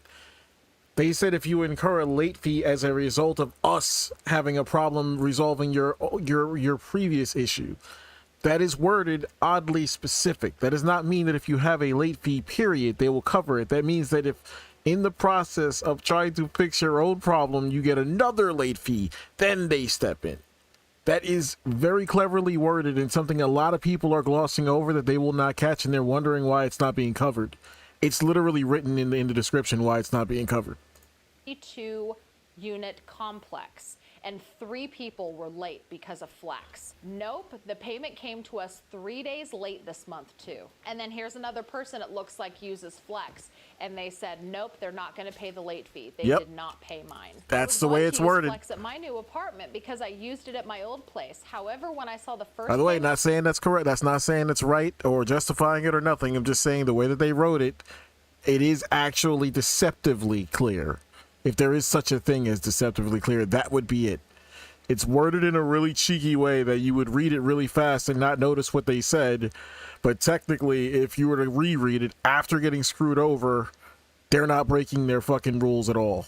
They're doing exactly what they said in the writing. You just didn't read it correctly. it was damn near the full rent, $1,609. I owe $1,843. It doesn't make sense to use. This Flex app, they're not doing this out of the kindness of their heart. It's a scam. That developed Flex didn't do it just to help out people without getting any sort of a kickback. There are fees to use the service, and they don't even always pay half of the rent. Sometimes they only pay a very, very small portion. I think a lot of it has to do with credit checks because they do a soft credit check. Let's take a real quick Google search look at exactly how much it costs to use Flex service. So according to Google, Flex charges a mandatory $14.99 monthly membership fee plus 1% bill payment fee based on your total rent amount. For example, a $2,000 rent, fees would be $14.99 plus $20, which would be $34.99 in total. They also have a 2.5% fee for credit card use and a possible $3 property pass-through. So if we're looking at an example of a $2,000 rent, that would be the $14.99 plus 1% of $2,000 plus a 2.5% charge on top of the $2,000 for a credit card processing fee, plus the $3, which would be $84.99. So if you are paying a $2,000 rent, you're looking at an additional $85 in fees just for using Flex. So I mean, for some people, paying $85 in addition to their $2,000 rent, that might be a good deal for them. Because the whole idea of Flex is to make your rent payment flexible. And if you are able to split it into 2 separate payments based on your credit, again, they do check your credit and approve you or deny you based on your credit score, which I don't know how strict their credit scores are. I tend to think it's pretty dang lenient because if it's in the same vein as like Klarna, Affirm, Afterpay, pretty sure that you don't have to have pristine credit in order to use their services because again, they make money off of people who have to pay for the convenience to push off a payment because money is likely tight. That is why I find all of these buy now, pay later services extremely predatory. They're dicey. They're charging fees and making money off of people who are already struggling to pay their bills, and I personally find it disgusting. But I do know that a lot of people get a lot of use out of apps like this. Doesn't make it good. Rent is keeping a roof over your head. And of all of the bills that we have to pay, your rent is the most important because that is what determines whether or not you have a place to sleep at night. So paying $85 on a $2,000 rent charge might be worth it for the peace of mind that you're not going to have to worry about juggling an eviction notice because you need to pay your rent late. But then what happens if you bracing for bad news here. Charge like a lot of these people are reporting? Because again, Flex does not guarantee that Oh, it has something in it. Oh, thank God. I think there's like an 8-day window that they have. up, they basically tell you, yeah, we'll pay your rent within like a week or so. And depending on your apartment complex or your property manager, you might incur a late fee after the 3rd day. So depending on how much that is, you could be paying even more than $85 on a $2,000 rent because you have late fees that you have to pay on top of that. And then we have the issue that we're discussing today, which is what if your rent doesn't get paid at all? Okay, got it. So the flex, did the payment go through? No. Okay, got you. It kicked it out. It said I owe $1,900, and Oh, okay. I didn't have $1,900. I put what I thought I would owe. That's why I asked them, is my rent higher? Yeah, so basically you're just trying to make your payment right now because flex, it wasn't approved. It kicked it back. Yes. And the only amount that you're able to pay is just the balance, not with the late fee. Is that correct? Correct. And you're trying to pay it now? I need to pay the late fee. I can pay it. I just can't pay it today. Okay, yeah, I'll take the late fee off so that you can make your rent payment. Go ahead and make your payment in the next 10 minutes, and then I'll add the late fee on, and then you can pay the late fee at a later date. Okay? Wait, does she work with them? Like, what POV is this? Okay. Okay, that'll work for me. Awesome. That's what I was going to ask Gracie. I don't know if she understood. No, I got you. I'll take care of it right now. Thank you so much. So this is a circumstance where this is a property manager who is talking to a tenant that paid Flex. Flex didn't pay their rent in time. They incurred a late fee. Flex even kicked it back. They said Flex kicked it back because they owed $1,900. So Flex kicks it back. They've incurred a late fee. They don't even have enough money to pay their rent plus the late fee. This property manager here literally had to take the late fee off so that they could pay their rent. And then after they pay their rent, she's going to go back and she's going to add the late fee onto her next billing cycle to pay for next time. That is how tight money is for people. And Flex is fucking up. There's no other way to put it. Flex seems like such a blessing to people, but all it does is kick the can down the road for a problem to solve later and possibly incur late fees, just like this tenant is talking to her landlord about right now. This woman doesn't even have the money to pay the late fee right now that she has as a result of Flex kicking the payment back, and she didn't know it. There are just so many more circumstances for things to go wrong when you involve a third party. This person right here in the comments says, why did this just happen to me? My lease manager removed mine. Glad they sent me the funds back, and I was also able to pay up front. Happened to me once. I sent my rent payment, but for some reason it didn't go through until the 4th. And they paid the fee, reimbursed me the late fee due to them paying my rent on the 4th. So it looks like Flex can and is sometimes willing to cover late fees, but we've also seen other comments where people say Flex did not pay their late fee. So I have to wonder what circumstances it's approved and what others it's not. I will never touch Flex because I heard the leasing office at times doesn't get their portion on time. This just happened to me, literally. Yes, did me the same way. Good morning, guys. Listen, let's briefly talk about Flex. If you're not familiar with the Flex app, go ahead and use Google or search on my page for some of the Flex videos. Flex is an app that people use so that they can pay their rent on time. Basically, they sign up for Flex, they get approved. Flex pays your rent on time to your leasing office or your landlord, and you pay Flex in increments of 2. Of course, there are different guidelines. You have to be approved. Please go to the website to read all the information. But I will like to share with my residents, with anybody who uses Flex, I need you to be aware that if Flex has any type of malfunction, anything happens, they don't pay the rent, you're still responsible for the rent. See, the thing is, it's a third party. Really has nothing to do with us. So if for some reason Flex tries to pay your rent and the money not in your bank account, they try to make the deposit or the drop and there's some type of technical issue, that has nothing to do with your landlord or leasing office. They still want you to be responsible for your rent.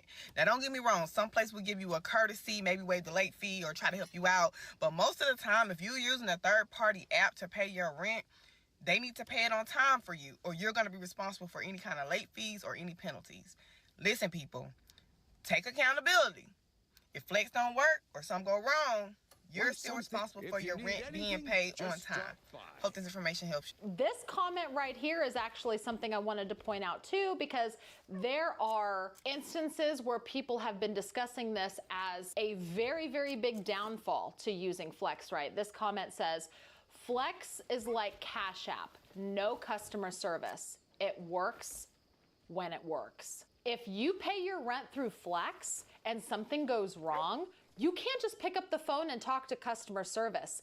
You have to go through a chat bot that is all AI. There is no real person to solve your problems. You're basically on your own if there's a glitch or if something fails and it decides not to work. So you're basically giving money to and trusting the roof over your head to an app where you can't even talk to a real person. Think about that. The biggest thing is, if you make that first payment, right? Let's say your rent is $1,000, you got approved for $1,000 with Flex. You owe Flex on the first or before the first $500. Let's say you do ACH payment. It goes through. Flex on the first is gonna pay your rent to us. They're gonna pay it to us because they got their half. The problem is if your bank, you know how y'all be doing and we be doing, really we be doing. You don't pay it, like the girl said on the video, it came out, y'all didn't take it when y'all should have took it. All of that, because if you pay on certain days or around the holidays or when the banks are closed. Oh my God, this asshole's been locked this whole time because he's, oh my God. If you be swiping your card, This is retarded. Or other payments went out first or whatever the case may be, what happens is Flex get a return. I'm so upset. NSF, non-sufficient funds. And what happens Where the is hell's the Flex cow fade? pulls that money back. See, the difference is when you pay us, you can't take your money back. Flex is in the back end systems. So Flex can take that money and it will look like it. I haven't had this asshole the whole time because he's too busy fucking arm wrestling. What a joke. I'm over here thinking he's doing some shit important.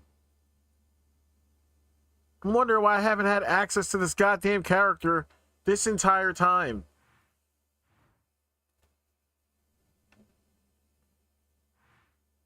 Galen's request. Where the hell is this guy? Apparently he's at the top of the castle. Where is he? He's up here. This motherfucker, man. I'm gonna throw this motherfucker off a cliff. With Cliff. Had to put in all these support tickets to find out how they do this. Flex will make it look like you ain't never paid your rent. And I'm like, the lady was like, no, I paid my rent on the first. And I'm like, you right, because by this time you would have already got a notice from me if you didn't pay your rent. And so I go look it up and I'm like, but you didn't pay your rent. And come to find out, Flex paid it and snatched it right back. I don't know what number I'm on, but all I gotta do, the final thing I want to tell y'all is, be careful getting in relationships. This is a relationship with you and Flex. Getting in relationships where nobody loses but you. If Flex don't get their money, you lose. If Flex get their money and they having a technical issues, they've had several technical issues and technical problems where they've actually got their money and still did not make the payment. So if they're having technical issues or whatever the case may be, who loses? You. So before I comment on what this That's gentleman just said, he works insane. for a apartment complex or a property management company of some kind. At the very bottom of his TikTok here is the disclaimer that says, participating in this activity could result in you or others getting hurt. So even TikTok knows that using an app like Flex could damage you in some way. That says something. So let's think about what he said here, because the thing of it is this: even if you have paid Flex your share of the rent, they keep it and can kick your payment back if there's a technical issue, or maybe you're $1 short in your bank account because, like he said, maybe you were swiping your card over the weekend, you weren't really paying attention, you go $1 under, they kick that payment back. Your landlord doesn't get any rent at all. You've still paid your half to Flex. But now the landlord is looking for your full rent amount. Yes, if there is a problem and a payment gets kicked back, Flex is expected to give you a refund. Absolutely. But how long is that refund going to take? The whole time you're waiting for Flex to solve this problem, they're holding your funds. and your landlord still wants to get paid. It's a risky game, you guys. It's really risky. And there are so many comments all over these posts of people saying, I've used Flex for years. I love it. It's a lifesaver. I've never had any issues. But here's the thing about all of that. Something works well until it doesn't. And do Correct. you really want to gamble over Absolutely something like correct. rent, where you're literally giving your money to a third-party app that doesn't even have a 1-800 number for you to call or a real person for you to talk to? You're going to trust the roof over your head to that? In my personal opinion, you would be much better suited for doing something like It's a good-looking working fit. with your landlord. Let them know if you're having an issue paying your rent. It's a very If you're good-looking fit, okay actually. with paying a $14.99 subscription fee plus 1% of your rent plus 2.5% for a processing fee, if you're okay with paying all of those fees, maybe talk to your landlord and see if you can just pay a late fee. Do a split payment directly with your landlord. That way you have peace of mind and you don't have to worry. I don't understand why people would rather use an app like this where it's so incredibly risky rather than just working directly with your landlord and seeing what can be done. Just in my opinion, If anything, it's not a guarantee. She's got the right idea, but it guarantees all of nothing. These buy now, pay later apps are so incredibly predatory. Yeah. I don't think that they can be trusted. It's one thing to trust one of these apps for your groceries and paying for it later. I but wouldn't it's even trust quite that. Another to trust the literal roof over your head and risk eviction. Let me know down in the comments below. Do you use Flex to pay your rent? Have you ever had any issues? Let me know your story down in the comments below. And if you like videos like this, I smell a class action lawsuit. That's what I'm thinking. That's exactly what I thought just watching this. There has to be something going on that they could do legally. Ain't no way. What a disaster. What an absolute disaster. Oh, yeah, You're look, the watching fuckboy is just highlights, for standing lack of a here. better word, God, from I'm gonna Ronnie break my James' foot in his disastrous ass. performance last night against the Oklahoma City Thunder. 23 minutes, 4 points, while shooting just over 20% Asshole. from the field. Over here trying to save the galaxy, and you're here fucking looking for an arm wrestling match.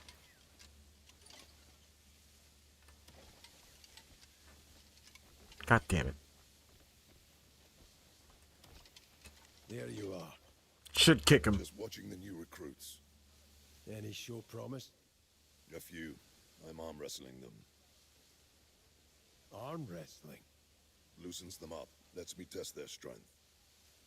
That takes me back. You should join us. Let's go then. Fuck. Frick.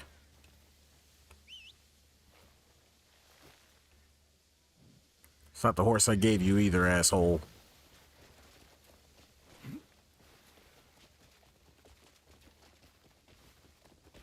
At least I don't think it is. You test them yourself. See what they're made of.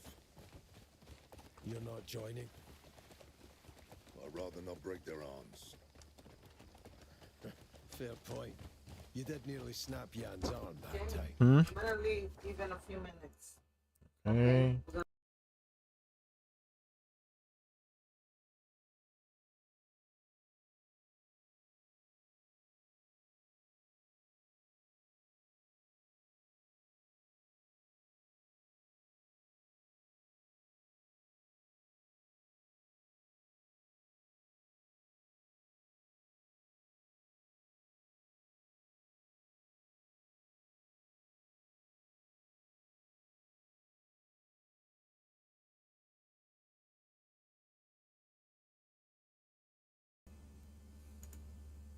And 0 for 3. Wait. Just listening to fuckboy. Aye. He kept howling about how he needed that arm to lift a pint to his lips. Said a roguish knave was nothing without his arm. You think he'd worry more about holding a blade? No one dared say that to his face. He's been practicing every night since, you know. Shame it won't do him much good. Why is that? He's an orc. There's more to arm wrestling than brute strength. You need to pace yourself, conserve your strength, and know when to use it. That's why Yan will never beat me. And I'll always have the upper hand over him. Say that to his face. He'll challenge you on the spot. He's well. And he'll lose. The soldiers of the Tathan are nothing like Yan. They use more than just muscle. I'll need to find an opening then. Exactly. One good push is all it takes. Thanks for the advice. I can't believe this dude's been locked away this whole time because of an arm wrestling quest. I told the recruits to wait inside. I'm off to oversee another training now. My ass. Facing you will be a lesson they won't forget.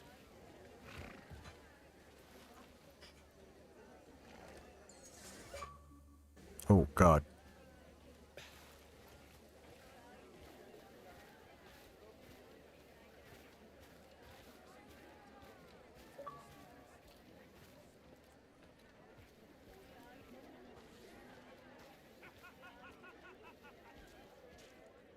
Oh, they're inside.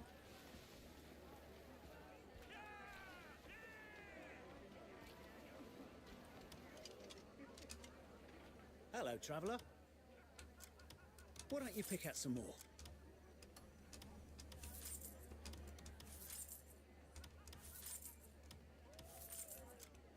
Why don't you pick out some more? Enjoying the day? All right.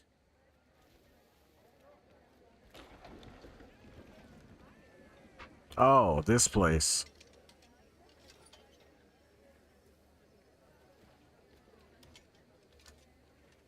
Sit.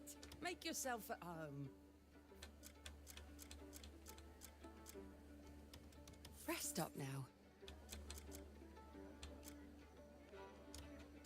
I'm sure you'll like it.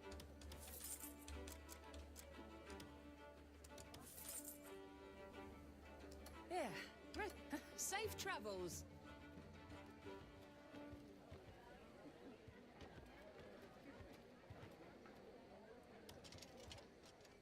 There's no glory for cowards. Hopefully I don't burn my fucking arm out doing this shit. So I only did this once for that reason, because I felt kind of weird after I fucking spammed.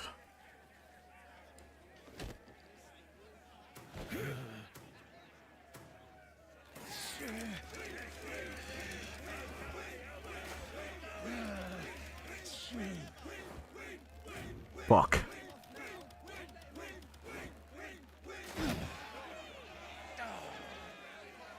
I learned a thing or two. I'm trying to be careful here.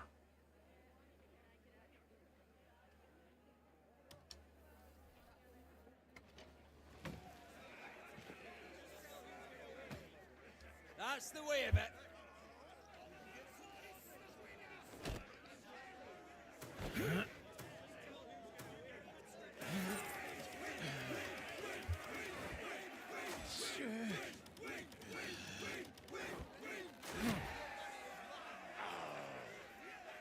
Done? Tired already? 2 seconds. Join the next bat.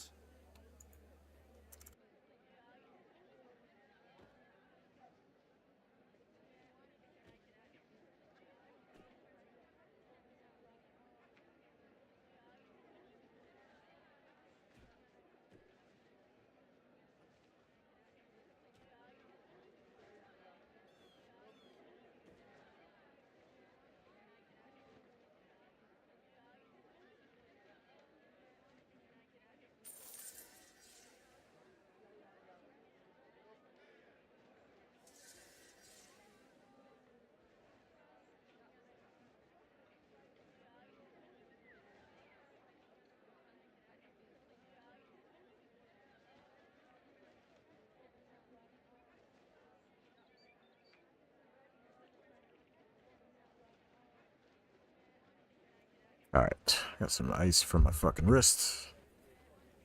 Let's try to get 2 more done.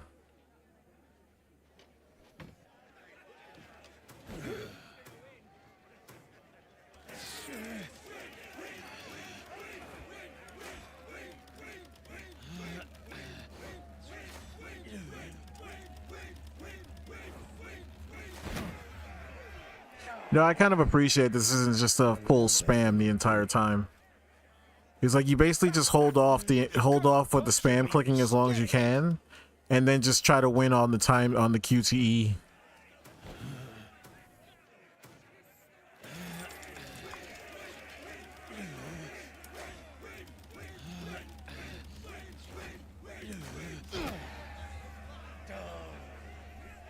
I learned a thing or two. You can't possibly be scared. Was that not the champion?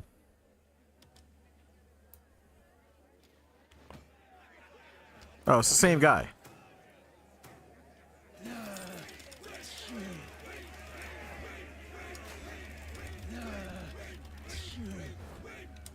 Oh, shit.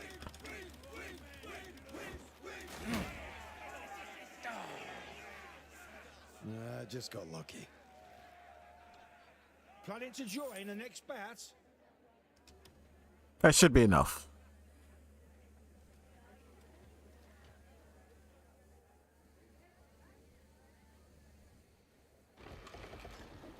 How did it go? What happened to the training?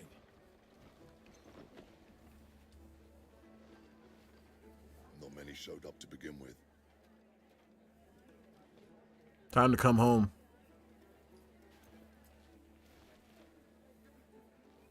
And those that turned up didn't last long.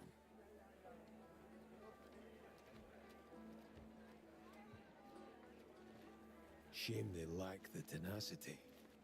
I might join in for an arm wrestle. Test everyone's strength here. Uncle's joining. Let's get the fuck out of here. You do that and the tavern might have to close for the day. We best leave them be. How disappointing. I'll just stay and watch then.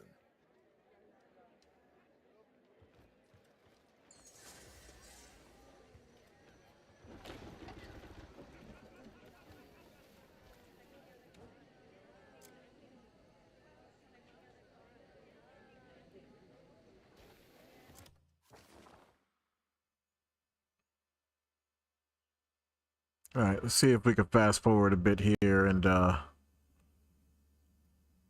rest him into existence. 3 from 3. For reasons unknown, Bronny James continues to take wide open threes, and there's a reason that these shots are wide open. Everyone besides LeBron James knows Bronny ain't gonna make them.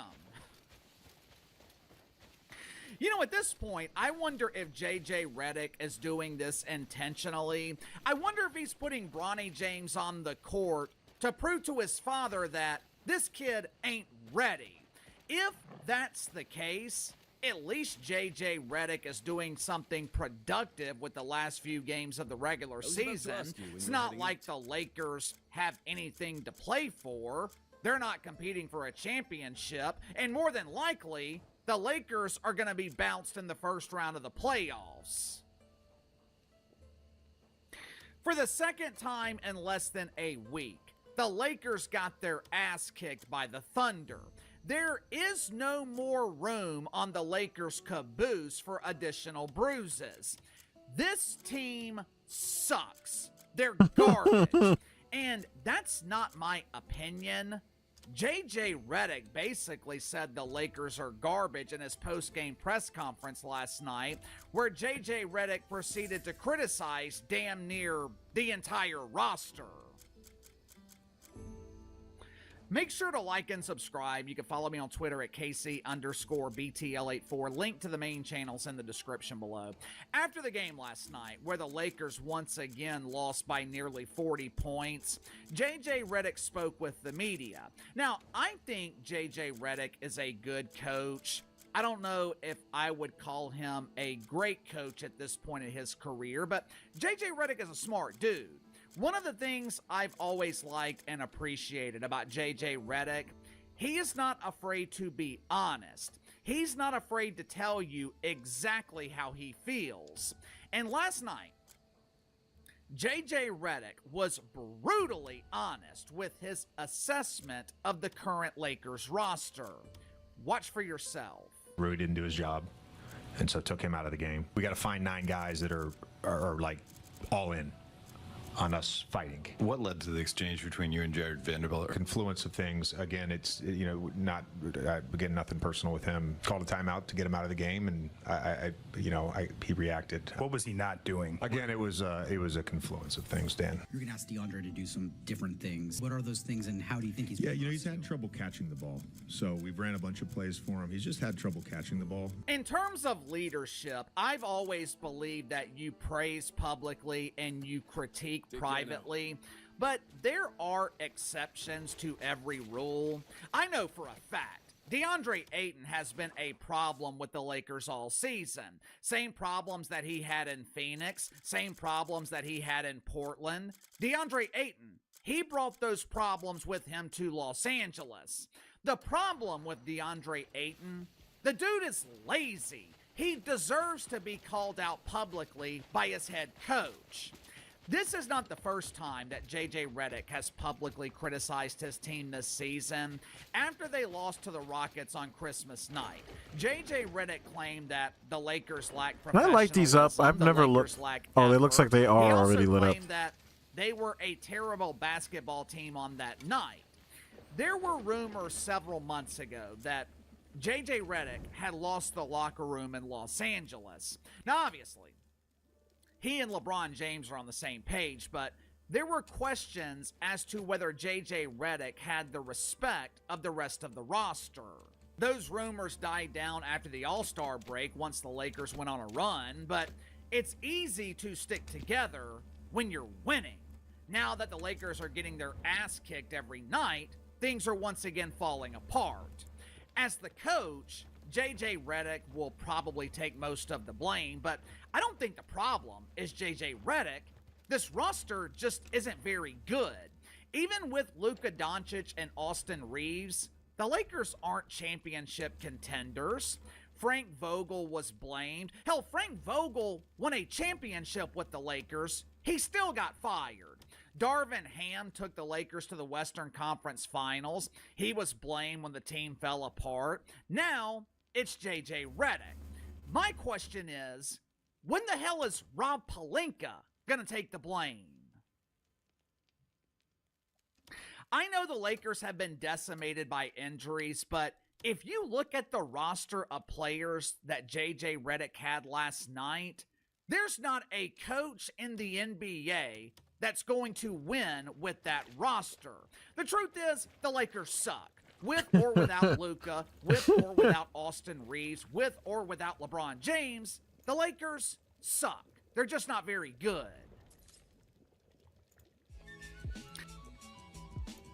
Alright, so Marathon has been out for just over a month. And what happens when a game has been out for just over a month? Everyone starts complaining.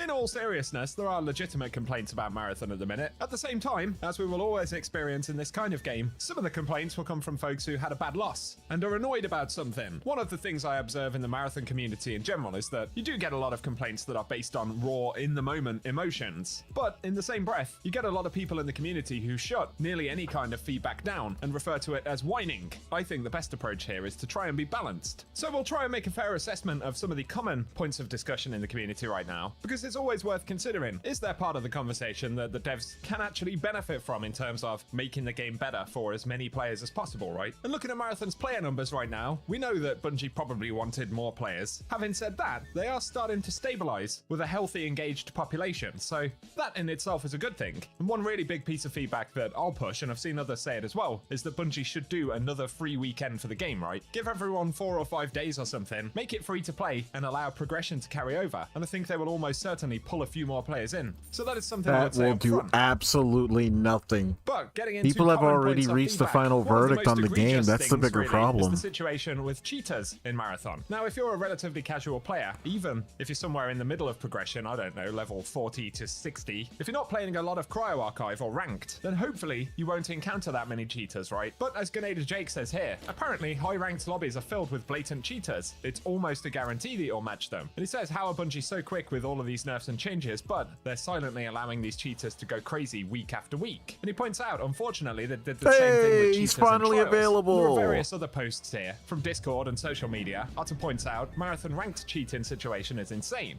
And Mikowski said, Marathon needs a dedicated team that can ban obvious cheating on the spot. If you watch any streams, you'll repeatedly see the same people hacking their ass off. And for a game that has a zero tolerance policy against cheating, it feels that it isn't being taken seriously enough. And that connects to what Grenada Jake said, as well as Bungie's history with cheating, because when we look at the marketing for Marathon, Bungie had a dedicated video and thread about game security and how they would have a zero tolerance policy. First up, BattleEye appears to be nearly useless against most cheats these days. Maybe I'm blowing that out of proportion, but it really doesn't feel like it makes a lot of difference. And while the bulk of these cheating issues do appear to be confined to Cryo Archive and Ranked play, it's still the case that Bungie's detection and moderation of cheating should be better than what it is right now.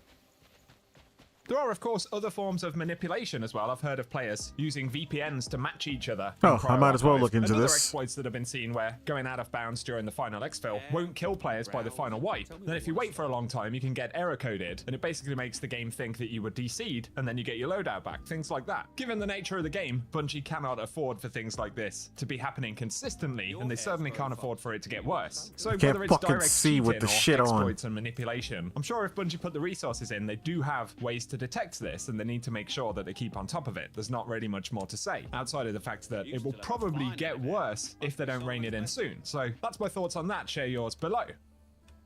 Otherwise, there's a lot of conversation about sandbox and balance, and Bungie are responding to this stuff, so the elephant in the room, Biotoxic Disinjector, of course is ridiculously strong. I've never used the weapon personally, so I don't want to speak out of turn, but when you watch streamers who are using it, it's blatantly obvious that it's pretty busted and there's very minimal counterplay for folks who do not have the weapon, right? However, Bungie have said they will make further adjustments to the weapon, so we'll wait and see what they do. Outside of that, they've also tracked other issues with certain gold mods, and they've announced upcoming buffs, such as for recon. Plus they're looking at balance around bubble shields, knife scaling, thermal scopes, snipers, and more, so I don't want to spend too much time on sandbox elements that Bungie have kind of already identified. And as we know with a game like this, which is inherently unbalanced, there will always be a push-pull effect where a handful of things at any one time will be noticeably stronger than other things. I think that's the nature of the sandbox, right? So as long as Bungie keep tuning it, that's really all we can ask for.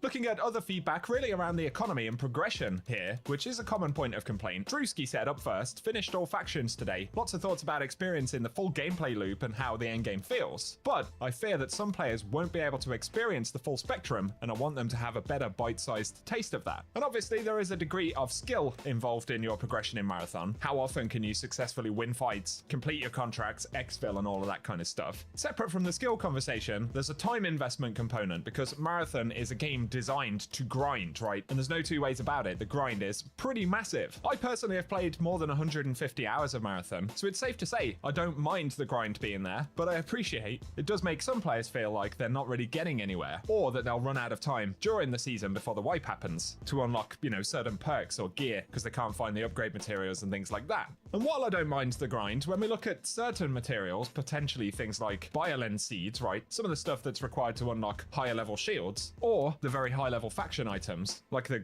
prestige cube looking things. I forget the name of them, but you probably know the ones I'm talking about. Maybe Bungie could increase the chances of finding those things just a little bit as a bare minimum. I wouldn't have a problem if they did that, but I also don't have a massive problem with where the economy currently is. So I think there's a bit of room that they can play with there, which won't really spoil the experience for anyone. And if anything, it may improve the experience for players who are just moving into that end game, which might be a good thing, because when we look at the player population, not to hang on to the Steam numbers or anything like that, but I see a lot of complaints about level-based matchmaking, the game feeling much harder at higher levels, and to an extent that should absolutely be expected. I think there's also another component where if the game had more players at those kinds of levels, it'd create more variety in the kind of experiences and encounters that players have against others, right? So again, I feel like there's some room for maneuver around some of the economy and progression stuff. But looking further at feedback around progression and tuning, there are some folks who complain about things like CryoArchive, and specifically the reliability of the exfil, right? As that guy from the movie pointed out, we know that you need tier 3 security clearance, and to use a scanner to find a terminal, I know that you have to hit that terminal, and then you have 3 minutes to exfil. But they also point out that if someone else is exfilling, for some inexplicable reason, you cannot call in your own exfil. That would be fine if the scanner showed you where the exfil was happening, so you could rush there and contest. And if anything, in relation to CryoArchive, that would be my one piece of feedback as well. Maybe Bungie could make it a little bit more reliable in terms of the exfil positioning and accessibility in general, right? Which isn't really the same as asking for cryo to be made easier, right? To nerf the bots or reduce the PvP encounters. But I can ultimately understand why some folks dislike the feeling of RNG and how that RNG can kind of impact your success in the game, right? So I don't really have any other complaints whatsoever about it outside of, you know, running into cheaters, which apparently happens a lot at the higher levels. So there's that. And back to the progression conversation, people point out for casual players, many of them are kind of experiencing this block or this sense that they're not progressing, which is making them want to quit the game. And this is where we see the conversation about things like BioLens seeds affecting whether you can earn shields. And some point out that if progression is this slow in the next season, they have concerns that a lot more people will leave the game, right? And I do understand the concerns, but as others say, it's hardly even been a month. And a lot of people are saying progression is too slow, I haven't completed all my contracts yet, I'm lacking so much salvage, etc, etc. And I think how you feel about this probably comes down to what are your objectives in the game, right? If you're ultra focused on getting certain upgrades, getting the shotgun for Rook or unlocking access to buy purple shields, the game can definitely feel frustrating because progression to those items is very slow. I would say, just as a little tip here for folks as they get to the kind of higher faction levels, play the kind of content that you're successful at and honestly focus on getting your factions to VIP as opposed to focusing on trying to find BioLens seed, for instance, because once you start getting VIP rank up packages, you'll start to find more of those materials that you ultimately need for the high level faction upgrades, right? And that is something that's more attainable because you can complete contracts and kind of juggle between the different factions to push the VIP ranks. And all of the time that you're doing that, you still have chances to find those rarer items. So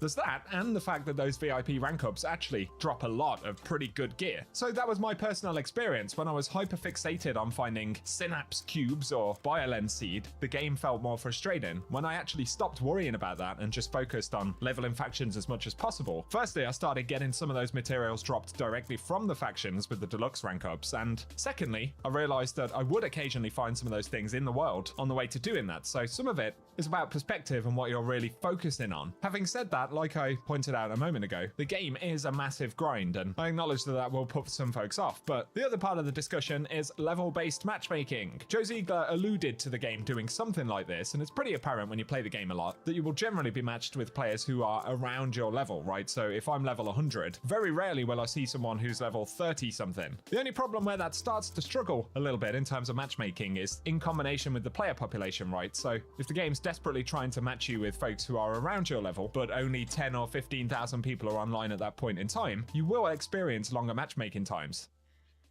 Another side effect of this that I have personally observed is that despite Marathon having dedicated servers, when you end up in situations where the matchmaking times are very long, it's obvious that the game ends up putting you into matches with players that are further away. And so there's an additional effect here that means you end up in more games where you get rubber banding, latency on kills, taking damage behind cover, these kind of weird desync effects where you'll open a door and it will open 2 or 3 seconds later and stuff like that. I don't believe that that is because the game is inherently laggy, but like I said, I think it is a result result of playing at times where the player population is ultimately pretty low, but then the level-based matchmaking system trying to ensure that you match the right kinds of players, and the unfortunate result being that you end up going against players who are probably too far away for a good quality connection, right? So I do recognize there is an element where these systems can result in the quality of the experience actually degrading.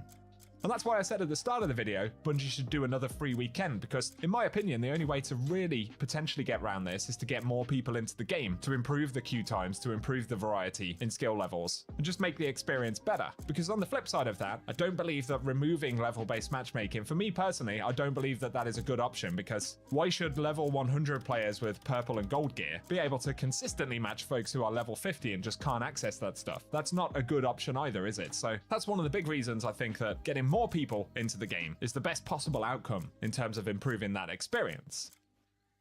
And so with all of that said, of course, many of the things that those of us really engaged with Marathon enjoy are centered around the fact that this is a fairly hardcore game, right? Many of us enjoy the grind. And so there is an element where Bungie simply can't expect to have a game tuned this way and to pull in a significantly larger player population, right? Because sometimes you just simply can't have both things. And I think the way that Bungie have designed the game, while it's enjoyable for many of us, has kind of funneled it into a specific niche with a certain type of player who is firstly capable of doing it, but then at the same time, there are folks who are perfectly capable and perfectly skilled, but they can't make the time investment, which will feel frustrating. This spawns other issues at times, like folks saying, playing with random crew fill is insufferable, and the game isn't worth playing unless you have a dedicated team. And I can relate to that feedback as well, because to an extent, I think if the game's making you feel that way, then it probably is actually true for you, right? And if we're going to have random crew fills, if we're going to have solo lobbies, there's a limit on how much Bungie can really tune that experience, because there'll always be randomization in the skill levels of players, the way that they play the game, and all of those kinds of things. So many of Marathon's problems are really a result of the niche that it falls into. And then at that point, you have to ask the question, are they problems? And really, everyone's opinions on this will be different. So to summarize my thoughts, cheaters, bad, don't let it happen. Exploits, like VPN matching and things like that, while less egregious, are still bad, so Bungie need to improve their detection and make sure they're on top of it. Bungie's reaction time around broken things, good. They've done lots of tuning, they're communicating plenty about things that they're looking at for the future, and as I've said before, while I wish Destiny got the same level of treatment recently, I absolutely cannot complain about Bungie's general reaction, the amount of patches we've had, and the ways that they're trying to improve the game with those updates.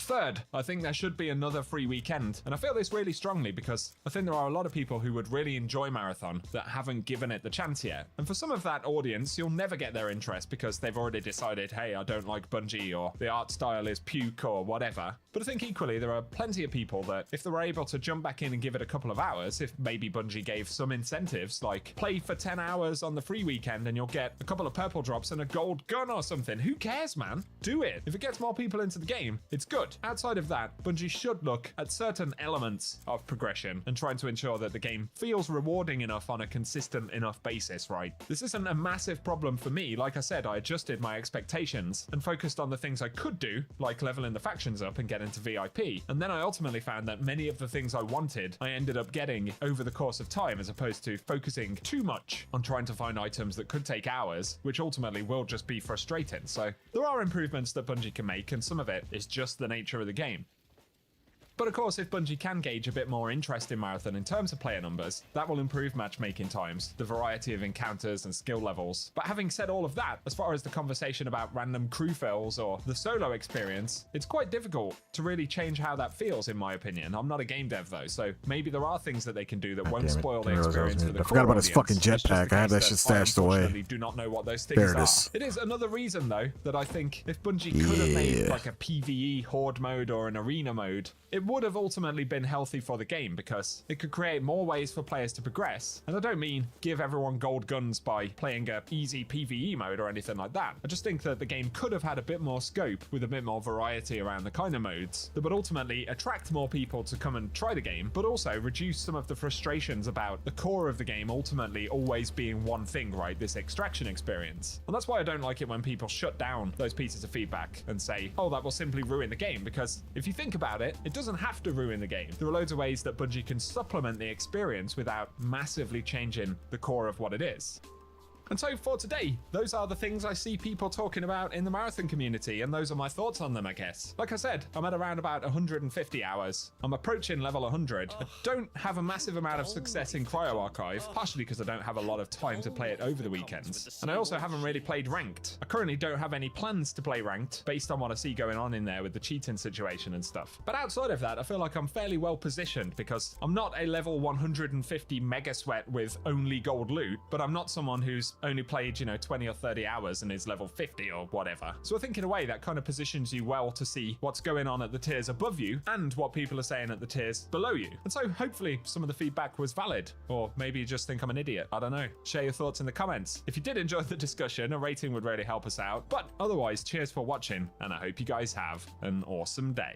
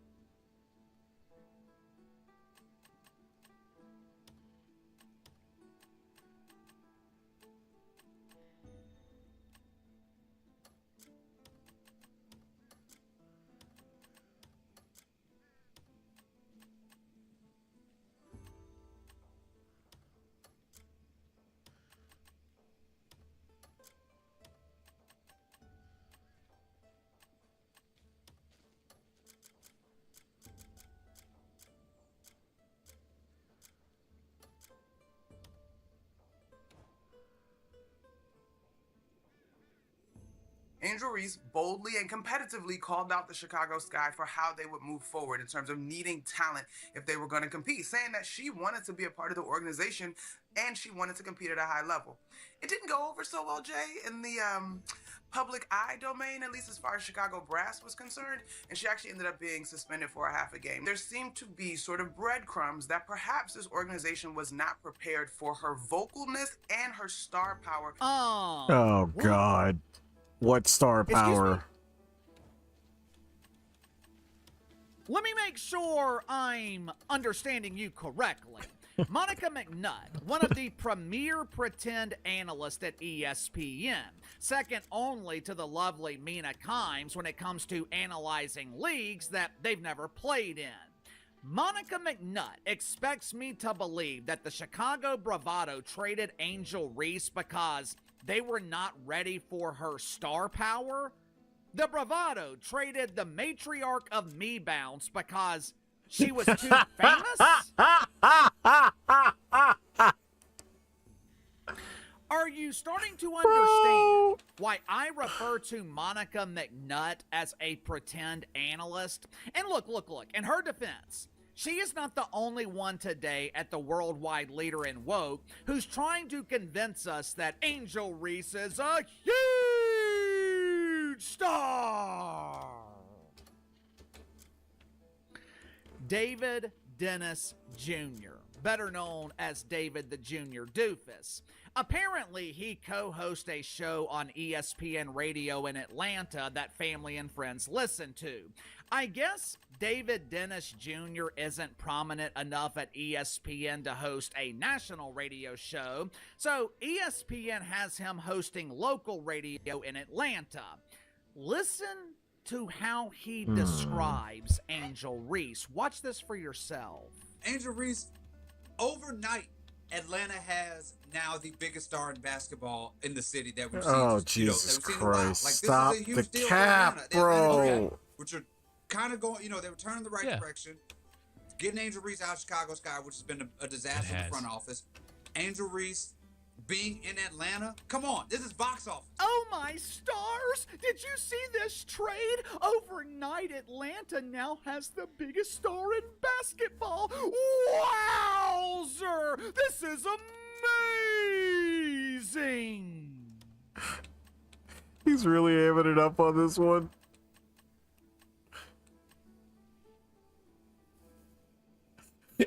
I just saw his face. I cannot believe ESPN pays for this type of analysis. Angel Reese is the biggest star in basketball? The same Angel Reese who just hosted a Barbie event in Miami last that nobody weekend went to. where no one showed up. Angel Reese isn't even the biggest star in pretend basketball. She is getting outshined in a league where outside of Caitlin Clark, there are no stars. And you expect me to believe Angel Reese is the biggest star in basketball? What in the hell is going on here? I know ESPN pays these people to polish the turd, but no amount of toxic ass gas will hypnotize people to the point that they believe Angel Reese is the biggest star in basketball. It's like, did Caitlin Clark retire? No, then Earlier she's this not. afternoon, the Chicago Bravado traded Angel Reese to the Atlanta Dreamers. Now, as you can see, the Dreamers are already dreaming that they landed a major star. The Dreamers gave the Bravado 2 first-round picks in exchange for Angel Reese. Now, I have seen some on social media pointing out the fact that the Lakers only had to trade 1 first-round pick to get Luka Doncic. But in the WNBA, draft picks aren't nearly as valuable as they are in the NBA, since, there's not They a suck. lot of generational talent. To me, though, this is not about what the Atlanta Dreamers had to give up in order to acquire Angel Reese. This is more about the message that the Chicago Bravado sent by trading Angel Reese. The media, they can polish the turd. ESPN can pretend that Angel Reese is a box office draw. But the Chicago Bravado just told you the same thing Uncle KC has been telling you for the last 2 years. Angel Reese is not a draw. Make sure to like and subscribe. You can follow me on Twitter at KC_BTL84. So I can get to the sponsor for today's video, my good friends at Sugar Mountain Trading. My uncle called me back in November. He's a military veteran, served in the Gulf War in the early 90s, but as he's gotten older, been dealing with various health relations from Sugar Mountain on the channel for 825. Receive 25% off your first purchase with Sugar Mountain Trading. During her analysis of this trade, Monica McNutt pointed out something that I thought was interesting. She referenced the Chicago Bravado and their frustration with Angel Reese. The Bravado weren't ready for an outspoken star. They weren't ready for a star of this magnitude. Yeah, let me tell you something right now. Unless there are extenuating circumstances, and the circumstances have got to be major, teams do not trade superstar players because they're outspoken. Teams do not send away their cash cow because they're difficult to work with. They send them away because they have no more value because they suck. To work with and they're outspoken. Kobe Bryant was described as an asshole. Kobe Bryant was tough to be around. Hell, Kobe was dealing with a sexual assault case in Colorado, and the Lakers still never traded him. Michael Jordan, he didn't get along with Jerry Reinsdorf or Jerry Krause. After his second season, when the two Jerrys wanted to tank for a draft pick instead of making the playoffs, Michael Jordan lost all respect for him, and for the next decade or so, he was an absolute pain in their ass. But they never traded him. Why? When you have a player of that caliber, when you have a once-in-a-lifetime or once-in-a-generation star, or even a regular superstar like Anthony Edwards or Jokic in Denver, you don't trade players of that caliber because you never know when you'll have the chance to find another one. You know who gets traded? Angel Shitters.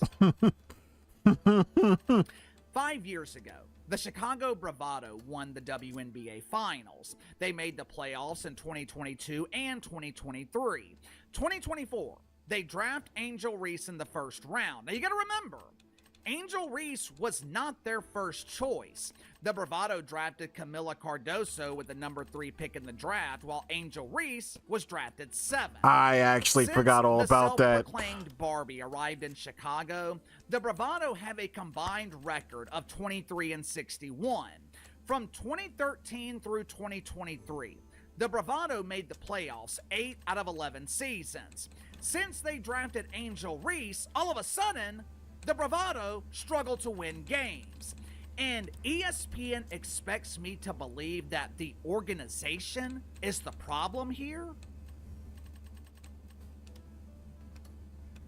Either way, I don't think basketball had anything to do with why Angel Reese was traded. I think Angel Reese was traded because the Bravado thought that she was more trouble than she's worth. Again, this goes back to value.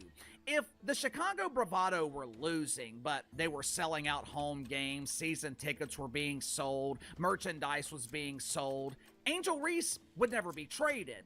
But you can't be a problem and not sell tickets. Well, Uncle KC, this isn't true. Ticket prices for the Atlanta Dreamers have already doubled. They went from $38 to $68. Angel Reese is hot, hot, hot. Luckily for Angel Reese, the Dreamers play their home games in a high school gym that only holds around 3,500 people. So for a supposed star of this magnitude, it should be absolutely no problem for Angel Reese to sell out games in Atlanta. But if she doesn't, there are no excuses. During her time in Chicago, there were a lot of games with empty seats. I promise you, if Angel Reese was selling tickets in Chicago, she wouldn't have been traded. This isn't the NFL. This isn't the NBA where teams are going to sell out regardless. Last year during the WNBA Finals, the Las Vegas this is a very fair call out. They were struggling to sell out home games, and tickets were selling for less than $40. More than likely, this is Angel Reese's last opportunity to develop or become a mainstream draw for the WNBA. When the story broke earlier this afternoon, this trade was major news. I'm sure her debut in Atlanta will be sold out. But the question is, can Angel Reese maintain this momentum? Can she maintain this level of interest?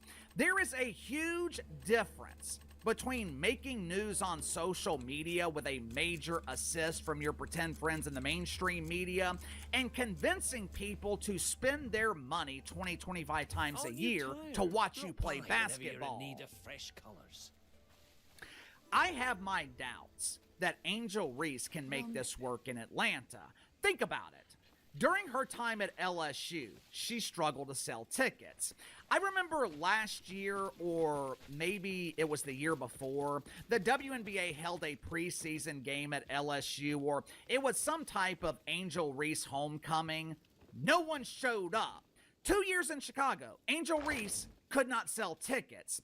2 years with Unrivaled, where Angel Reese was the only star in that league. She failed to draw ratings on television, and now she gets traded to Atlanta, and I'm supposed to believe that all of a sudden, Angel Reese will be the biggest star in the WNBA? Maybe Angel Reese will prove me wrong, but more than likely, this is going to end in huge embarrassing failure. Sound off in the comments below. I'll see you guys tomorrow.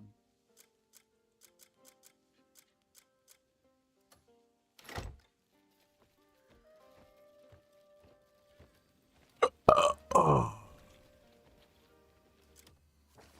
right.